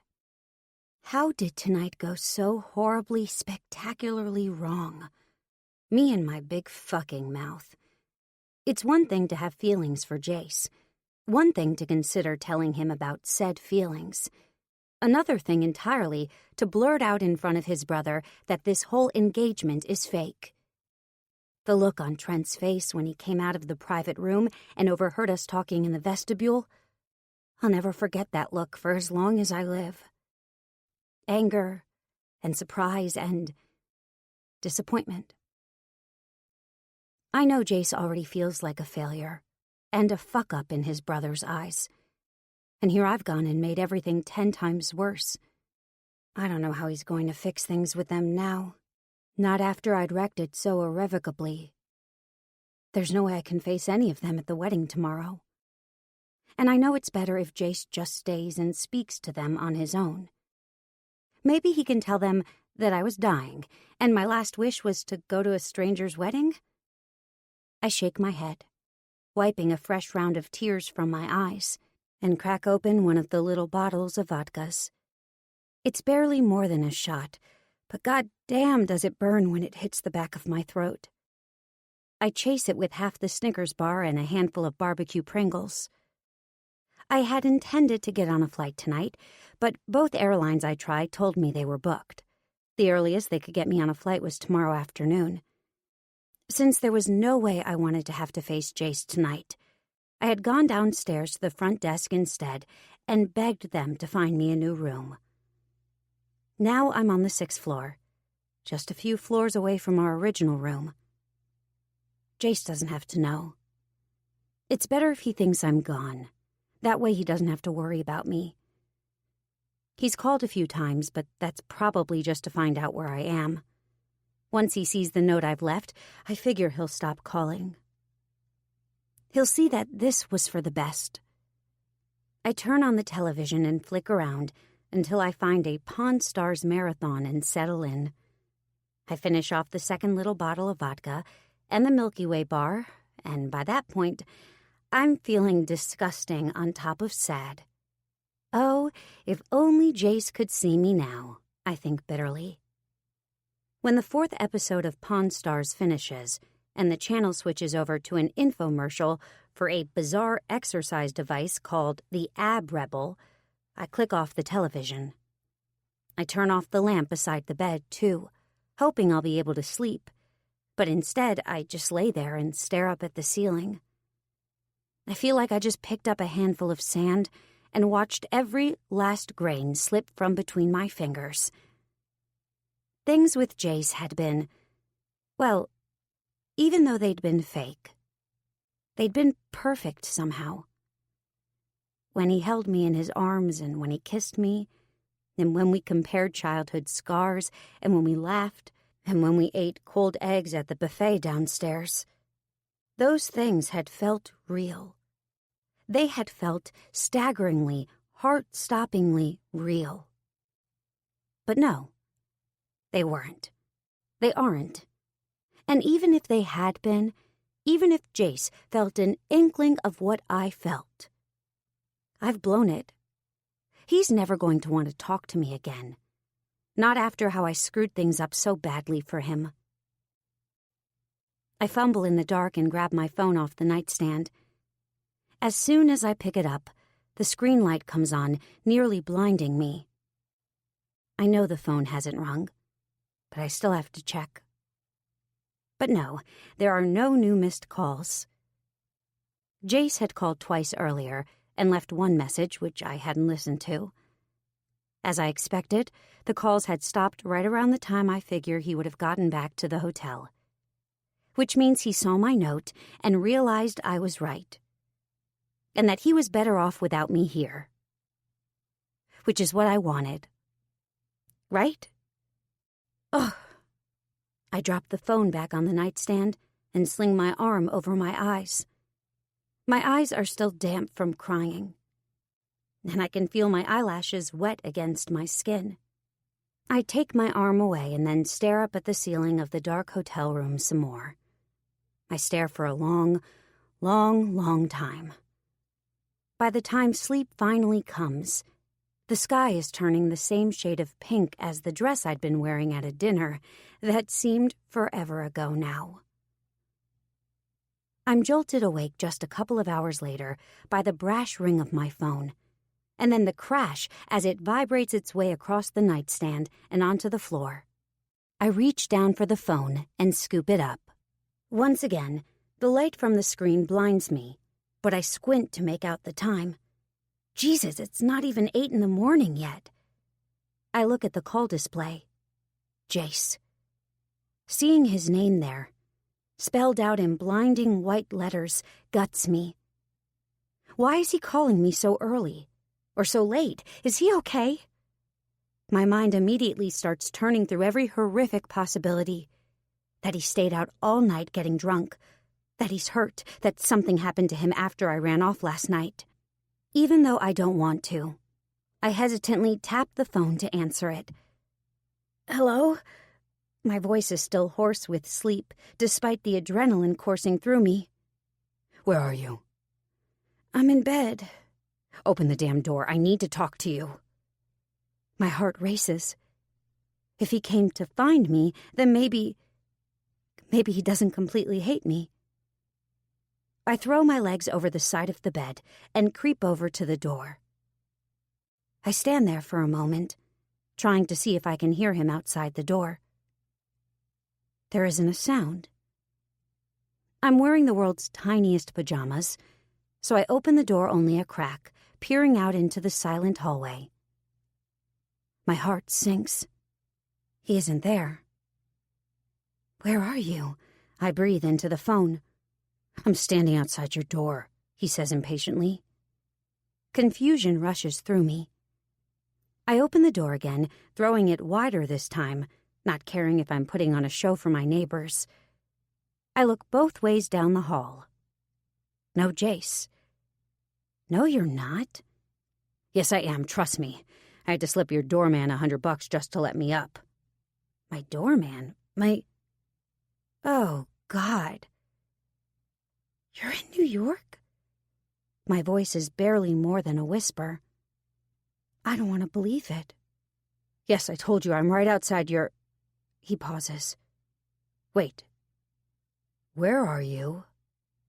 I'm in Chicago, I mumble. At our hotel. Your note said you were going to New York.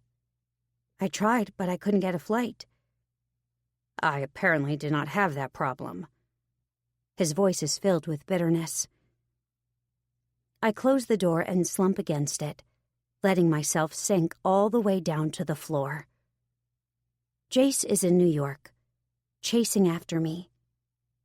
I'm in Chicago, hiding from him. And the wedding is today. 24. Jace.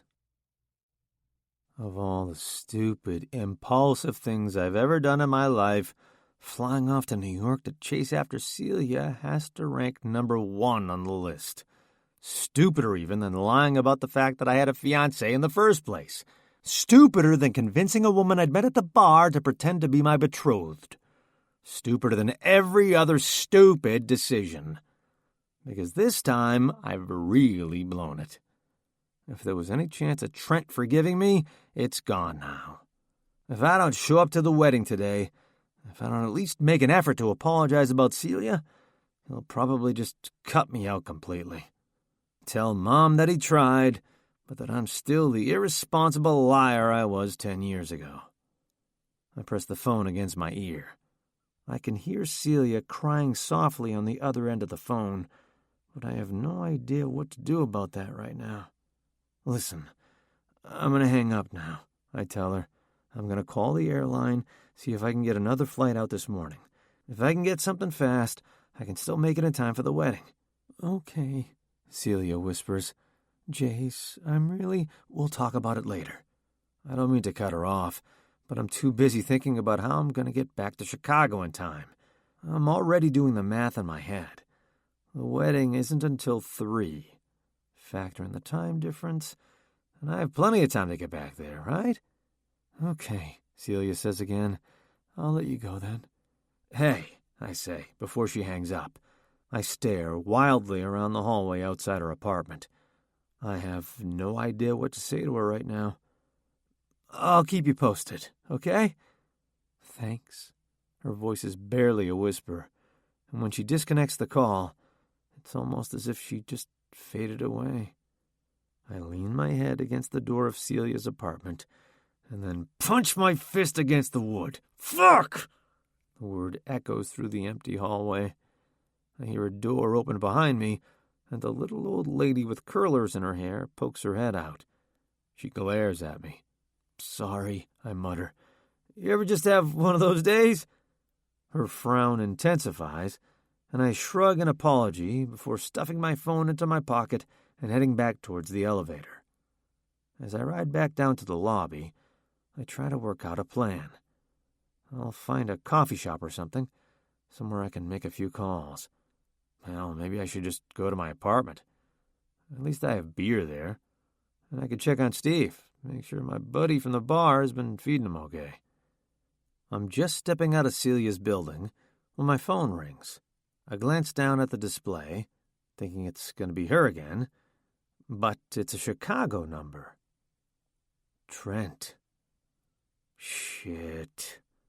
I have no choice but to answer it, so I jam the button and press the phone to my ear, ducking into an alley so I'm away from the traffic and can hear better.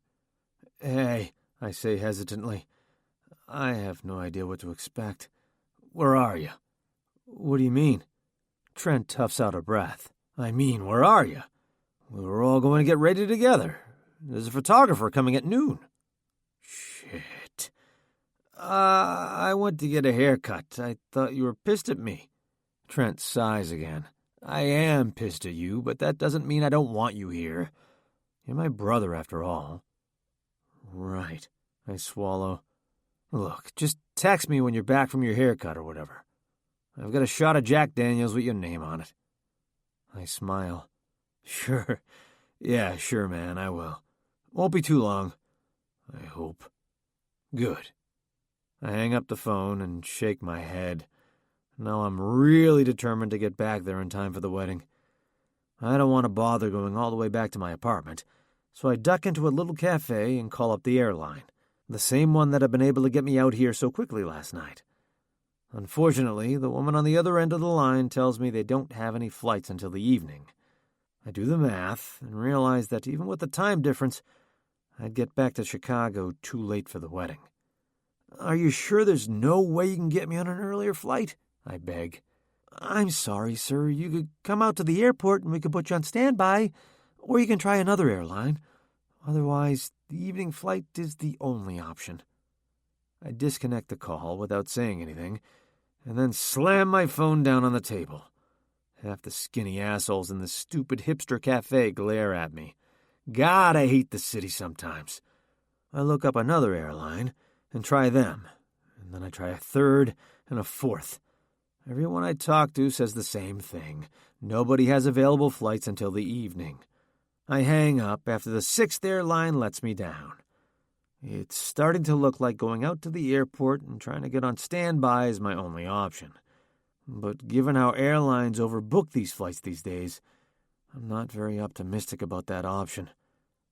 Still, if it's my only chance, I'll take it.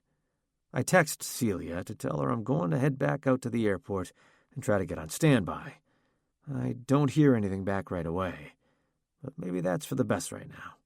I step out of the cafe, and I'm about to try to flag down a cab when a thought crosses my mind. A stupid, ridiculous, impulsive thought. But impulsive seems to be my middle name these days. I stick my hand out, and a cab pulls up almost immediately. I hop into the back seat. I'm going to need to make 2 stops, I tell the driver. First to 47th Street, then the airport. I have to get to this wedding, but there's something else I need to do first. 25. Celia. I pace back and forth in the hotel room, my phone pressed to my ear. I've called every airline I could find, trying to find anyone who could get Jace here this morning. They all tell me the same thing. No flights until tonight. My phone pings, and I look down to see that I have a text from him. My heart leaps for a second, until I read it and realize that he isn't having any luck either. This can't be happening. It just can't. I had already driven a wedge between him and his brother when I had let it slip that we weren't really engaged. If he misses the wedding because of me, well, there's no way he could ever forgive me. I'm sure of it. Because I'm pretty sure there's no way I'll ever forgive myself either. Ugh! I hurl my phone against the wall in frustration, hard enough to leave a tiny dent in the striped wallpaper. I throw myself down on the bed, not caring that I probably look like a toddler having a tantrum. After I punch the mattress enough times that my stress is somewhat alleviated, and I'm feeling just a little ridiculous, I sit up. I'm still wearing my pajamas, and my hair is in a tangled rat's nest. I should have a shower. I should call more airlines. I should try to do something, anything productive right now. Instead, I decide that the only thing I want in the world is to talk to my best friend. I climb off the bed and go fish my phone out from behind the desk where it fell. I navigate to Rory's contact info and hit the call button, praying she'll be up this early on a Saturday, but not caring if I wake her up. Sure enough, her voice on the other end of the line is groggy. "Hey," she mumbles. "What's up?" Instead of answering, I burst into tears. "What's wrong?" Rory's voice is instantly alert. "Are you okay?" "No," I manage, before a fresh wave of sobs overtakes me. I can almost hear Rory pacing on the other end of the line. "Celia, talk to me, sweetie. What's wrong? What happened?" "I fucked up," I mutter dejectedly. "Big time." And then I'm telling her the whole story. About Trent overhearing my conversation with Jace. About him flying back to New York to try to find me. Rory makes appropriately sympathetic noises, and I'm starting to feel a little bit better. But by the time I get to the end of my story, I can hear something almost like, "Are you laughing?" I ask, horrified. I'm sorry, she says, catching her breath. "I'm not laughing. It's just so unlike you." "What is?" "All of it. This whole thing. Going to a wedding with a stranger, pretending to be his fiancé, storming dramatically out of a restaurant. This isn't the Celia I know." "I know." I flop backwards onto the bed. I don't know what's gotten into me lately. It's like ever since I threw those muffins at Martin, I've been a completely different person. "Wait, back the truck up," she says. "Ever since you did what to Martin?" I giggle. "I thought I told you this story." I think I would remember a story like this. I laugh again, shaking my head at the memory. A week or so before I left, I confronted Martin in the break room at work. Words were said, muffins were thrown. "Celia!" Rory says, sounding equal parts amused and horrified. "That's amazing!" I laugh. Yeah, it actually kind of was. Until one of the senior partners walked in and told me my behavior was unbecoming. They made me take a personal leave. I don't know.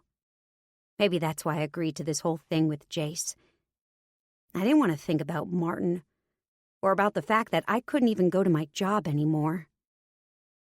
Rory's quiet on the other end of the line, which, knowing Rory, means she's either about to judge me or to drop a truth bomb on me. Maybe both.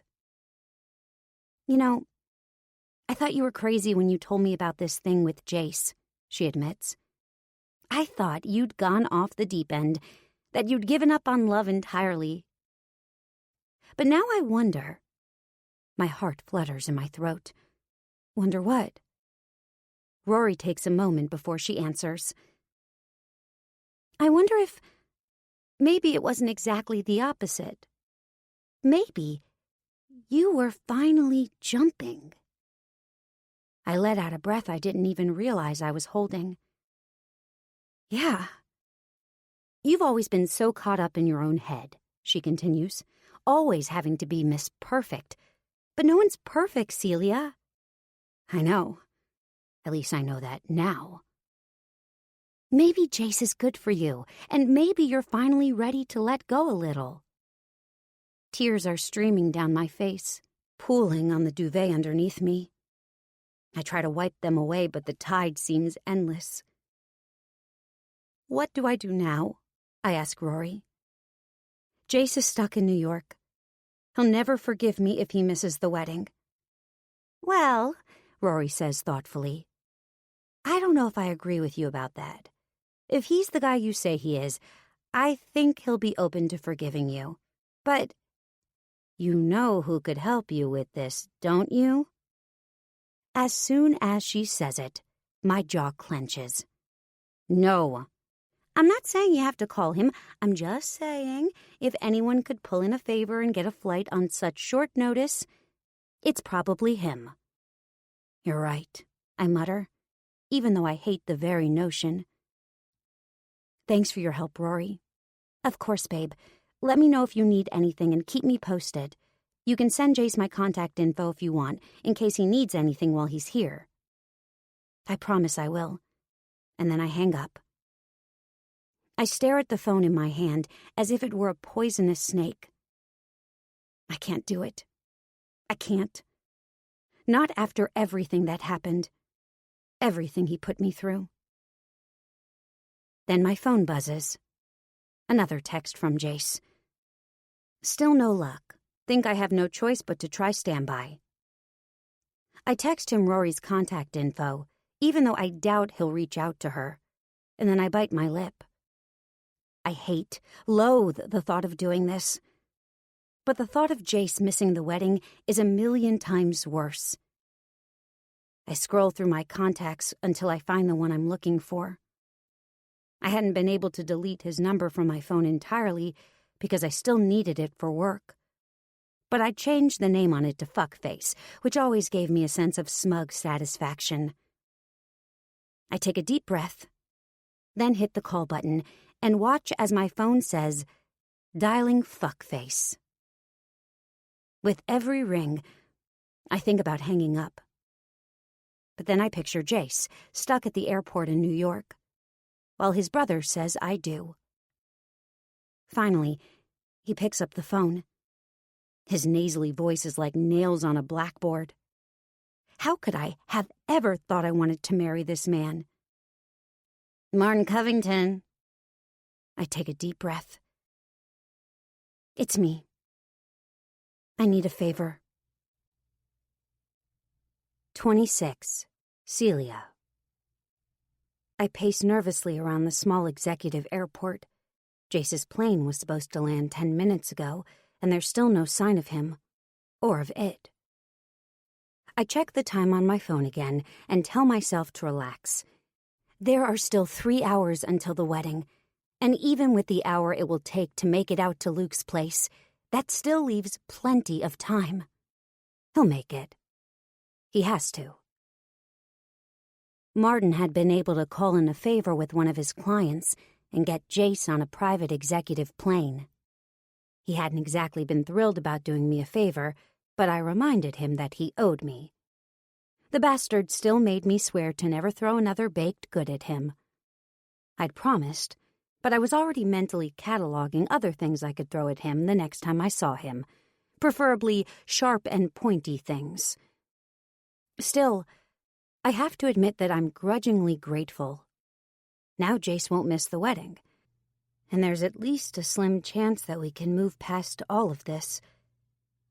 That slim chance is all that's keeping me going right now. I check my phone again and try to fight down the wave of nervous bile that's filling my stomach. I peer out the window, up through the clear sky. There isn't a cloud for miles, and I scan the blue expanse, looking for anything that might be Jace's plane. I squint at a tiny black dot that seems to come out of nowhere. At first, I think it's just a speck of dust, and I even rub the window with the side of my hand. But the speck gets bigger, and I hold my breath. It's a plane. I think it might be him. Only instead of being relieved, I now feel more nervous than ever. 20 minutes later, Jace comes striding across the tarmac. He's the only one on the plane, besides the crew, and he looks so lonely out on the wide-open stretch of asphalt. I want to run to him, to wrap my arms around him, to kiss him and tell him that I'm the stupidest person on the planet and that he can even throw muffins at me if he'll just forgive me. But I don't do any of those things. Instead, I stand there, waiting, tapping my foot and twisting at a lock of my dark hair, until he's finally inside the airport.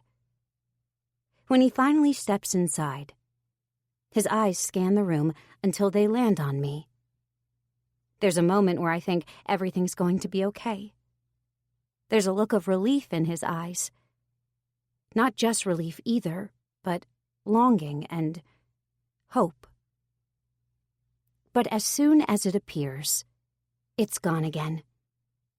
His face turns grim and he strides over to me. We need to get to the hotel. I have a cab waiting. We walk in silence out of the airport. The cab driver that I'd hired is still sitting there, fiddling on his phone and listening to some sort of Korean pop music. I had paid him to stay here and wait for me because I didn't want to risk wasting time when Jace landed. Come hell or high water, I am making sure that man gets to the wedding. The entire way back to the hotel, Jace won't even look at me. He stares out the window, his thigh vibrating as he shakes his knee up and down impatiently. His body seems harder than usual, his muscles coiled and tense. The heat of him next to me usually sends me into a tailspin, but today it just makes me feel lonely and sad.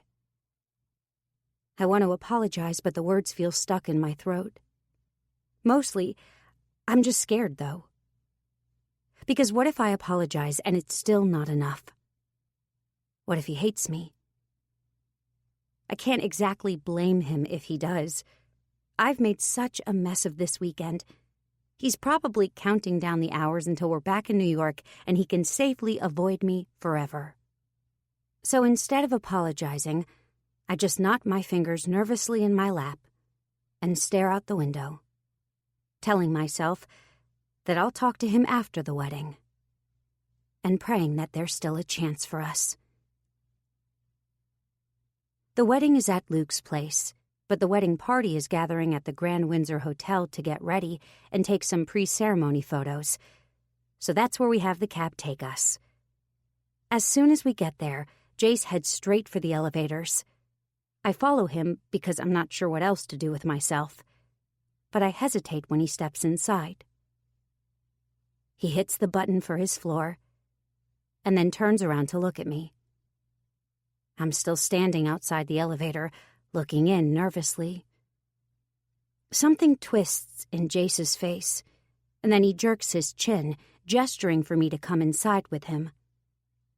I step gratefully into the interior of the elevator, and the door slides smoothly closed behind me. The elevator suddenly feels very small, even with just the two of us in it. Jace is wearing a black t-shirt and a pair of dark jeans. He must have changed after he got back from the restaurant last night. God, was that really only last night? The elevator stops at our floor, the one where we'd been staying together. Jace gets out, and I follow along behind him like a sad little puppy.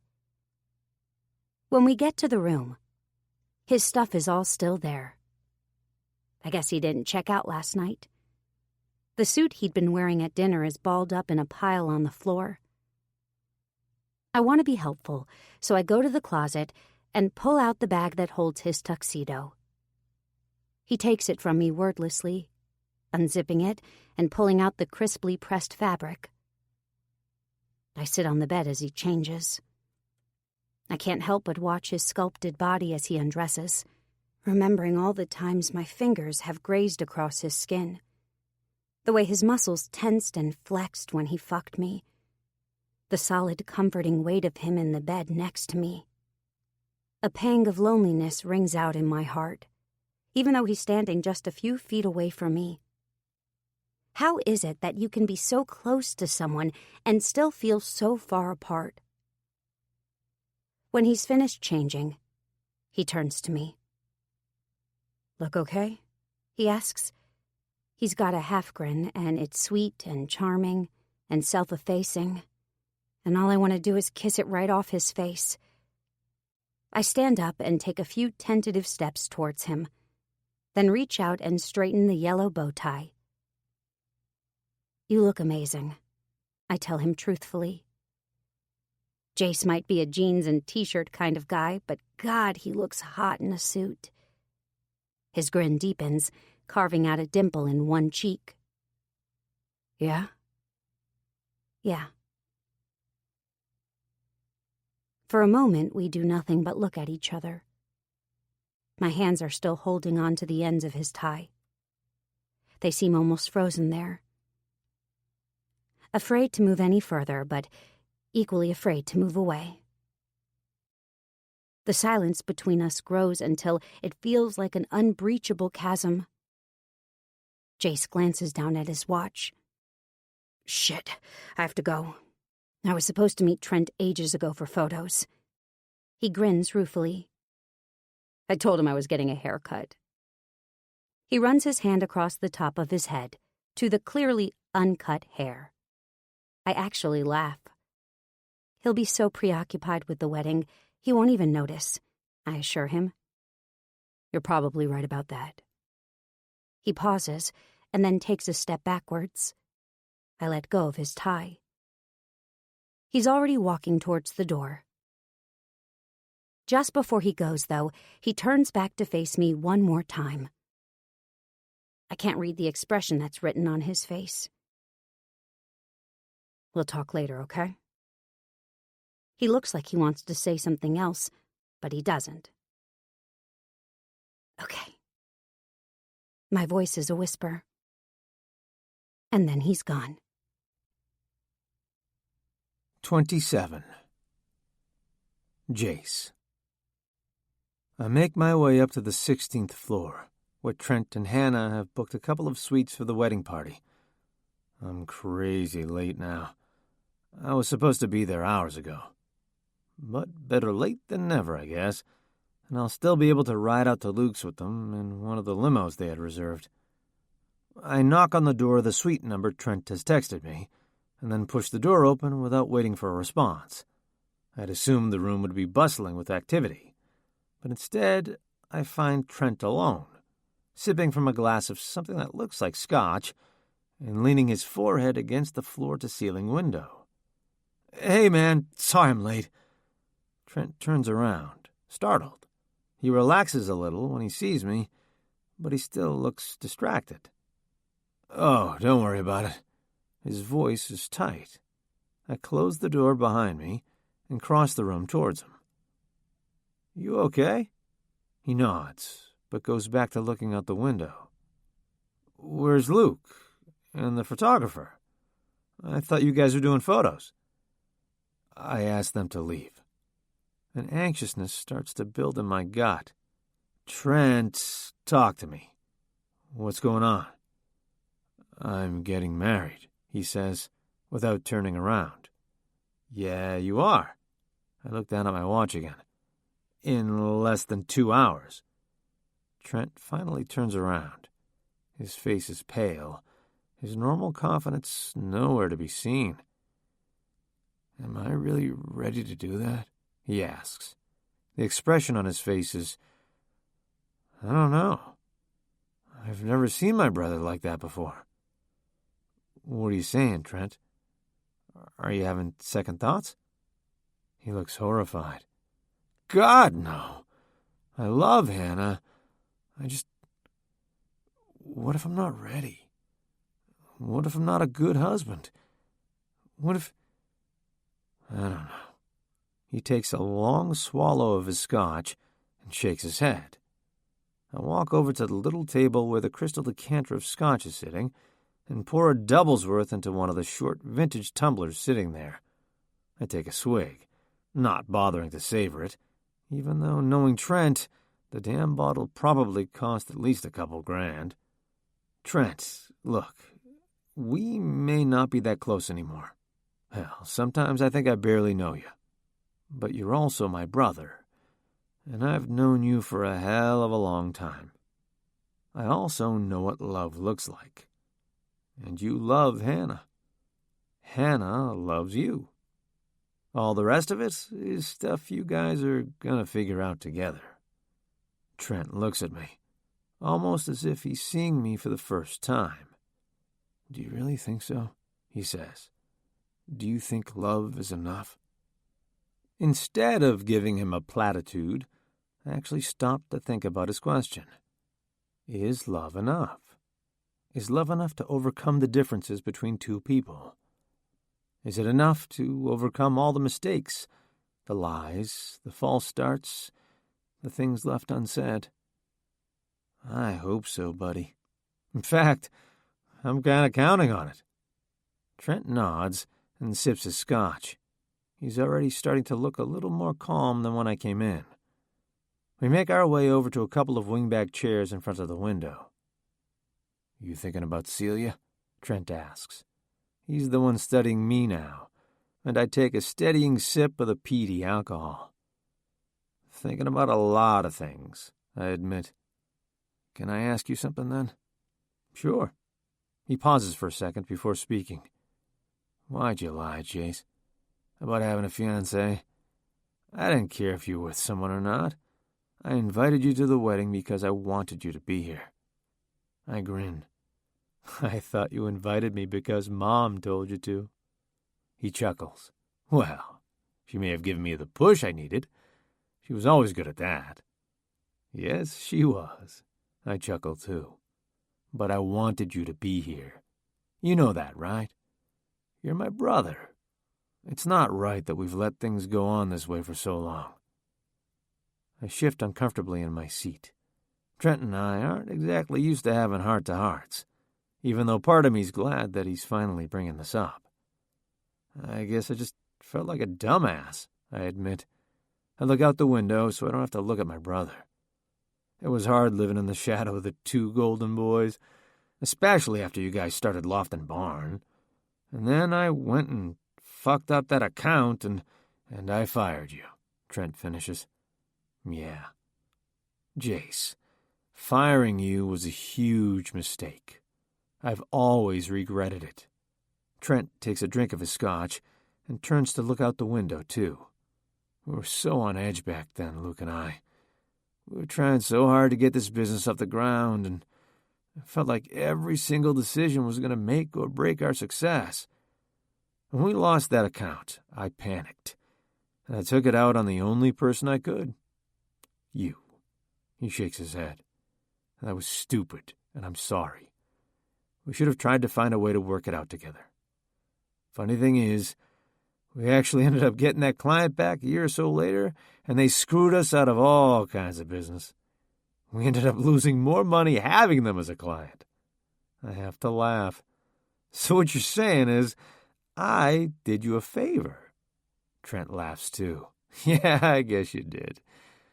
Anyway, I guess what I'm trying to get at here is that I hope we can put what happened back then behind us. I nod slowly. I think we can. And for what it's worth, I'm sorry I was such a fuck-up back then. You might regret firing me, but I can't say I blame you. I shouldn't have lied, though apparently that's a lesson I'm still learning.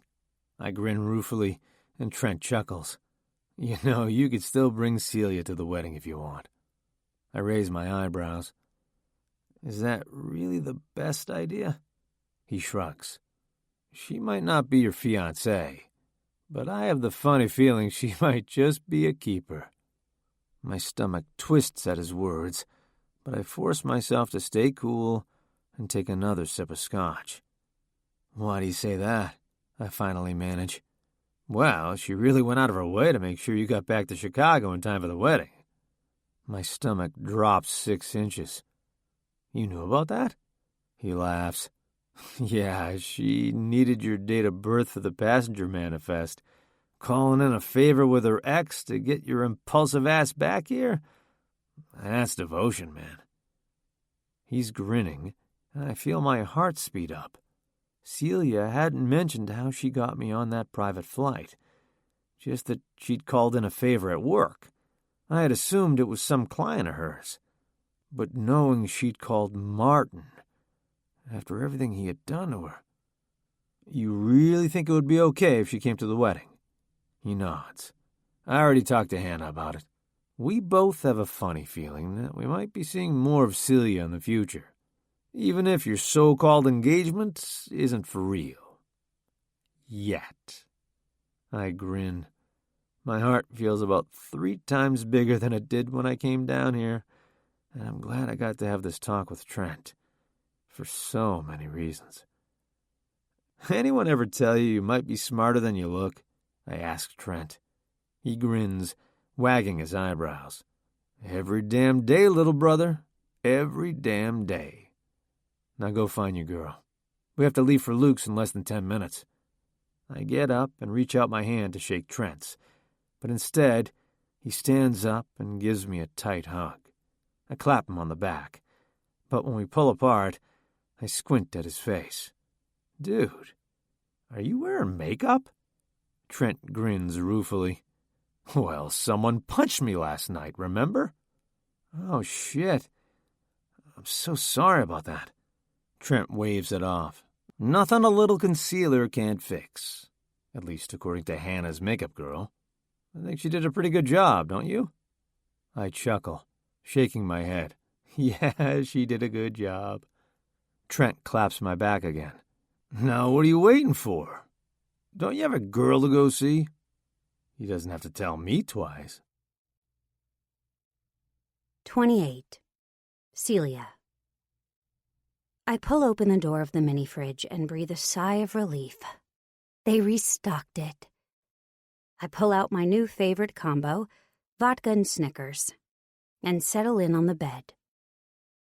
After Jace left for Trent's room, I didn't really know what to do with myself, so I eventually came back down here. I did, however, leave Jace a short note telling him what room I was in this time, just in case he needed anything. I'm sort of hoping he'll want to talk when he gets home from the wedding tonight. I'm trying not to get my hopes up too much, though. The tense silence in the cab this afternoon had been almost unbearable. I settle in with my snacks and flick on the television. I'm just tuning in to a Law & Order rerun when there's a pounding on my hotel room door. My heart skips a beat. There's only one person who knows I'm here. Can it be? I glance down at the time on my phone. He should have already left by now. Celia, open up. My heart skips another beat, and I feel almost lightheaded as I get up off the bed and scurry to the door. I pull it open and suck in my breath. Just the sight of him guts me. "I have to ask you something," he says. He sounds almost as breathless as I feel. "Why'd you really run last night at the restaurant? Was it really because Trent overheard us? Or was there more to it than that?" I open the door wider, ushering him into the room. The door swings softly closed behind him, the light click echoing in the silence between us. "I was overwhelmed," I say tentatively. "I was feeling a lot of things. Things I thought maybe I shouldn't be feeling." I pause, biting my lip. "Why do you fly all the way to New York to look for me?" He laughs wryly. "That was kinda stupid, huh?" I laugh, nodding, and somehow it helps ease the tension between us. Jace goes over and sits on the side of the bed. "I can be kinda impulsive sometimes." "I hadn't noticed," I say with a smile, sitting down beside him. There's 6 inches of space between us, and that 6 inches feels both like a mile and like nothing at all. Jace sighs. "I guess just didn't like the thought of you being in another state while this, whatever this is, was unresolved. It felt unbearable, actually," he admits. My heart feels like it's slowly creeping up into my throat. I look over at this man next to me. This gorgeous man with the body of a god, the face of a prince, and the heart of a lion. I want to tell him that it felt unbearable to me too, but the words are stuck in my throat. "You know what else felt unbearable?" Jace asks, a trace of a smile returning to his face. "Going to this wedding without you." I snort. "Yeah, right. I'm sure your family really wants me there now." But Jace is shaking his head. "I talked to Trent. He and Hannah are the only ones who know, and they both said they still want you to be there. Believe it or not, they still like you," he teases. My mind is racing. Never had I expected to actually still be invited to the wedding. I thought they'd all be furious with me. "You're sure they don't mind?" He nods. "It was Trent's idea, actually." "And the rest of your family really doesn't know?" He shakes his head. "Why didn't Trent tell them?" He shrugs, still grinning. "He said I could do it, when I felt the need to." "Have you done it yet?" He shakes his head. "Why not?" He shrugs. "I thought I'd wait and see." "Wait and see what?" He shrugs again. "I don't know." That cocky grin is still on his face, but it's softer now. Sweeter somehow. And for a long moment, neither of us says or does anything. Then finally, Jace looks down at his watch. "Shit, we were supposed to meet everyone down in the lobby 5 minutes ago." He stands, looking down at me, then reaches out his hand. "In or out?" he asks. The question hangs between us. I hesitate, but only for a moment.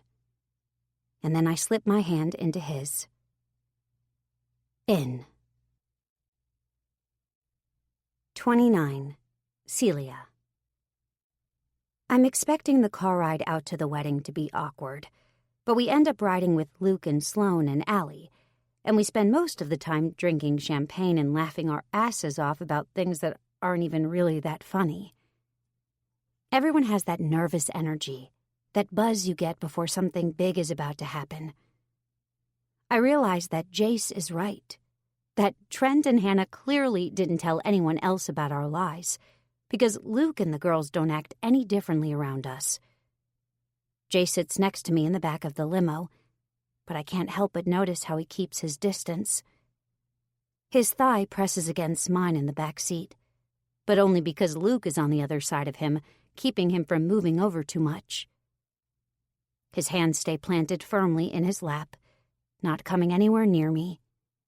And I do the same with my own, even though I desperately want to reach out and find his hand with mine. I still have no idea what's going on with us. He said he wanted me at the wedding with him, but we haven't really talked about anything beyond that.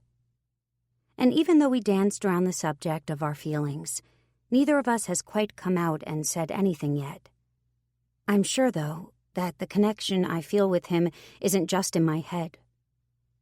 I guess the question is what we're going to decide to do about it. What happens when we get back to New York City? Do we just start dating? Go back to the trivial stuff? Pretend this whole week never happened? I realize with a start, partway through the drive, that I'm not wearing my engagement ring. I took it off last night when I was upset, and it must still be sitting on the nightstand beside the bed in the hotel room. I hope no one at the wedding will ask any questions, but I have to admit I feel better not wearing it. Martin's ring is just bad juju, and I don't need any more bad juju in my life. When we get to Luke's place, it's go, go, go. I'm the only one not in the wedding party, so I wave them all off as I go to find a seat. Before I can get very far, though, someone grabs my hand. I spin around and find Jace standing there. He reaches out and takes my hand, and I hold my breath. But he just leans in and kisses my cheek. "I'll see you after the ceremony," he says, and then he's off. I press my fingers to my cheek, to the place his lips had been. My skin tingles as I hurry to my seat. The wedding is beautiful. Hannah and Trent make an adorable couple, and their love for each other shines as they make their vows to love and cherish one another. Hannah looks beautiful in a halter-neck ivory satin gown, and her bridesmaids are sunny and cheerful in yellow tea-length dresses. Her sister Allie beams with pride. But through the entire ceremony, my eyes are glued to Jace. He stands up at the front, next to Luke, bearing witness to the biggest moment in his brother's life. He looks handsome and stoic and strong. The ceremony passes in a blur, and then suddenly, the minister's proclaiming them husband and wife, and Hannah and Trent are giggling back down the aisle amidst a chorus of cheers. Luke and Allie make their way behind Hannah and Trent, and then Jason and Sloane follow. Slowly, everyone in the audience begins to trickle out, milling around and chatting happily. Everyone, that is, except me. All I can think about is finding Jace. I wait for the crowd to thin out, and then finally spot him, cutting across the grass towards me, holding out a glass of champagne. "I thought you might be thirsty," he says, handing me the glass. "Thank you. That was a beautiful ceremony." "It really was, wasn't it?" "They're clearly very much in love." "Yeah. I think Trent found something pretty special." I squirm under his gaze, my high heels digging into the grass. The June day is warm, warmer than it's been all year, and even in my light lavender chiffon dress, I'm starting to sweat. Then again, that might just be the man in front of me. He seems to have that effect on me. Over Jace's shoulder, I see Hannah and Trent emerging from the house, where they'd gone to presumably get a moment alone together. They're greeting guests as they make their way through the crowd, and they both look over the moon. When Trent catches my eye, he winks, and I flush. "What's wrong?" Jace asks, frowning at the way I shift awkwardly. "Nothing. Thank you for bringing me here today. It was nice to get to see the actual wedding, after all the build-up this week." "You're welcome. I'm glad you were here." Hope lights in my heart, like a tiny tea light candle. I want to say something more, but then Luke is there, clapping Jace on the back. "Trent needs us for photos," he says. He turns to me. "Mind if I steal him for a few minutes?" "Of course," I smile, and then they're off. disappearing around the side of the house with the photographer. I find the snack table and occupy myself with a shrimp cocktail while I wait. By the time Jace returns, though, it's almost dinner time, and we're escorted to the reception area out back, where huge, long tables have been set up under dramatic white tents. Between the toasts, the silly kissing games Sloane has organized, and the constant stream of fresh courses being delivered to our table, the entire dinner passes in a blur. Jace and I barely have any time to talk, and when we do, it's awkward chit-chat, as if we're just two wedding guests who happen to get seated at the same table. I pick listlessly at my food. I'm happy to be here, but somehow I feel further away from Jace than ever. Later, when I'm chatting with a Lebanese woman who tells me she runs the accounting department of Loft and Barn, Jace finally comes to find me. He'd been off doing more photos with the wedding party, leaving me to amuse myself again. I didn't mind. Years in Ivy League and corporate law had left me more than capable of surviving social functions like this on my own. All you really need to do is smile and be curious, and you can make small talk with anyone. Having fun? Jace asks, slipping into the chair next to me.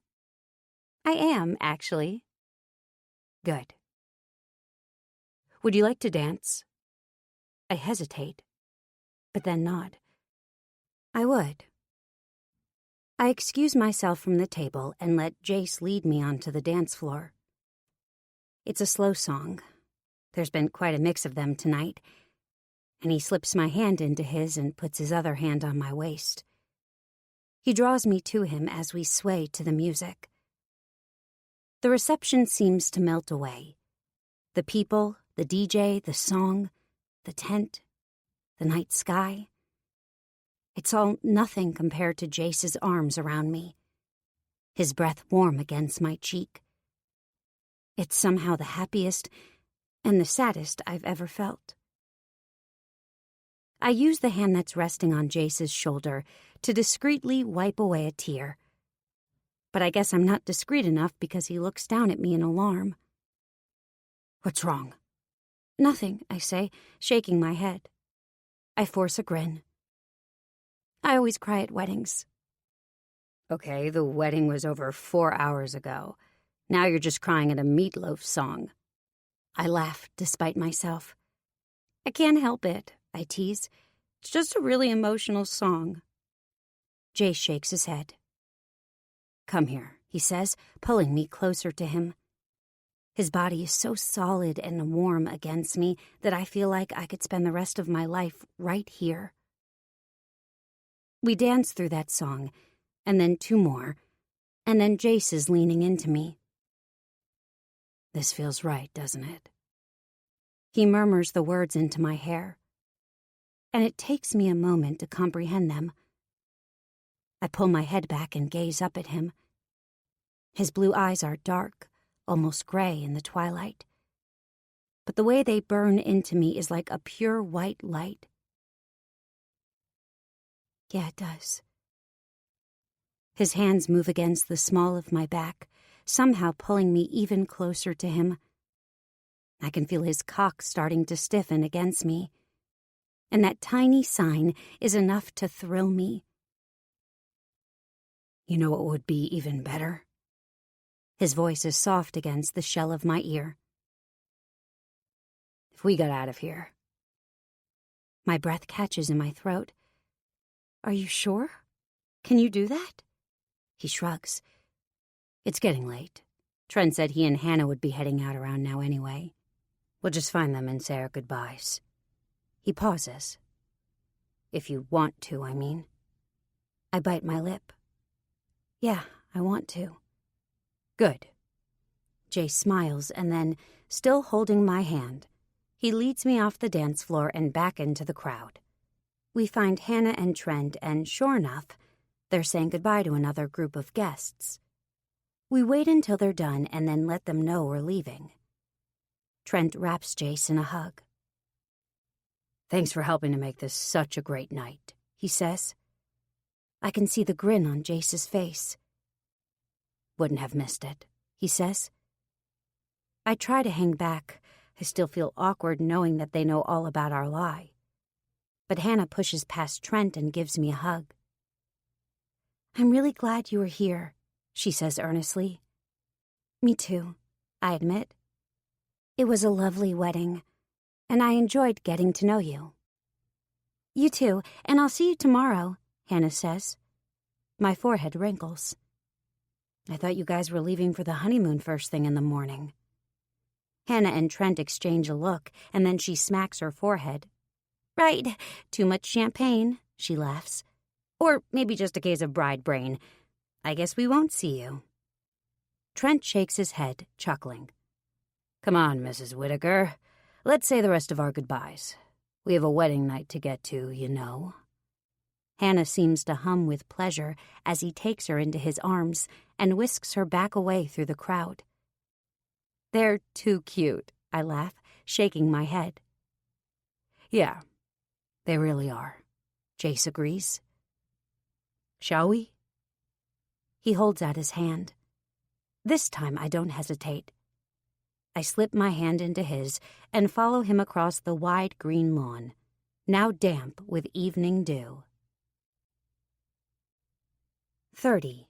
Celia. The hour-long car ride from Luke's place back to the hotel is possibly the longest of my life. If I thought the cab ride home the first night Jace and I got together was painful, this one takes it to epic proportions. We sit on opposite ends of the back seat, chatting about the wedding, and Jace gives me a rundown on some of his family members who are there, aunts and uncles and cousins. The names and histories go in one ear and out the other for me, though.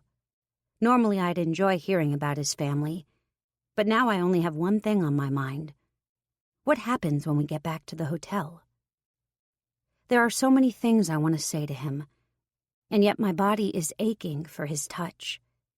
For once, maybe. I want to not think. I want to feel. When the driver pulls up in front of the Grand Windsor Hotel, Jace takes my hand. He helps me out of the limo, but then doesn't let go as we make our way through the lobby. When we get inside the elevator, Jace turns to me with a smile. "My place or yours?"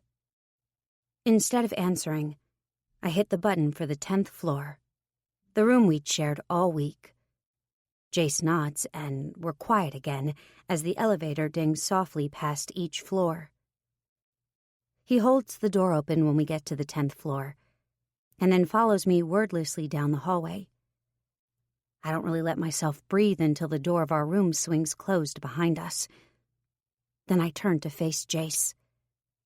His eyes are dark, and he's watching me carefully, as if waiting for me to set the pace.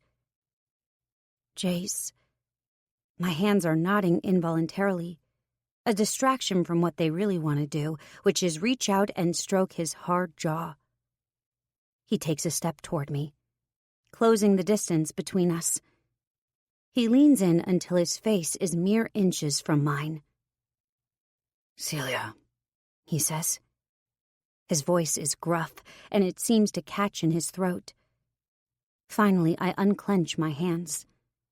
I reach up and run my fingertips along his jaw, the way they've been aching to do. "I don't want to talk, okay?" The words are out of my mouth before I can stop them. Jace's eyes darken further, his pupils dilating. "Okay." His hands move to my hair.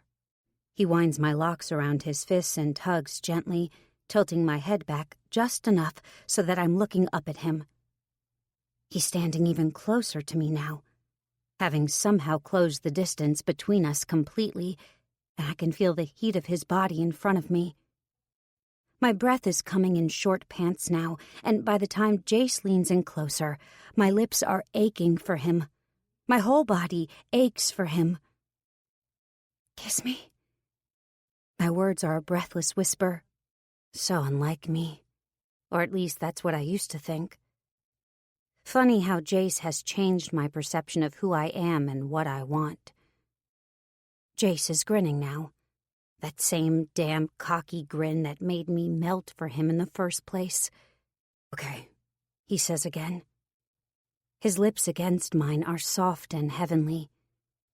We're not so much kissing as exchanging breath. He grazes my lips with his. Neither of us move. Then Jace nips at my bottom lip. I groan and press my mouth harder against his. I open to him, and then his tongue is finding mine, roughly invading my mouth. My whole body trembles as I lean against him, and I snake my arms around his waist to keep from falling over. I feel dizzy with this, his lips on mine, his scent in my nose, his hands in my hair. He's still kissing me as he walks me backwards toward the bed. But then he pulls away. He pushes me down onto the bed and then slowly starts removing his clothes. First the yellow bow tie, then the jacket. Then he slowly unbuttons the white shirt. I lick my lips in breathless anticipation, shivering as I see his muscled chest come into view. Every movement he makes is slow and deliberate. He finishes undoing the buttons and then slides the shirt off his broad shoulders. When he moves to his belt and starts undoing it, I feel my whole body clench. I can already see the bulge that's tenting the front of his tuxedo pants. When he pushes his pants down off his hips, his shorts come too, unleashing the thick, huge cock that I've been so hungry for. "Stand up," he says. He's already got his fist wrapped around his dick, and he strokes the shaft slowly as I do as he says. "Turn around," he says, as I stand, and I do that too. I feel his free hand against the back of my neck, and then he's pulling down the zipper of my dress. The whole garment slips down off my shoulders, and I let it fall to the floor and then step neatly out of it. Jace is still standing behind me, his fingers against my back now. He unclasps the light lavender-colored bra I'm wearing, and I raise my arms just enough to let that fall to the ground too. My panties go next, as Jace pushes them down off my hips, and I step out of them. When we're both completely naked, he turns me back around. He lets go of his cock, and then both his hands go to my face, tilting it up so that he can kiss me again. I moan into his mouth. My whole body feels electric with anticipation. He's still kissing me as he pushes me down, and still kissing me as he climbs onto the bed, kneeling over me.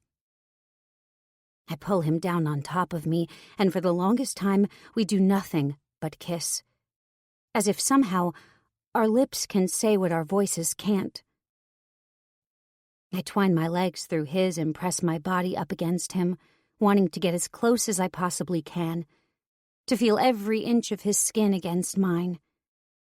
Soon his hands are grazing over my arms, down my thighs, up over my rib cage. I squirm in closer to him and make a sound that can only be described as a purr.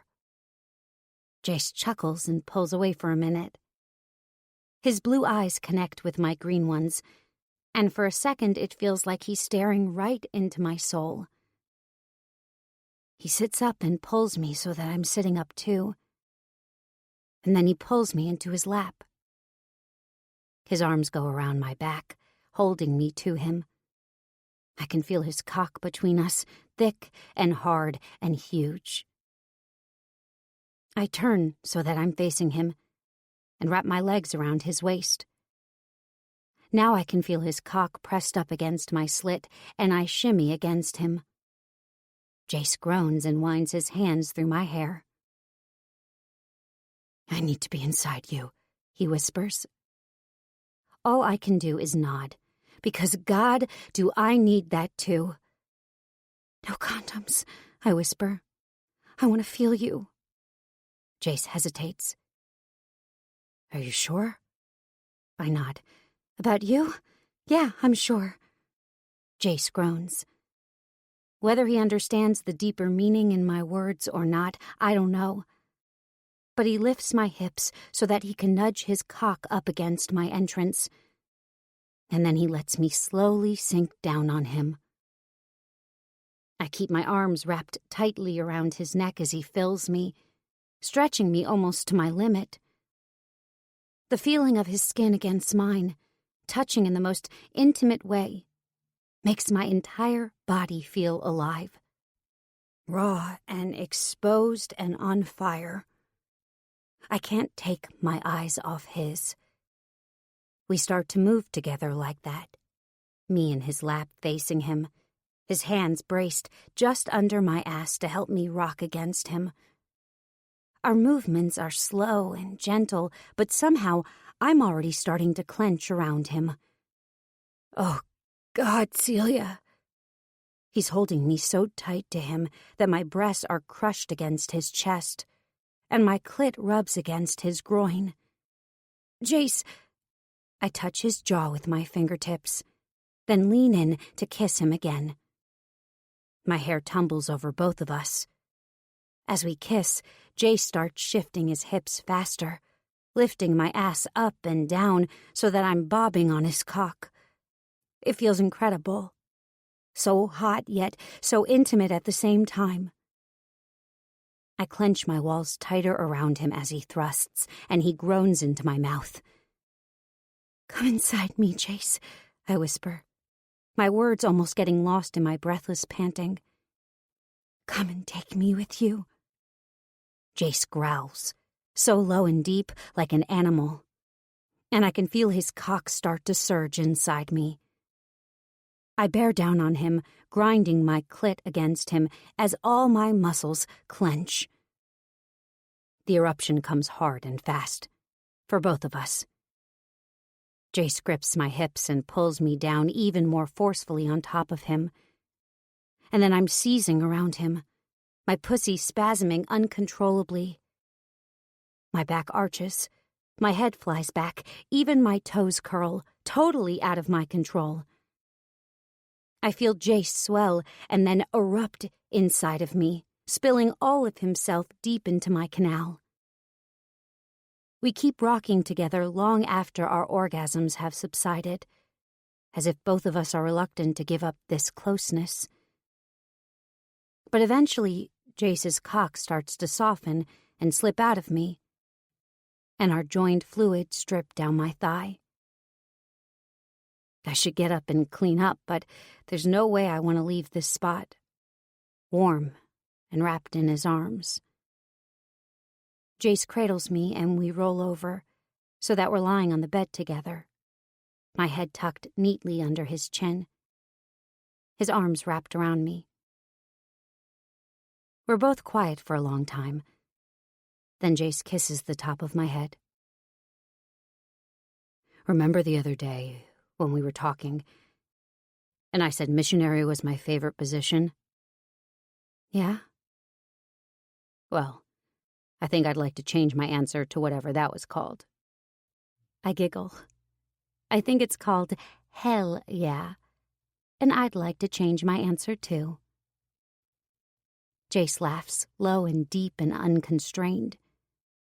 And for the first time in a while, I feel like everything is perfect. 31. Celia. In the morning, I roll over and find Jace already awake, watching me. The sun is streaming in through the window, since we hadn't bothered to close the curtains last night, and tiny dust motes dance in the sunbeam like sparkles. Hi, Jace says, smiling when he sees I'm awake. Hi. I snuggle up against his broad chest. He leans over to kiss my forehead, grazing his lips across my skin. It sends a shiver through me. And despite the fact that we only got to sleep a couple of hours ago, I drape my thigh over his and grind my pussy against his hard muscles. Woman, you're insatiable, he teases, grinning. I can't help it, I plead innocently. You make me that way. He nuzzles my nose. Unfortunately for both of us, I said I would help Luke with some stuff out at the house today, and I need to get going soon. You did? I try to keep the note of disappointment out of my voice. I had really been hoping that we'd finally get a chance to talk today. Do you want me to come with you? I can help with whatever it is. But Jace shakes his head. You would be bored to tears. Why don't you do something fun today? Hit the spa here at the hotel or go out shopping or something. I don't want to go to the spa or go shopping. But things are still too much on shaky ground with us for me to pick a fight about this. Instead, I force myself to smile. That sounds fun. When will you be back? Probably around 4 or so. I'll pick you up and we can go for dinner. Perfect. This time my smile isn't even forced. I lean in to kiss his mouth, and the kiss lingers and deepens, until Jace finally pulls away with a groan. Why do you have to be so damn tempting? He says, shaking his head and laughing. I think that'll be enough to lure him into staying for a while longer. But to my disappointment, he hoists himself out of the bed and starts getting dressed. Less than 15 minutes later, he's ready to go. I, on the other hand, haven't even dragged myself out of bed yet. Jace looks me up and down, wrapped in the white bedsheet. You'll be okay by yourself today, right? I nod, plastering another fake smile on my face. Of course. Maybe I'll check out the spa, like you suggested. Jace's face relaxes. Good. He leans down and gives me a quick peck on the cheek. And then he's off. I stare at the door for a few minutes, as if I can't quite believe he's gone. After last night, I was sure we would finally spend the morning talking everything through. I have feelings for him, and I know beyond a shadow of a doubt that he has feelings for me too, even if he hasn't said anything yet. His body had told me everything I needed to know. So why was he so eager to dash off this morning? I shake my head and make my way to the shower. Maybe I'm reading too much into this. Maybe Luke really did just need help cleaning up after the wedding, though you'd think a family with as much money as they have would just hire cleaners. After my shower, I decide to go for a stroll. The neighborhood around the hotel is a vibrant one, and we've barely explored any of it. I find a coffee shop and enjoy a latte and a pastry while I flip through a local entertainment magazine someone left on the table. That manages to kill an hour or so, and then I wander listlessly for another little while.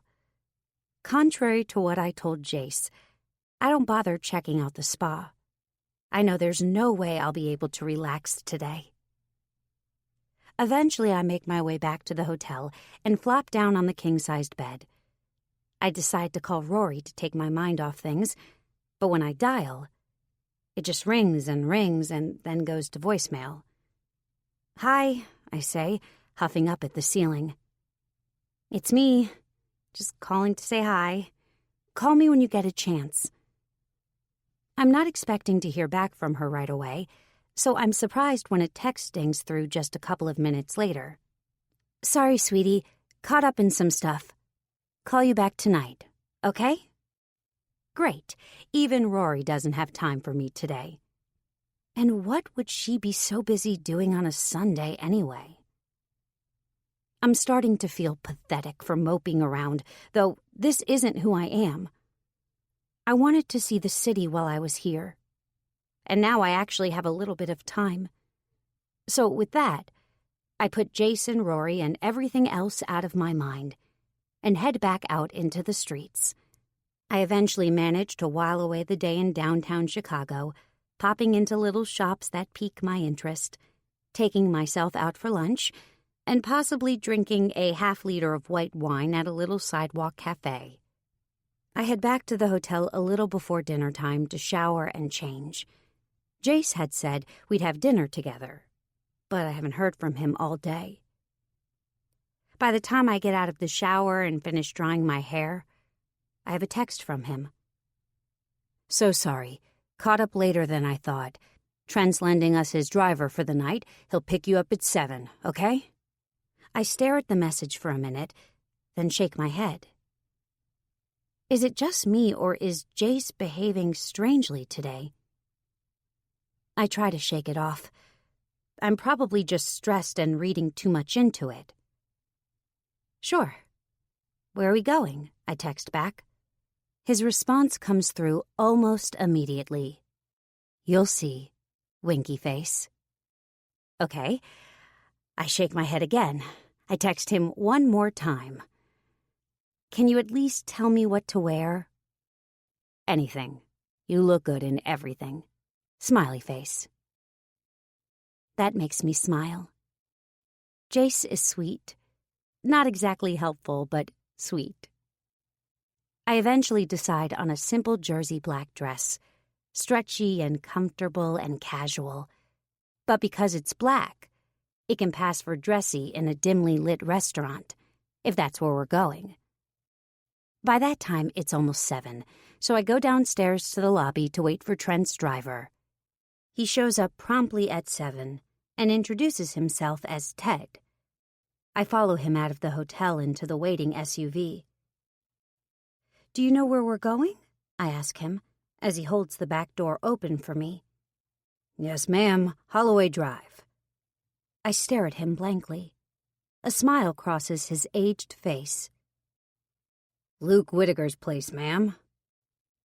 I rack my brain, trying to think of why Jace might want me to go all the way out to Luke's. I thought we were going to dinner, I say to Ted. We've only just met, ma'am. He smiles kindly, but there's a twinkle in his eye.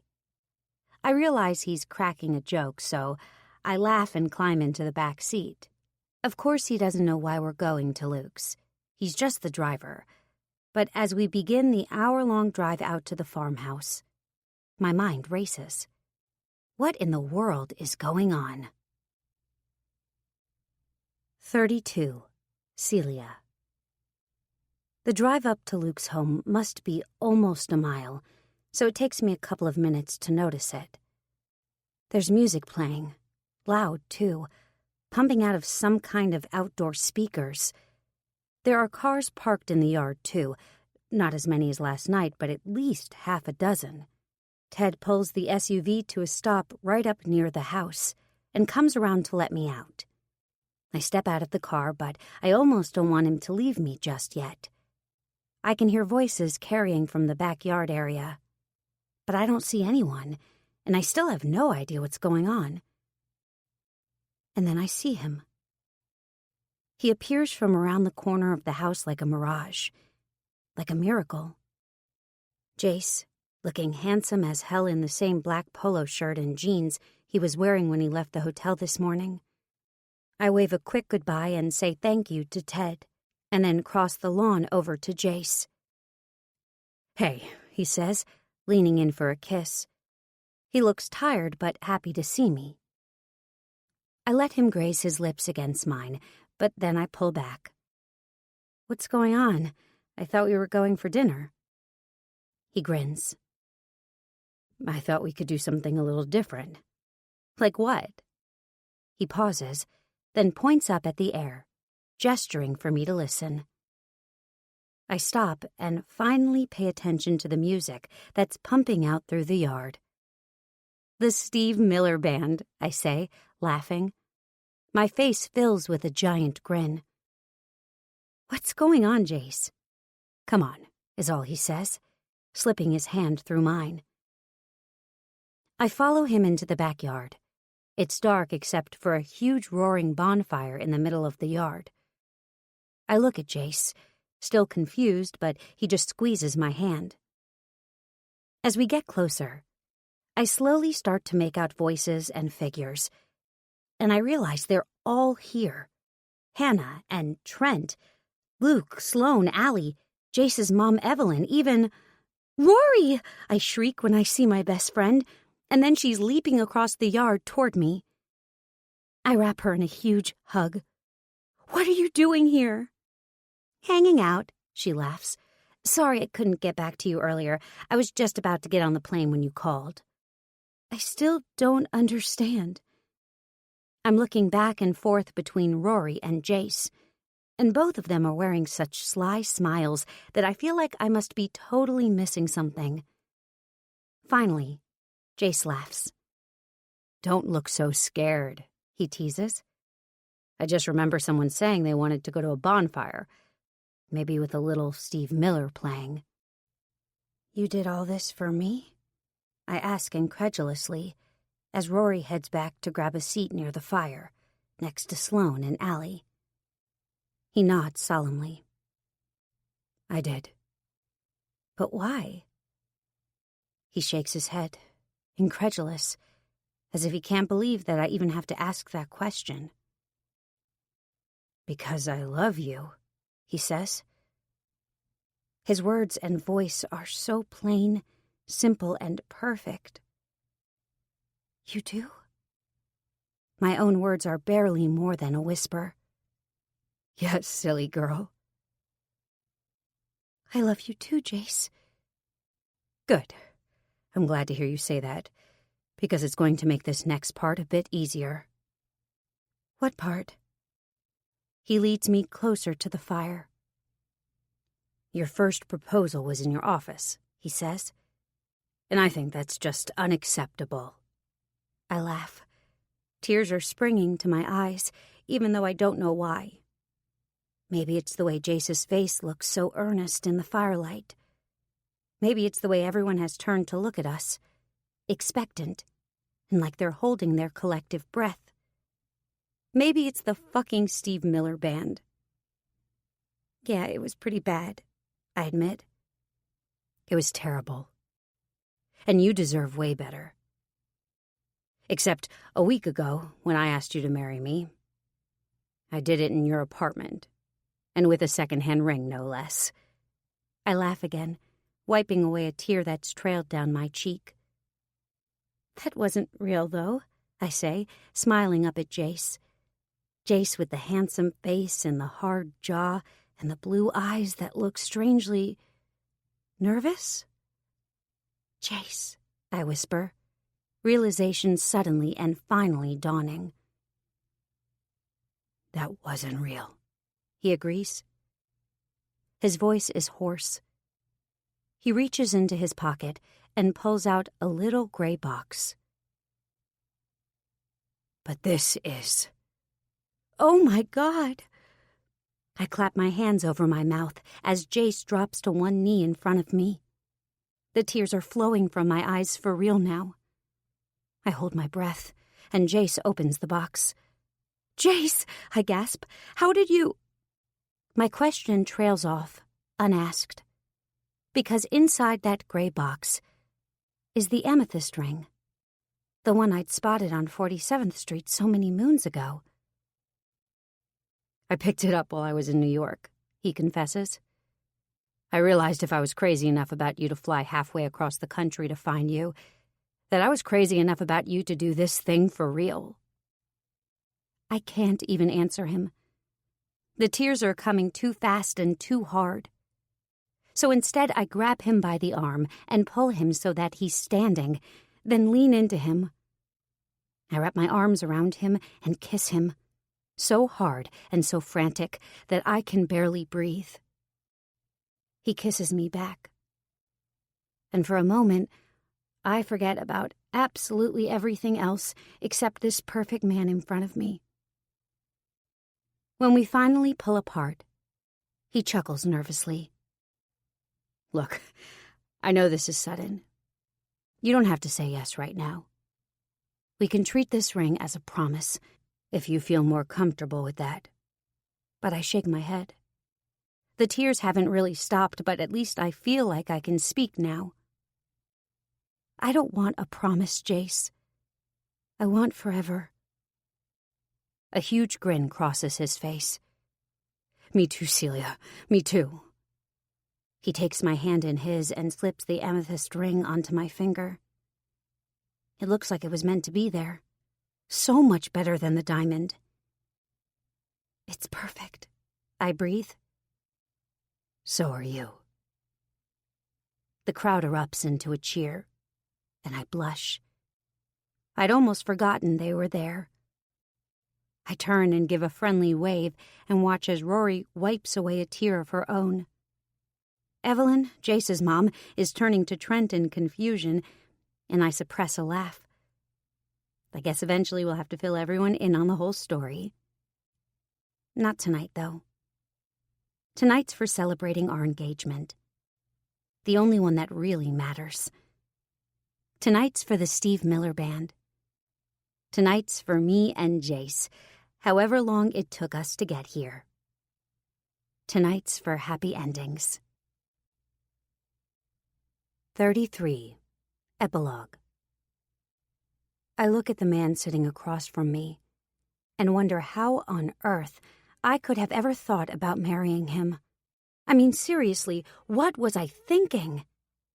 I sign my name on each of the 24 pieces of paper my lawyer has shoved in front of me. With each signature, I feel that much closer to freedom. Finally, I push the stack back to him. Are we done? Done, the lawyer says, shoving the papers into a folio. This paperwork covers the equal distribution of proceeds from the sale, less the amount outstanding on the mortgage. The money will be deposited into your respective accounts in 3 to 5 business days. The closing paperwork will be mailed around the same time.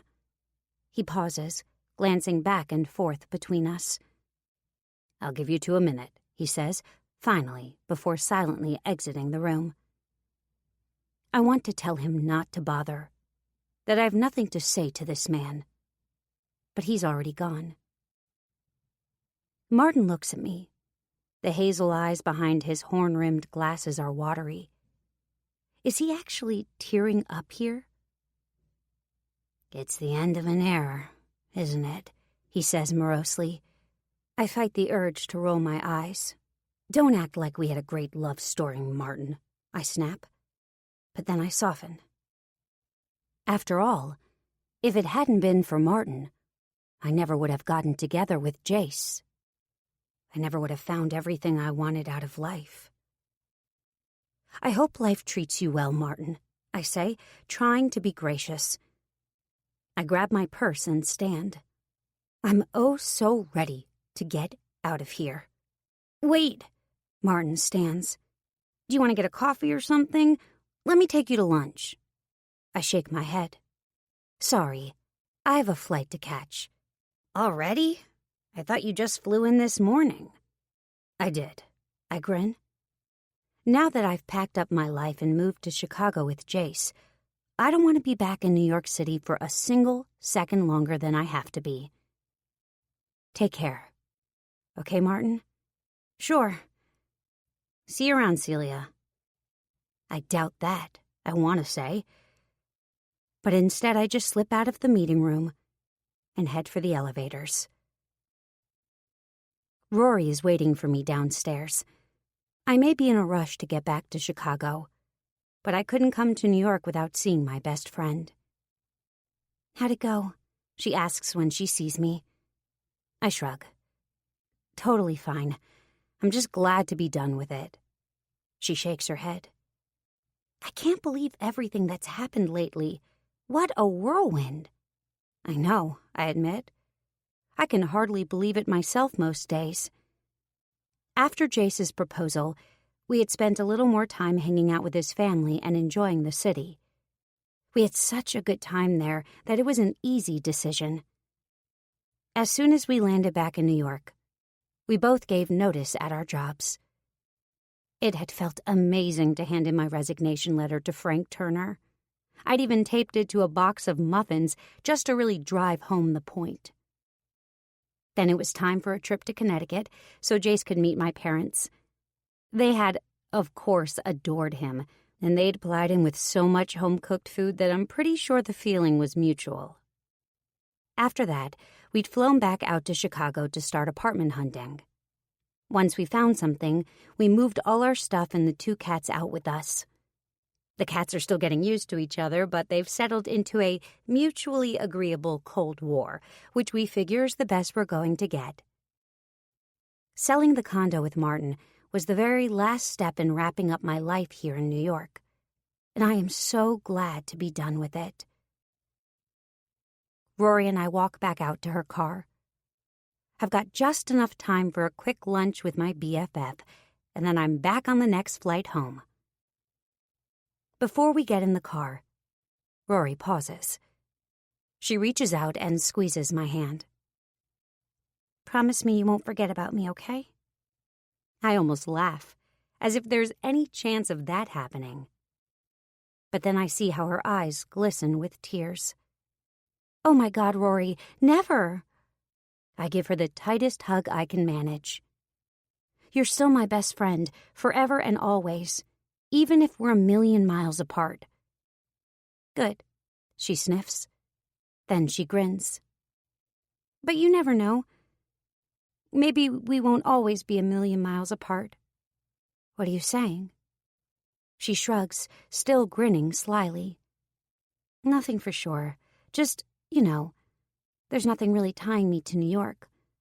Almost all my work is online these days, so theoretically I could do it from anywhere. Seriously? Would you really consider moving? Maybe. No promises. But definitely maybe. I grin. I'll take a maybe. Come on, let's go eat. I'm starving. One long martini-filled lunch later, and I'm on a plane back to Chicago. I can't wait to see Jace. Even though I just left this morning, it already feels like it's been too long. When the plane touches down, he's waiting for me in arrivals. He wraps his muscular arms around me and dips me into a showy and dramatic kiss. Even though I know he's doing it as a goof, I still melt into it. His kisses just have that effect on me, and somehow I have the feeling they always will. Hi, I say breathlessly when he finally releases me. Hi, he says, grinning. I missed you. I see that, I tease. I missed you too. I have a surprise for you. You do? I look around. What is it? Not here, he says, shaking his head. At the bar. I can't wait. That's the other big change in our life. Jace and I bought a bar. The same bar we'd had lunch at the day before Trent and Hannah's wedding. It had started as a joke and then turned into a persistent fantasy, and eventually we just decided to go for broke and make it a reality. We've both funneled all of our savings into it, and Trent and Luke came in as silent investors. We've been putting all our energy into getting it fixed up for our grand opening, which is in 2 weeks. I eye Jace as we walk out to the SUV. This isn't a surprise like the time you found that creepy doll's head behind the drywall, is it? He chuckles. No, I think you'll like this one a little more. We chat nonstop on the way to the bar, and the time passes quickly, just as it always does when we're together. When we pull up in front of the bar, I do a double take. The big sign over the door is covered up in a huge white drop cloth. I look over at Jace. What did you do? He grins. I finally got our new signage done. I thought you had decided to stick with the Poorhouse. That had been the name of the bar before we bought it, and although we've talked about changing it, we couldn't come up with an option we both really loved. That was before I came up with the perfect name, he says. Come on. We climb out of the car and he unlocks the front door of the bar. He disappears for a moment and then comes back out with a stepladder. He sets it up right in front of the window so that he can reach the drop cloth. Ready? He asks. Stand back there so you can get a good view. I stand at the edge of the sidewalk right by the car. I hope you like it, Jace says. And then he yanks the drop cloth down off the sign. I laugh as soon as I see it. Jace looks at me hopefully. Yeah? Oh my God, yeah, it's perfect. The sign is green with white lettering, and the name Jace picked 2 Steves. I cross the sidewalk towards him and wrap my arms around his waist. You're pretty amazing. You know that? I've been told that a time or two, he teases. We're interrupted by the sound of someone clearing their throat behind us. We turn and find an older couple, maybe Jace's mom's age, standing there holding a basket. "Hi," the woman says, reaching out to shake my hand, and then Jace's. "We're Mary and Paul, and we run Fat Carrot, the little bakery up the street. We just wanted to come and introduce ourselves and welcome you to the neighborhood." "That's so sweet," I say. Jace and I introduce ourselves, and we chat with them for a few minutes. Every interaction we've had so far in this neighborhood has been like this, and we're so glad we decided to build our business in a community like this. Mary and Paul eventually say goodbye, but not before Mary hands me the basket she's been holding. "I nearly forgot," she says. "Just a little treat to say welcome." We thank them, and then say our goodbyes. Jace grabs the stepladder, and we both head inside the bar. I lift the cloth napkin that's covering the basket, and then burst out laughing. "What is it, babe?" I hold the basket out to him. "Muffins." He grins. "Don't throw any at me, okay?" I smile back. I think it's safe to say that my muffin-throwing days are over. He comes over and wraps me in his arms. "I'm very glad to hear that," he says, leaning in to kiss me. I let myself melt against him, and my body buzzes with happiness.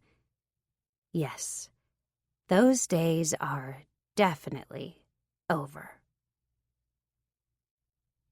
This concludes Filthy Fiancé by Kat Carmine, narrated by Kendall Taylor and Rock Angle. Copyright 2017 by Kat Carmine. This unabridged audiobook is published by arrangement with Kat Carmine and was produced in the year